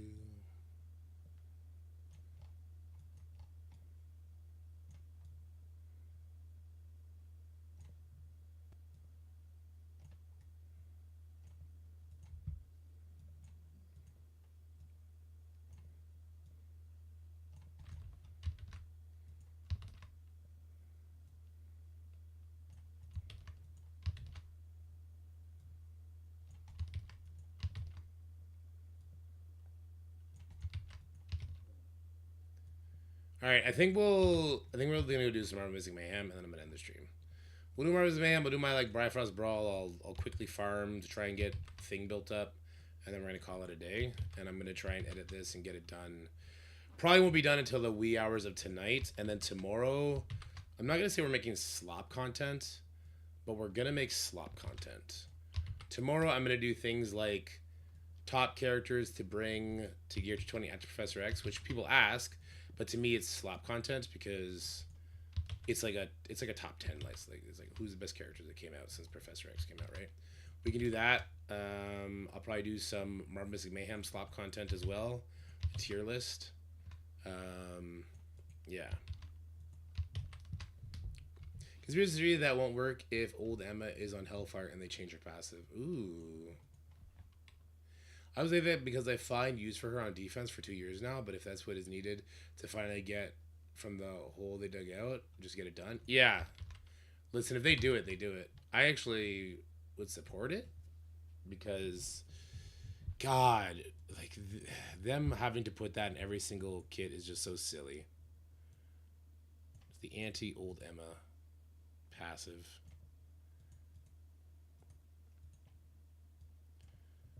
Actually, no, that's not true. I don't support it. I don't support it at all. Taking away strategy is not cool. I don't support it, actually. Leave it in. Figure it out. You guys can do it. I believe in them. God damn it. Yeah, actually, I don't support it at all. Not even a little bit. I don't want to dance around her for the next 6 months until they finally remove her. That's true. I guess if they're gonna do it, then do it. Is one way to look at it.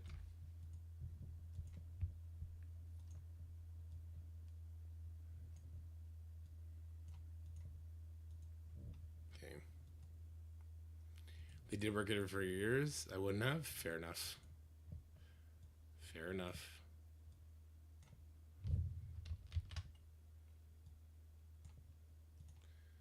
Surprised my wife isn't. She brought the kids to this like little beach today. I'm surprised she's not back yet. It's their nap time. Maybe they fell asleep in the car.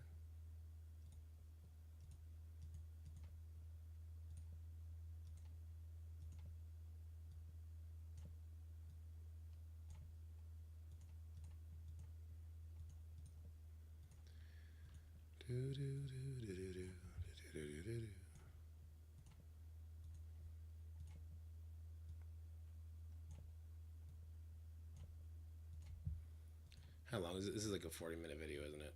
Well, it's the definition of a mega guide, I guess.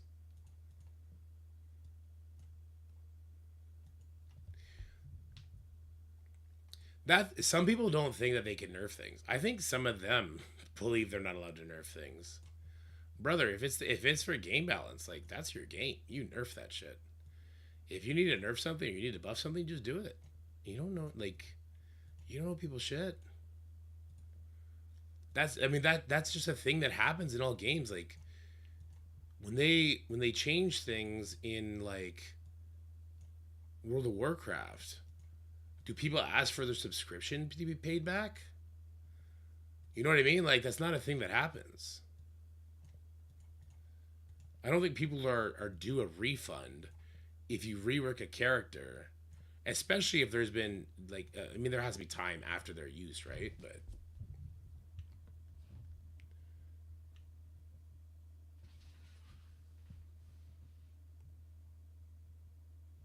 I'm not angry. No, I understand, but they don't give a shit, and the game is still fine. Well, maybe fine is relative, but the game is still around.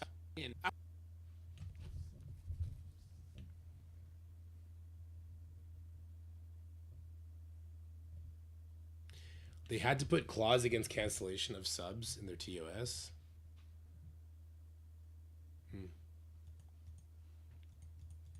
it's for game balance, like I don't know. It makes sense to me if you need to change things.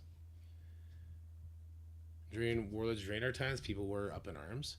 I mean, that's because the game was trash. You flubbed the orc patch, man. How do you flug the orc expansion, not patch? The demon orc patch. How do you fuck that up?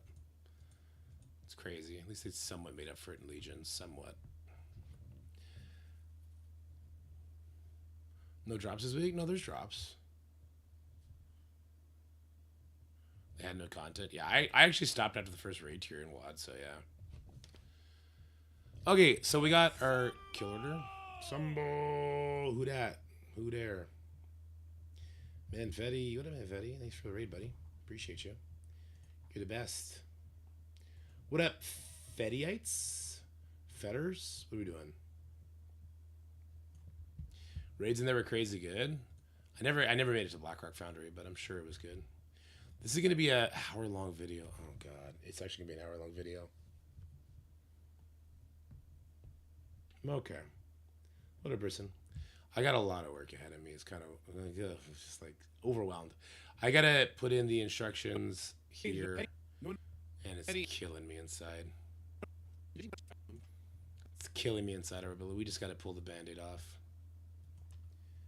Node number 1 is a very, very easy node. We're going to be using Vigilante and Quasar for the first ability regeneration on the Vigilante team, and the Quasar via the Pact. We're not worried about running out of cooldowns. We're going to be using them as much as we can up until the last 5 remaining enemies, at which point we will stop using abilities to ensure the Vigilante team keeps all of their abilities heading into the next node. Why can't You I can lower bypass this and just spam all your abilities if you use Electra instead of Punisher. This is 100% Why can't I viable. do I just this? prefer my Punisher because he's at gear. There we go. Okay. Actually, you know what? I would like to kind of just collect compound clip. Sure. Bring it all down to 1. Still works. Okay. Still works. Compound clip 2. Just to kind of clean this up.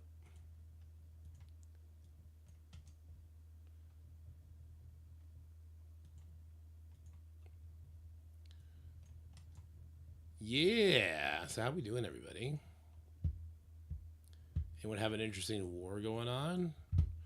Or any questions about the trial they want to ask?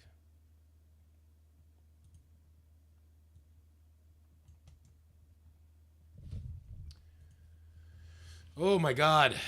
So much tedious work here. Oops, that was not right. I hit the wrong button.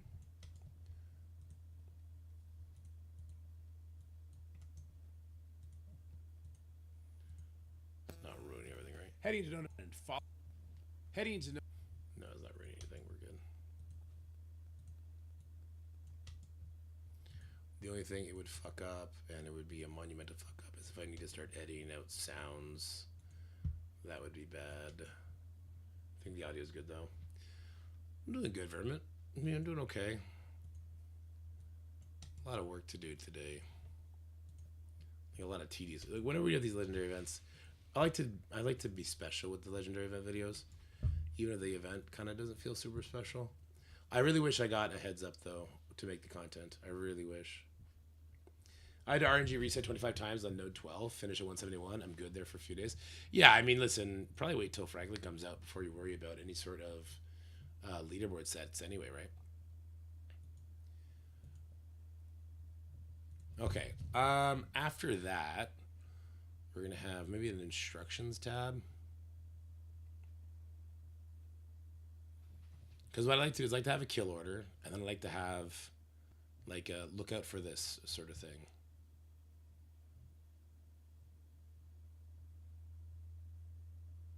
Normally it comes down at the bottom of the screen, but we have a different layout than normal, so it's going to be, we'll leave the gameplay alone, and we're going to have the instructions on the left side.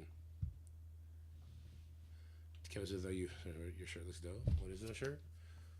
Oh, my shirt's Into the AM. Yeah, my shirt's great. This is the same shirt I wore yesterday, actually. Whoops.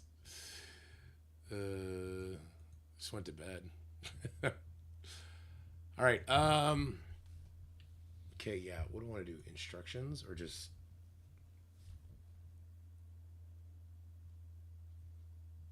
I'll tell you what. Let's just let this go, and we'll see what comes to us. Let's start with that. Node number 1 is a very, very easy node. We're going to be using Vigilante and Quasar for the first 8 nodes. And with the ability regeneration on the Vigilante team and the Quasar. Okay. I think I know what we'll do.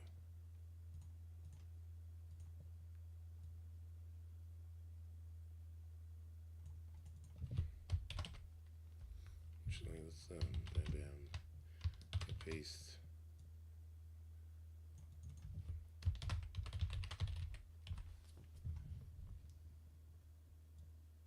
Tips, hot tips, or notes. Let's just call it notes. Let's do notes. Okay, just notes.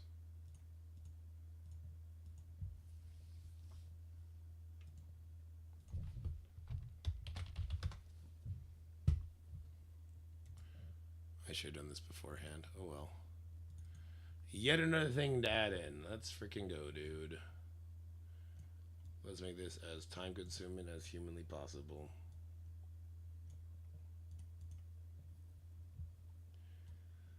One of these, one of those, and then pull that ass over.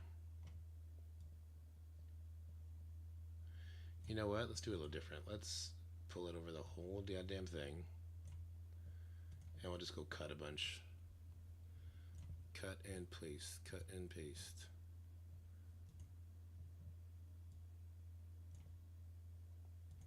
About the trial. Okay, so that's good. The in and the out are good. And now we gotta cut. Cut. Get rid of you. Dissolve. That's 1 out of 16 freaking nodes. 60 nodes is crazy when you think about it. Cut. You know what? I mean, as far as efficiency goes, having more nodes does help distinguish a bit of efficiency stuff. But I still think packs would have been the better way to go about it. I mean, yeah. Why is my program doing this to me right now? What just happened? It's lagging out like crazy. Oh, that's not a good sign. Let's go ahead and do a save. Save project. There we go. 51. All right. I need to go check one last time for something outside. And if I haven't got it yet, then we're just going to, I don't know. Depends. You guys want me to sit here and do this? Crazy person. She can get drops. Or will you release me so I can focus on getting this done ASAP?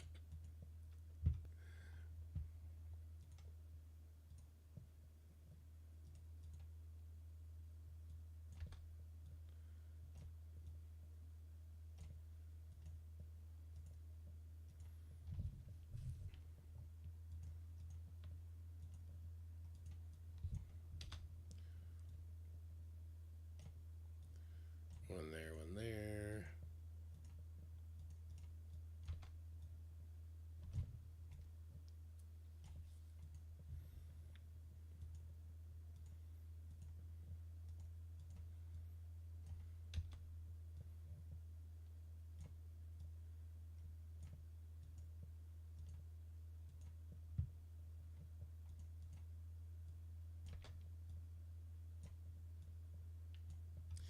Release you?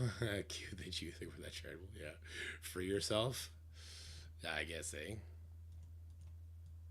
I mean, I'm going to check outside for the Hail Mary. Actually, I could probably just check Discord first.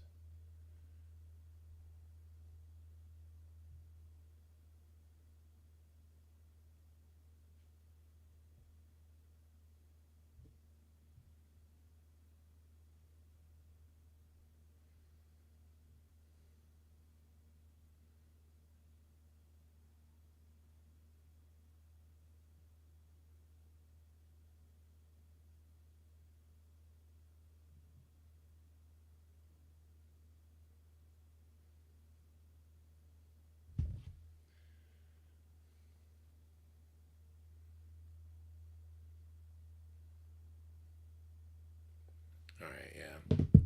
Customs fucked me, apparently. What up, Ross? I hope you're good too.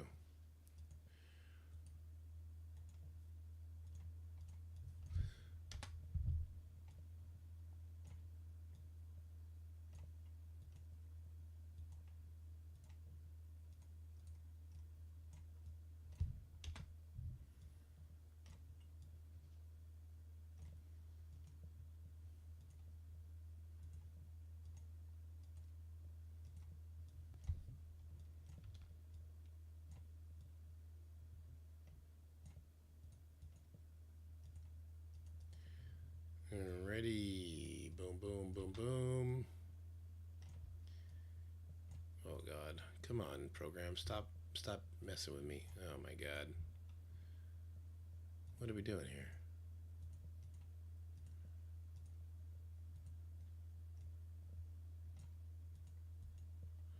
Alright, we made it to the end. Okay. Good. So now I gotta do is I gotta watch the combat, put in the kill order, put in the notes as we go, and yeah, that's still gonna take me a long time. I am going to end the. Okay, guys, here's the thing. Wait, somebody else streaming right now? There might. Viscera, T Dub is just chatting. Is T Dub still playing Marvel Strike Force? Tomac. Oh, JBDB Holmes is streaming. Okay. It's up to you guys. If you find this stuff interesting, I'll keep going. Oh, I missed one.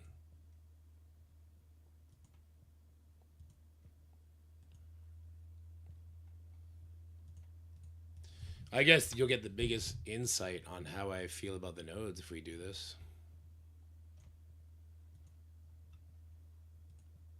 Node number 1 is a very, very easy node. We're going to be using Vigilante and Quasar for the first 8 nodes.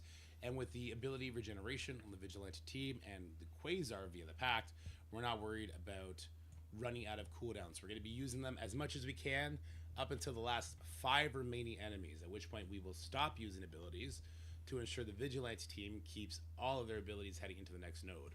You can bypass this and just spam all your abilities. Node number 1 is a very, very easy node. We're going to be using Vigilante and Quasar for the first 8 nodes. And with the ability regeneration on the Vigilante team and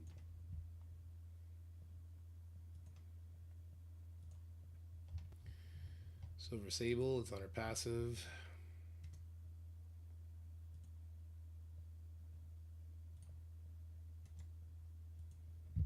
Copy image. I'll pull up a different thing over here.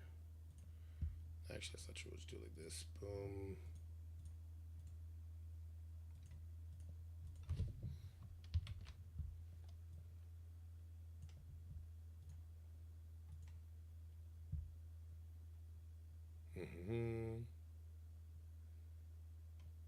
Oh no, it's Hit Monkey's pass that does the energy. My B, my B.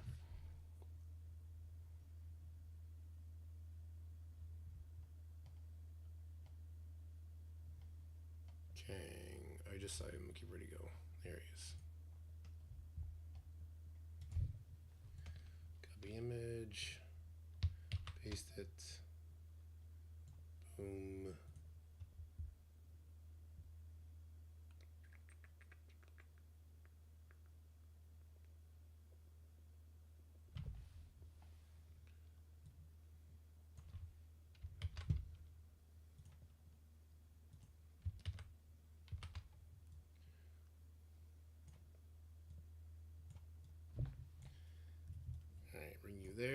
Bring you there. I know you guys can't really see what I'm doing right now, but you'll see in a second. Copy this. Paste it here.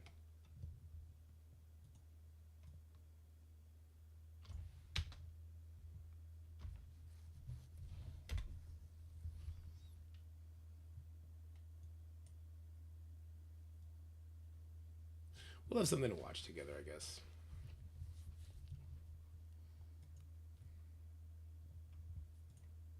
In a little bit. Very shortly. Is this a T4? This is a T4. Yes, it is a T4. Okay. It's T4 everyone should have, but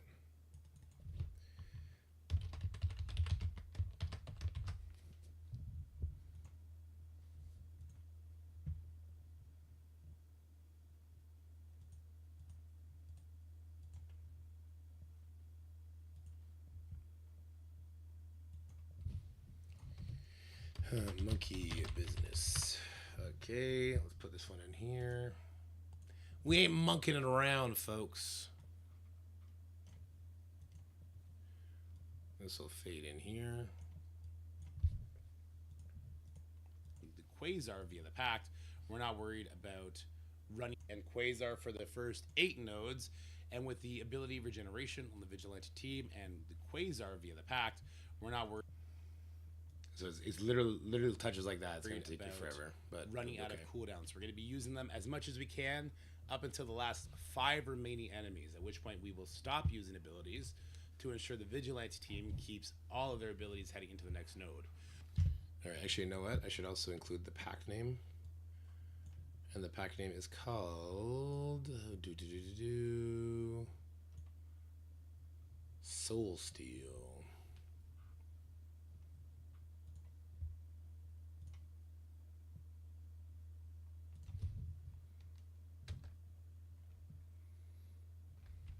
I'm gonna steal this thing.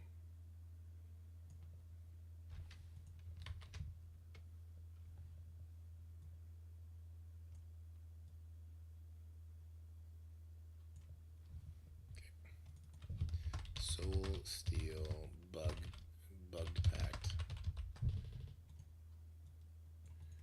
And this one does the following. On kill,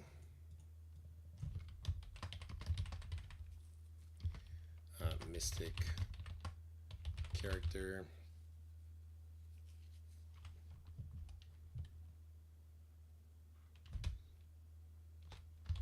when a mystic character defeats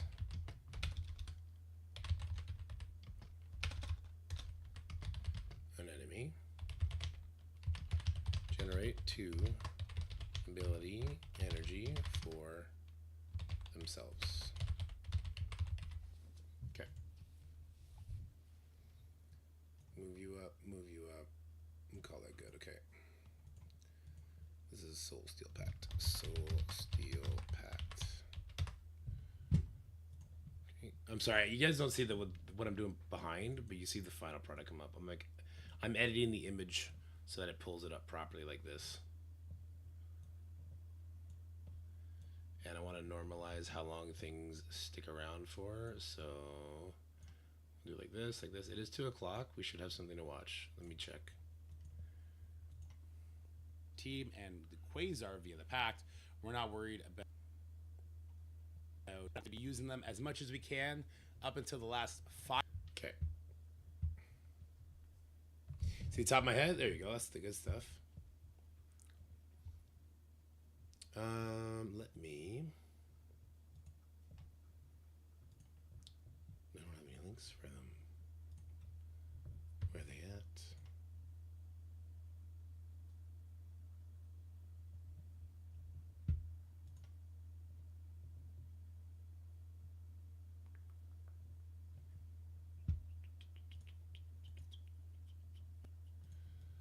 Absolutely no to that.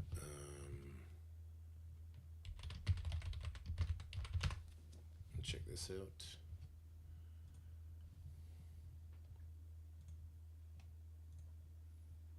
Okay. Yeah, we got something to watch. Let's check this out. Bum, ba, bum, bum, bum, bum, ba-dum.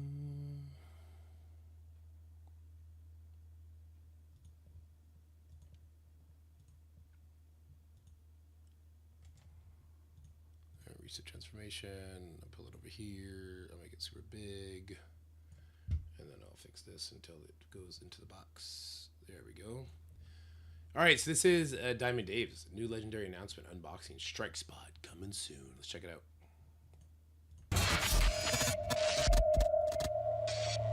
Oh, before this, hold on. Before this, yeah. Don't forget to go subscribe to Dave. Dave's a cool cat. It's coming in hot. The Envoy program. Here's a link to his. This is the link to the video as well as his channel, guys. Make sure you drop the sub. As you see, I am subbed myself, and make sure you leave it a like. All that good stuff. Hit him up. Support your local content creators. Let's go. I'm not. So we're watching this. I'm not making a video on this. See, how much can I say? I was supposed to have a similar video to this come out, and FedEx didn't deliver me anything. Fuck FedEx. Okay. But shout out to Dave. Greetings, Commanders. Welcome back to a brand new video by me, OG Diamond Dave. And today I've got some exciting news. So I was told that we've got a new legendary character coming to the game very, very soon.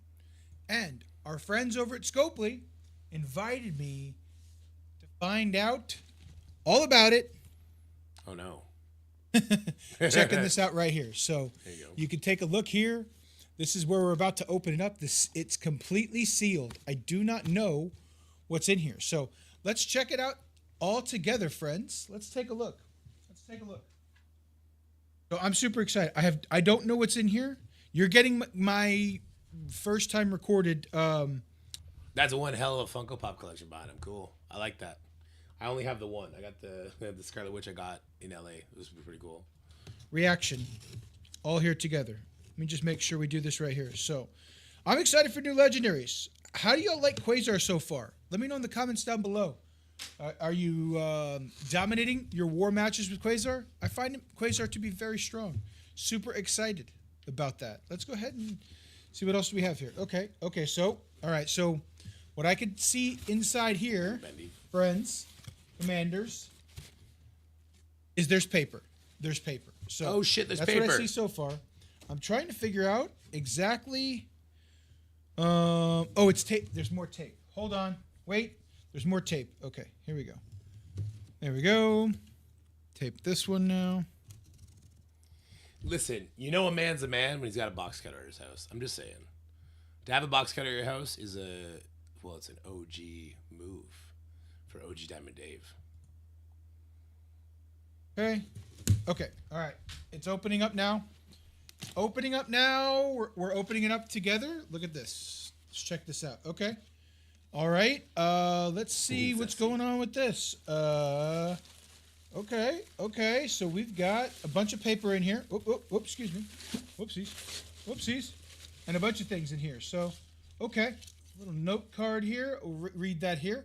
Let's take a look at this. Okay. Look at this. All right. Okay. And then the character itself here is Blastar. Let's go. Who the hell's Blastar?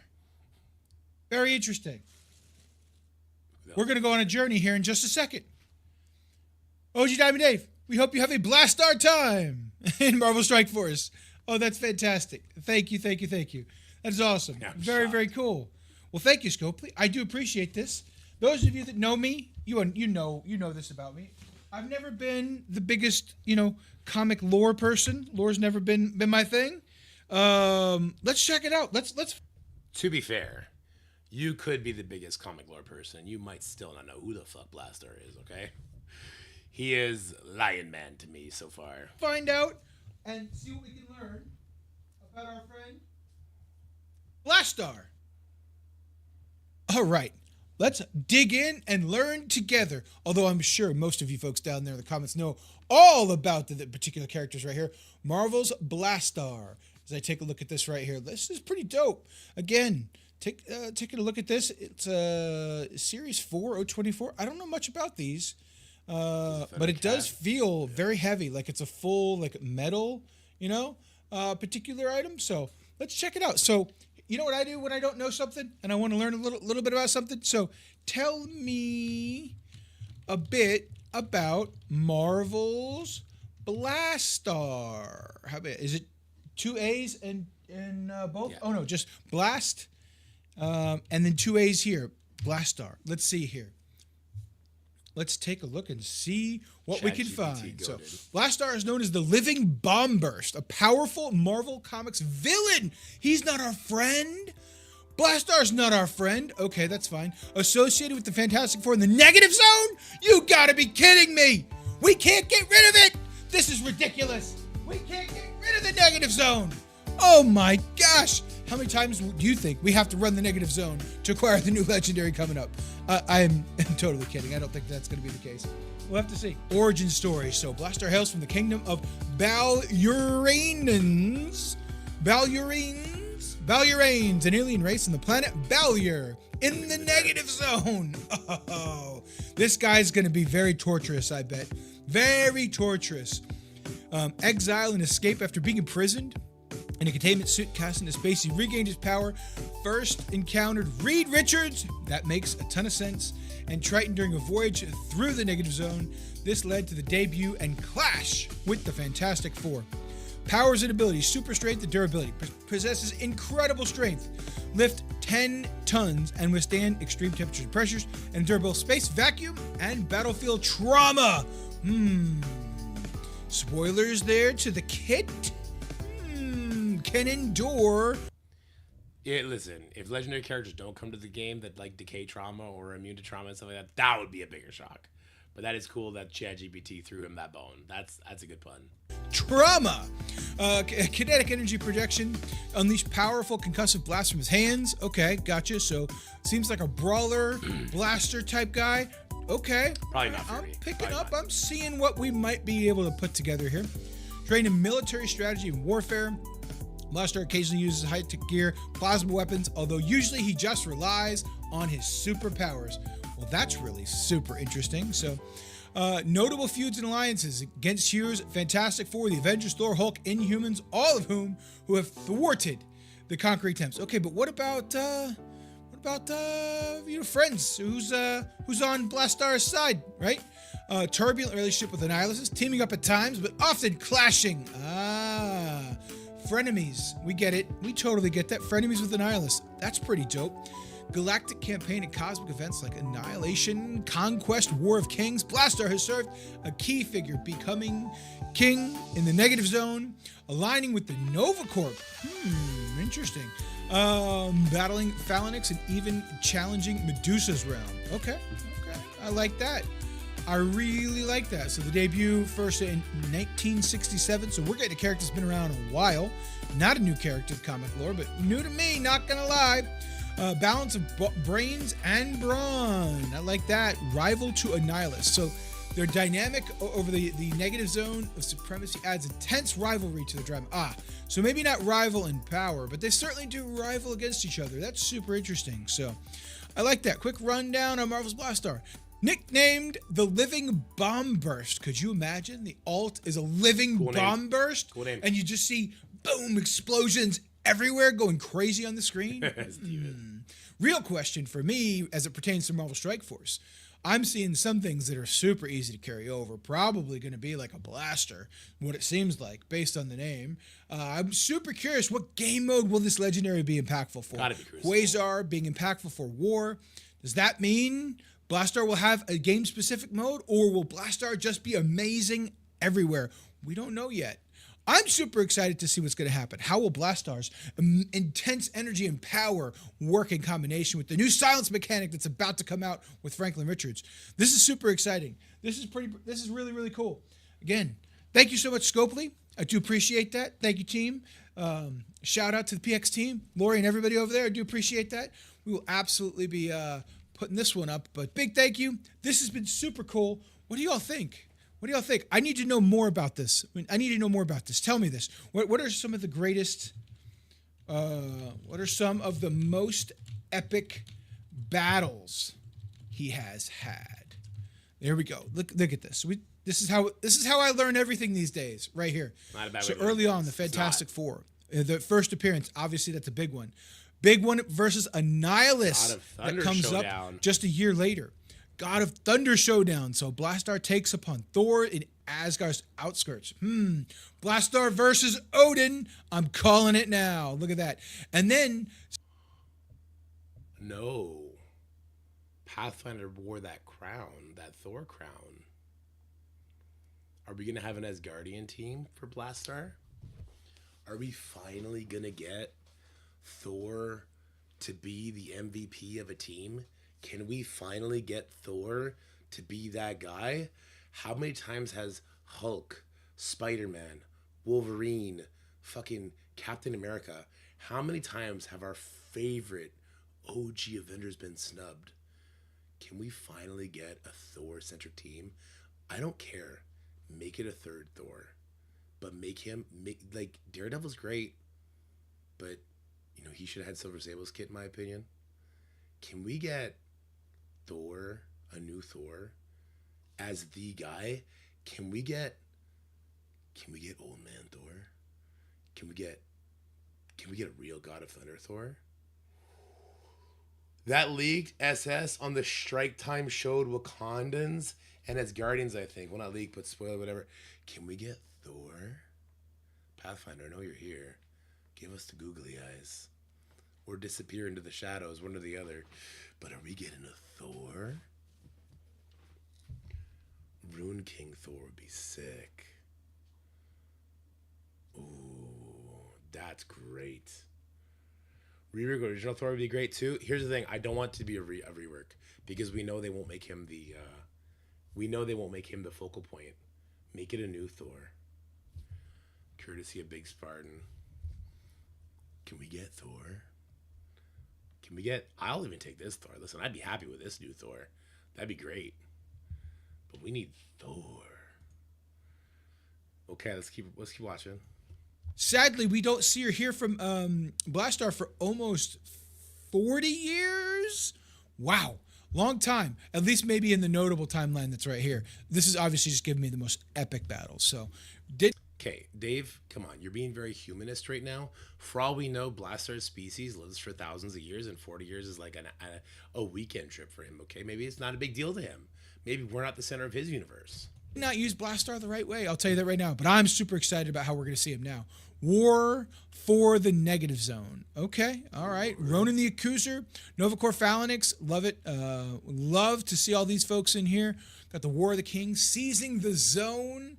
What happens when the Shi'ar Empire and Inhumans are locked in war? Blastar consolidates power, take control of the Negative Zone throne. All right, okay, we like it. Wins big. He's not just fighting heroes, but establishing himself as galactic ruler in the War of Kings in 2009. That's pretty insane. This is going to be an epic character. Well, actually, legendary character, but I'm expecting monumental, game-changing abilities. We'll have to see what happens. Again, this character will be available all throughout Chapter 2, so we're excited for that. About to kick off, coming up in a couple weeks. Let me know down below. What do I need to know about Blastar that I don't know right now? Speculate what the abilities might be. I'm super curious to see what this living bomb might look like and how it's going to impact our roster. That's it for now. Bye! Shout out to Dave. Make sure you go and drop a like, subscribe, all that good stuff, guys. Growing up in the YouTubes at 431 subs already and counting. Give him some love. It's a good video. I wish I could have made it. Dude, I don't want a Lebowski Thor. I want a man Thor. I want a man Thor. You know what I'm saying? But let me show some other Thors. Rune King Thor goes crazy. Like, I want. Listen. We want Big Daddy Thor. We want Big Path Daddy Thor, but Big Daddy Thor we'd go for too. No promo code from Dave? Oh, damn, I guess we didn't get one, eh? I don't, like, can we just get a Fat Thor skin that people can use if they want, but we get, like, a real badass Thor? That's what I want. Listen, I'd be happy with a Fat Thor, see if we can get Taco Shooter back. But, yeah, Rune King Thor. Oh, yeah, Big Daddy Thor.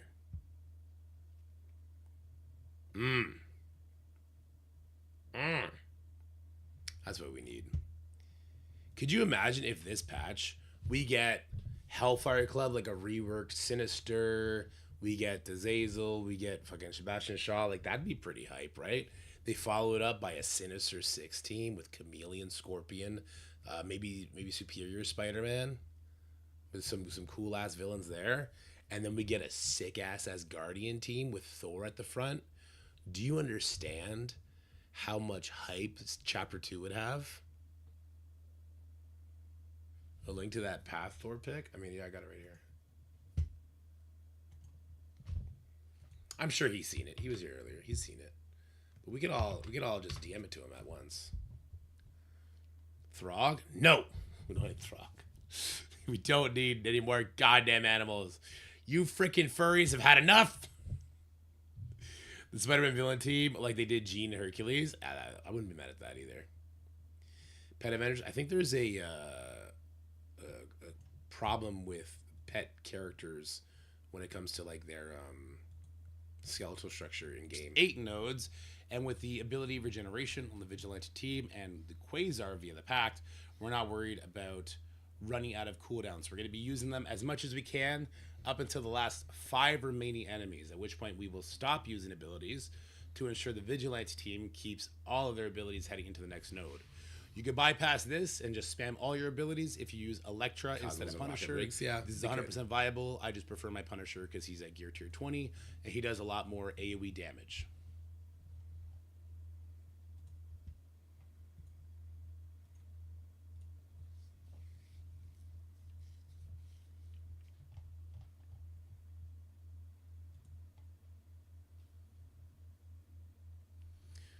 So, although the Quasar special does a much more meaningful job controlling the enemy team, we're going to be using the ultimate quite a bit because of the trauma.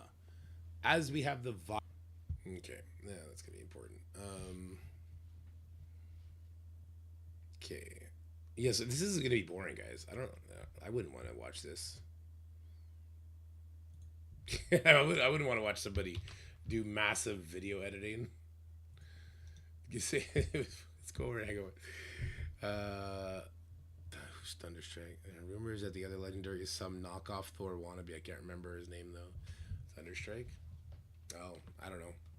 I have no idea about Thunderstrike. Silver Sable.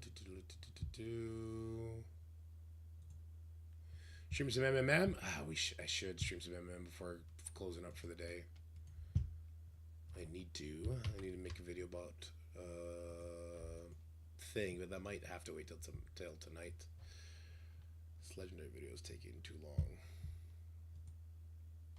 Thor, the god of thunder. That's what we need more of. All right, we got rid of you. Wait, you know what? Let me do 2 different things so you can actually see what I'm doing as I'm. Because when I edit the artwork, you guys can't see shit. Oh, it's not very helpful. Transform, reset, stretch the screen. Sorry, it's going to be stretched, but this is the only way I can actually work on it. What are the chances Thor gets a new costume and still sucks ass? I mean, listen, I really hope they don't give him the rework treatment. Okay, sources of trauma for nodes 1 to 8.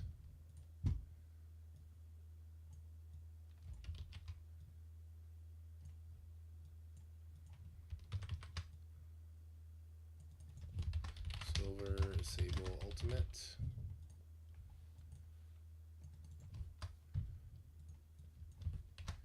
Quasar Ultimate.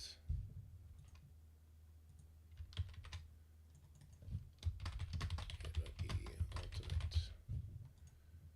We're gonna have to shrink all these.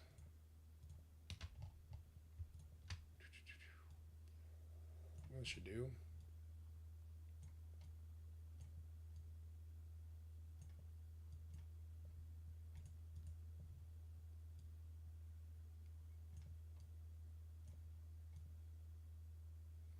Tight fit, but it fits. That's what she and he said. Oh shit. I went there. Okay. Thunderstrike sounds like the laziest name ever. I've never heard of this character before.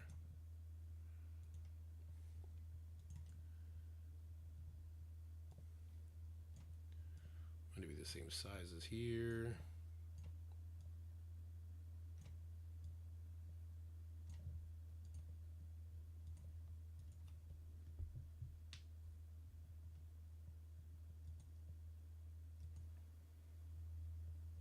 This is our, oh, that's that guy. That guy's crazy. So, although the Quasar special does a much more meaningful job controlling the enemy team, we're going to be using the ultimate quite a bit. Okay, hold on, because I want to. That fucking deep breath bothered me.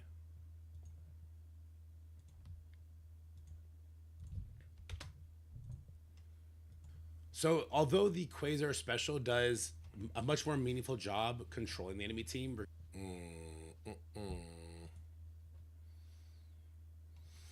oh, this used to get even smaller. That's sad. Okay.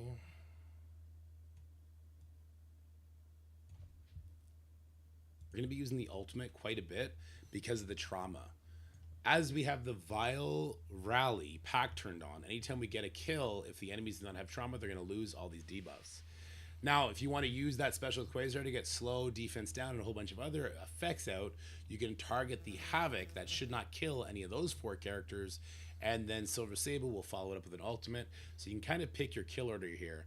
But I like to get rid of that Kang as soon as possible. I have had him reach his ultimate. It doesn't kill you. It just kind of makes things more annoying. And this would be the most efficient way to clear this node. Once the Lander comes out, we want to make sure we can get a trauma on her. Never forget that with this team, we have various sources of trauma. We have trauma from the Hit Monkey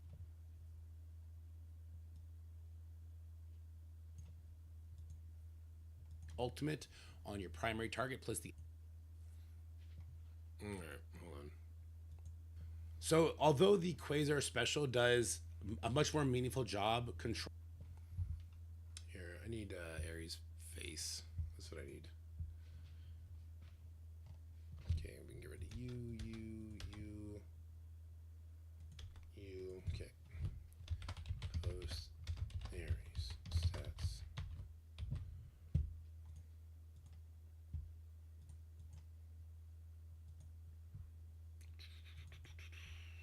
Way too big, Ares. Relax.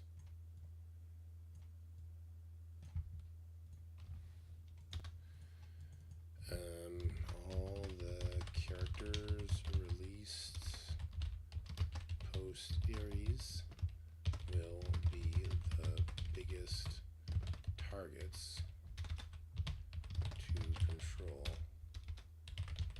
Or okay, all the characters released post Ares will be the enemy units that will do the most damage to you. And take okay, what was it? Let's see, let's do this.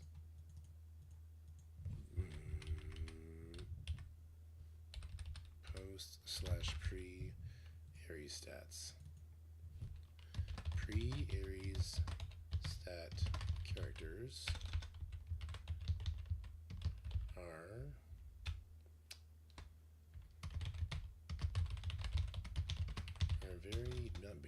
very easy to take out. Make sure you aren't suffering from the vile ally, is that what it's called? Vile Rally hacked by accidentally taking them out. Is it by prematurely taking them out? By prematurely taking them out. And we spelled a bunch of things wrong.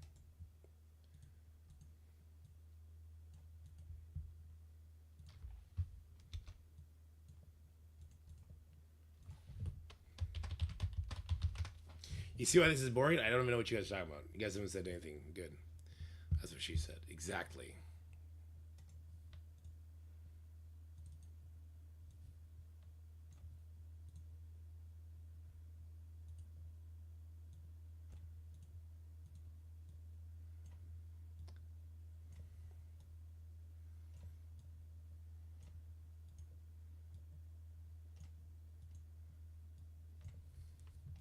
So, although the Quasar special does a much more meaningful job controlling the enemy team, we're going to be using the ultimate quite a bit because of the trauma.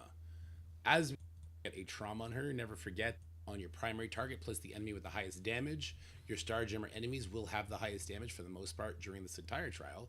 We have the ultimate from Silver Sable who will put trauma on everybody, and then we have the Quasar ultimate that'll put trauma on primary plus a. Still have 9 enemies left, so don't be afraid to keep using your Hit Monkey ultimate to get as much offense up and speed up as you can.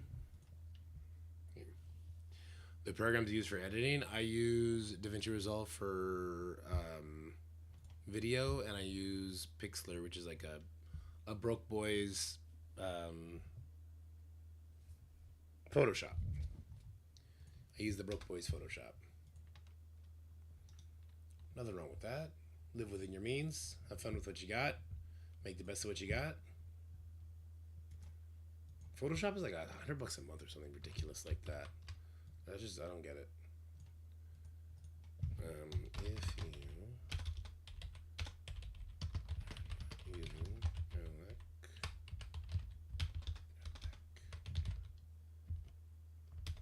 I just saw Electra. Hold on.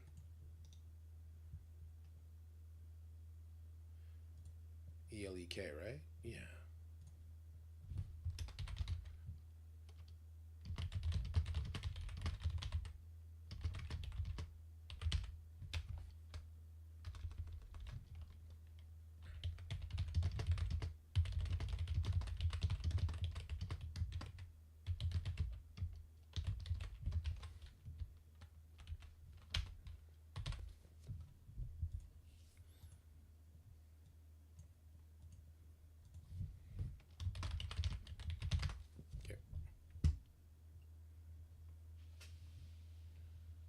Sorry, it's lagging me out. Did you try the thing? And not yet, no.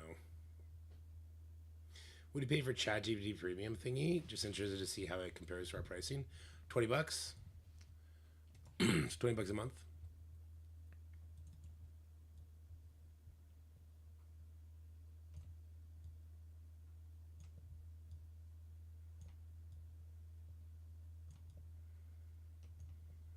Oh, you know what?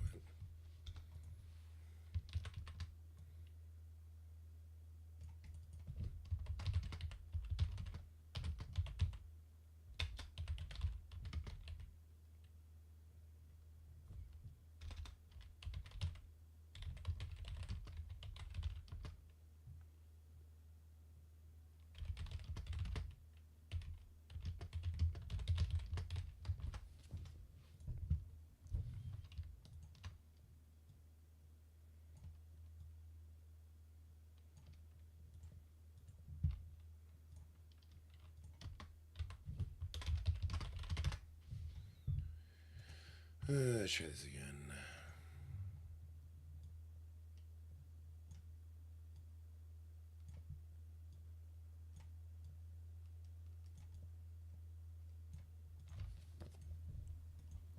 Still have 9 enemies left, so don't be afraid to keep using your Hit Monkey ultimate to get as much offense up and speed up as you can.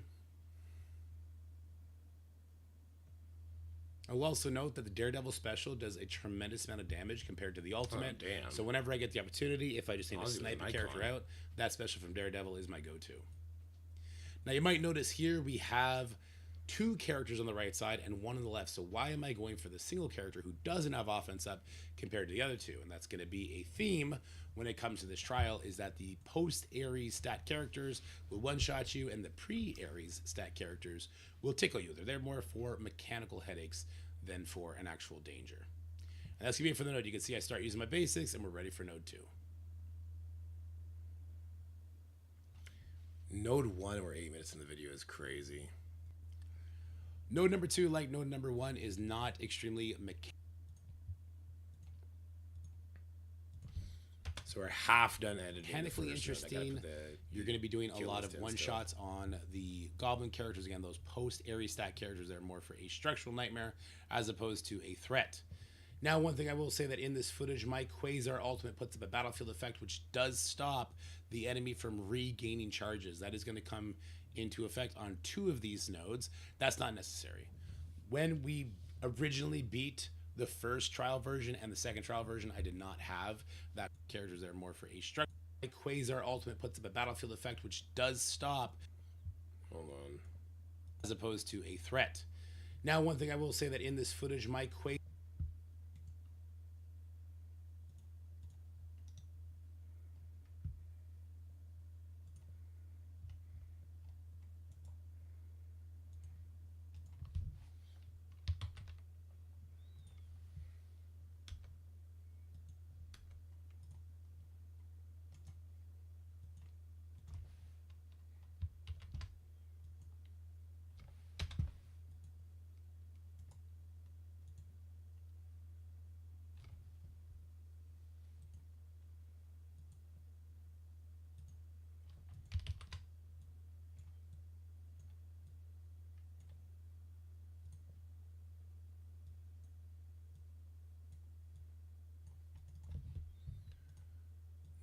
These, sorry, I lost my point of reference.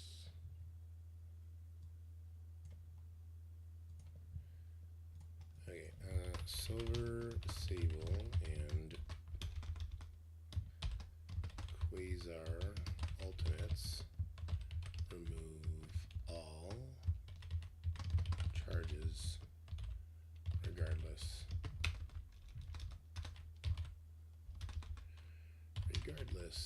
of awakened status.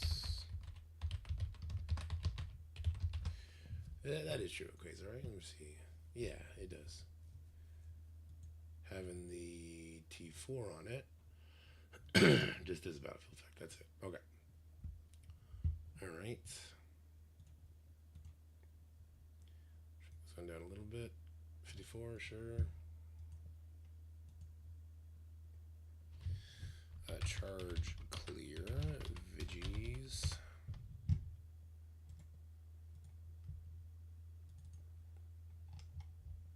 All right, yeah, I'm getting too self-conscious about doing this and not engaging with you guys.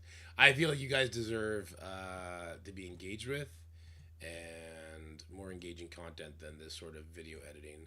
When we do like animations and stuff, it's a little different because your input, I take it and I roll with it and we get creative with it. This is ass to watch. This is like me inviting you guys to watch like Jacob's recital. This is terrible. I haven't seen you on MMM in a bit. Did you get burned out or just too much going on in my stuff? No, I do MMM. We did it over the weekend. I have the YouTube channel that is getting more attention than streaming it because right now there's not much to stream. But yeah, you find this very interesting. number one is Just- not yeah, extremely what am I even mechanically showing you now? interesting. I'm showing you this. You're going to be doing a showing lot you of this. one shots on the goblin characters. Again, those post Ares stat characters that are more for a structural nightmare as opposed to a threat. Now, one thing I will say that in this footage, my Quasar ultimate puts up a battlefield effect which does stop the enemy from regaining charges. That is going to come into effect on 2 of these nodes. That's not necessary. When we originally beat the first trial version and the second trial version, I did not have that Quasar ultimate awakened unlocked, and I was able to get through it because we're going to have various forms of safeguard to protect us from those goblin flips. But if you don't want to eat those goblin flips, you can go ahead and alt on top of the goblins whenever you see them, as that will remove their charges. Same thing with the Miss Marvel Classics. So the good thing about this is, like we talked about in the opening, Quasar is... Yeah, okay. Quasar passive. Oh, wait, no, what's this one? Okay, Quasar passive. I had it here a second ago.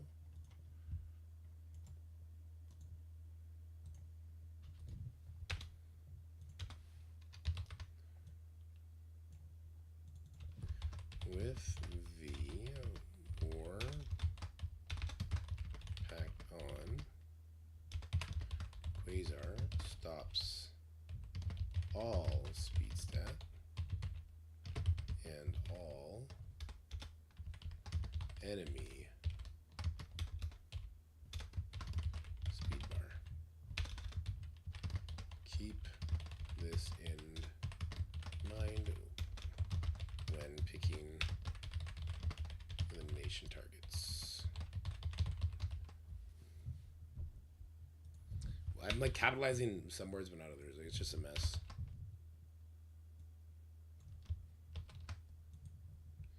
Just a mess right now.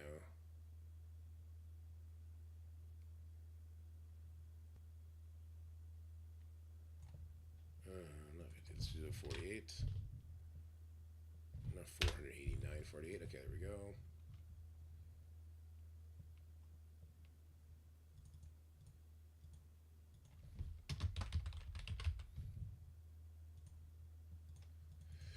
$45. All right.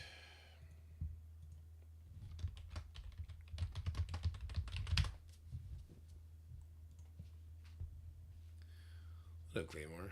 Chillin'. Unflavored goblin flips for the worst kind of snack. Agreed.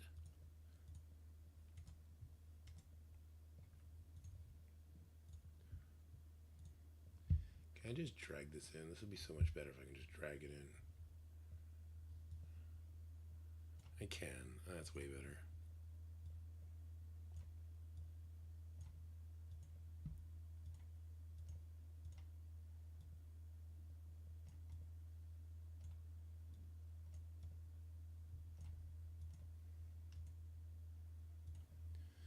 So the good thing about this is, like we talked about in the opening, Quasar is stopping speed stat gain, but more importantly, at least in this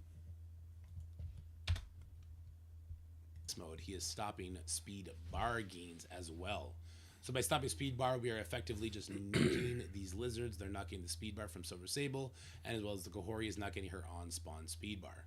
I just sort of spread the damage out as much as possible. I don't bother killing the characters that I stun because we have so many ways to increase the duration of stun from Hitmonkey.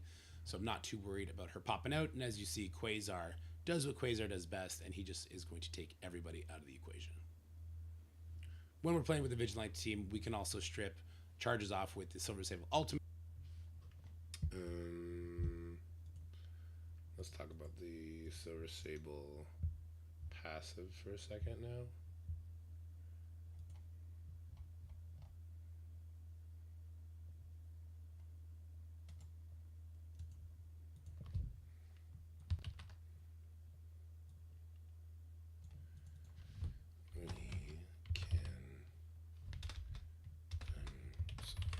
Sable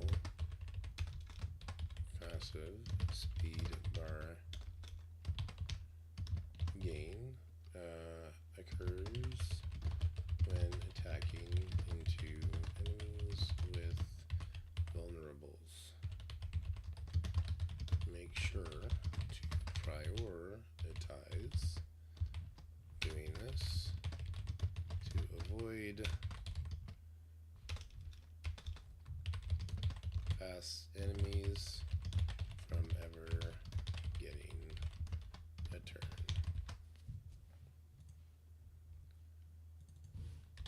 It was a 40. Damn, that was a big blurb.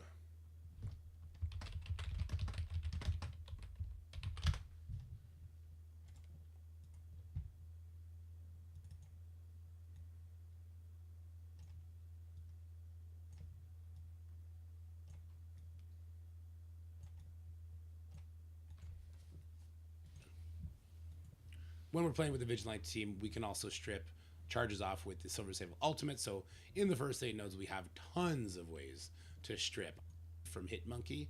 So I'm not too worried about her popping out. And as you see, Quasar does what Quasar does best, and he just is going to take everybody out of the goblin flips. You can go ahead and ult on top of this footage. My Quasar ultimate puts up a battlefield effect, which does stop the enemy from regaining charges. That is going to come into effect on 2 of these nodes. That's not necessary. When we originally beat the first trial version and the second trial version, I did not have that Quasar Ultimate Awakened unlocked, and I was able to get through it because we're going to have various forms of safeguard to protect us from those goblin flips. But if you are killing the characters that I stunned, when we're playing with the Vigilante team, we can... Now, it's important to note on these nodes who's going to be eating the secondary stun from Hitmonkey. We talked about how if there's a Star Jammers, they're... Oh, this would be okay.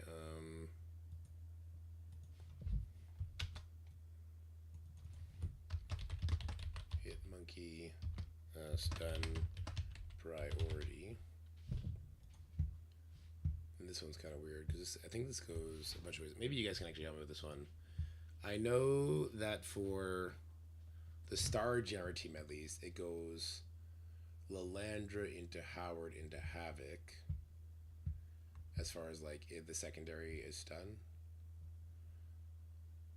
I mean, I guess the best way to do this is just going to be to go to the stats page, right? We can just go to the stats page.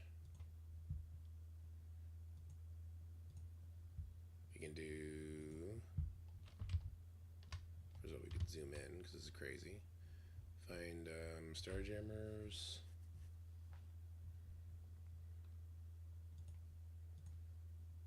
As far as damage goes, Havoc should be first, and then the Landra, and then Howard the Duck at even builds. And I believe all the enemies are at even builds, if I'm not mistaken. Let's see here. They look all at even builds. They're all gear tier 20.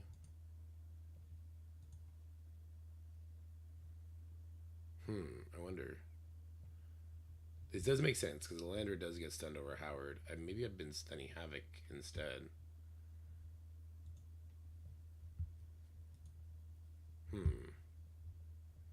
Big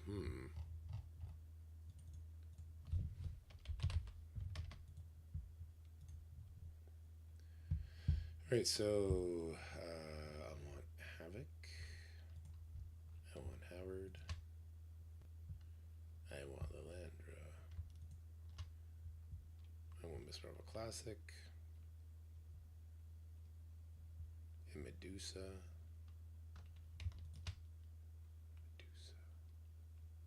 I can't have other she is. And Kahori. And then what was the other one? It was Annihilators. It's not really a thing. Yeah, okay. No, this is good. These will be good. Oh my god, why are all the Starjammers that big? No, it's just Howard that's that big? No, Havoc's that big too. Bro, relax.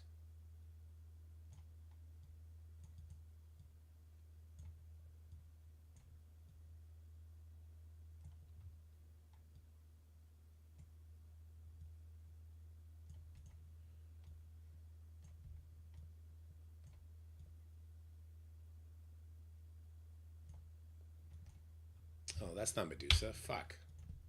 I got the wrong redhead. There she is.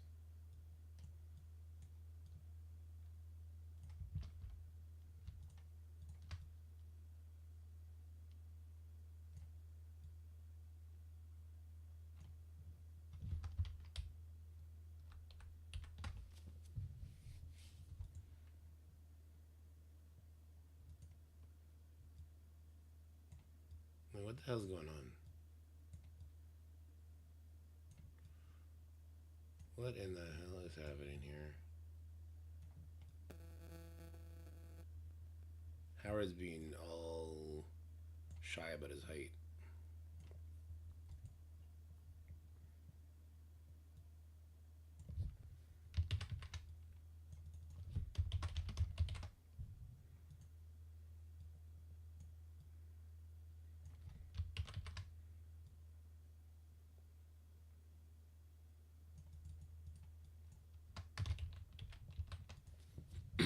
Alright, that should be fine. I can maybe space them out a bit more.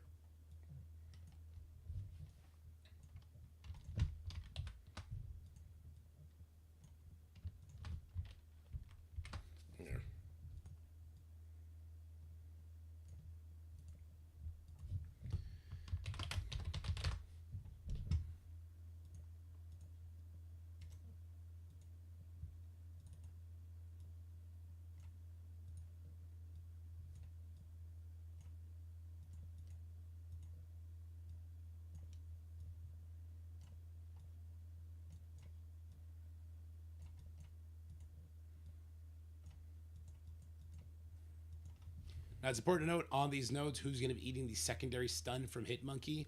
We talked about how if there's a Starjammers, they're likely going to be the recipient of it. If not Starjammers, then you're probably going to be looking at Medusa, as she does have a really big attack stat. And you see here, not a very difficult node. We saved all our cooldowns heading into node number 3. And fortunately, node number 3 is where we're going to get our first taste of some meaningful strategy. Node number 3 is where... Oh my god, alright guys, I gotta go. I gotta get some coffee. I gotta... Yeah. Happy Fantastic 4 first steps, early viewing, release day. Oh, I'm jealous. Currently sitting at a respectable 80% on the Rotten Tomatoes. Nice. I'm hoping the movie is a success. I want the Marvel MCU to be awesome again. I miss it. All right, guys, let's read off to somebody. I'm gonna get a coffee and I'm gonna go into hard editor mode. I feel like I'm doing you guys a disservice here, and that's not cool.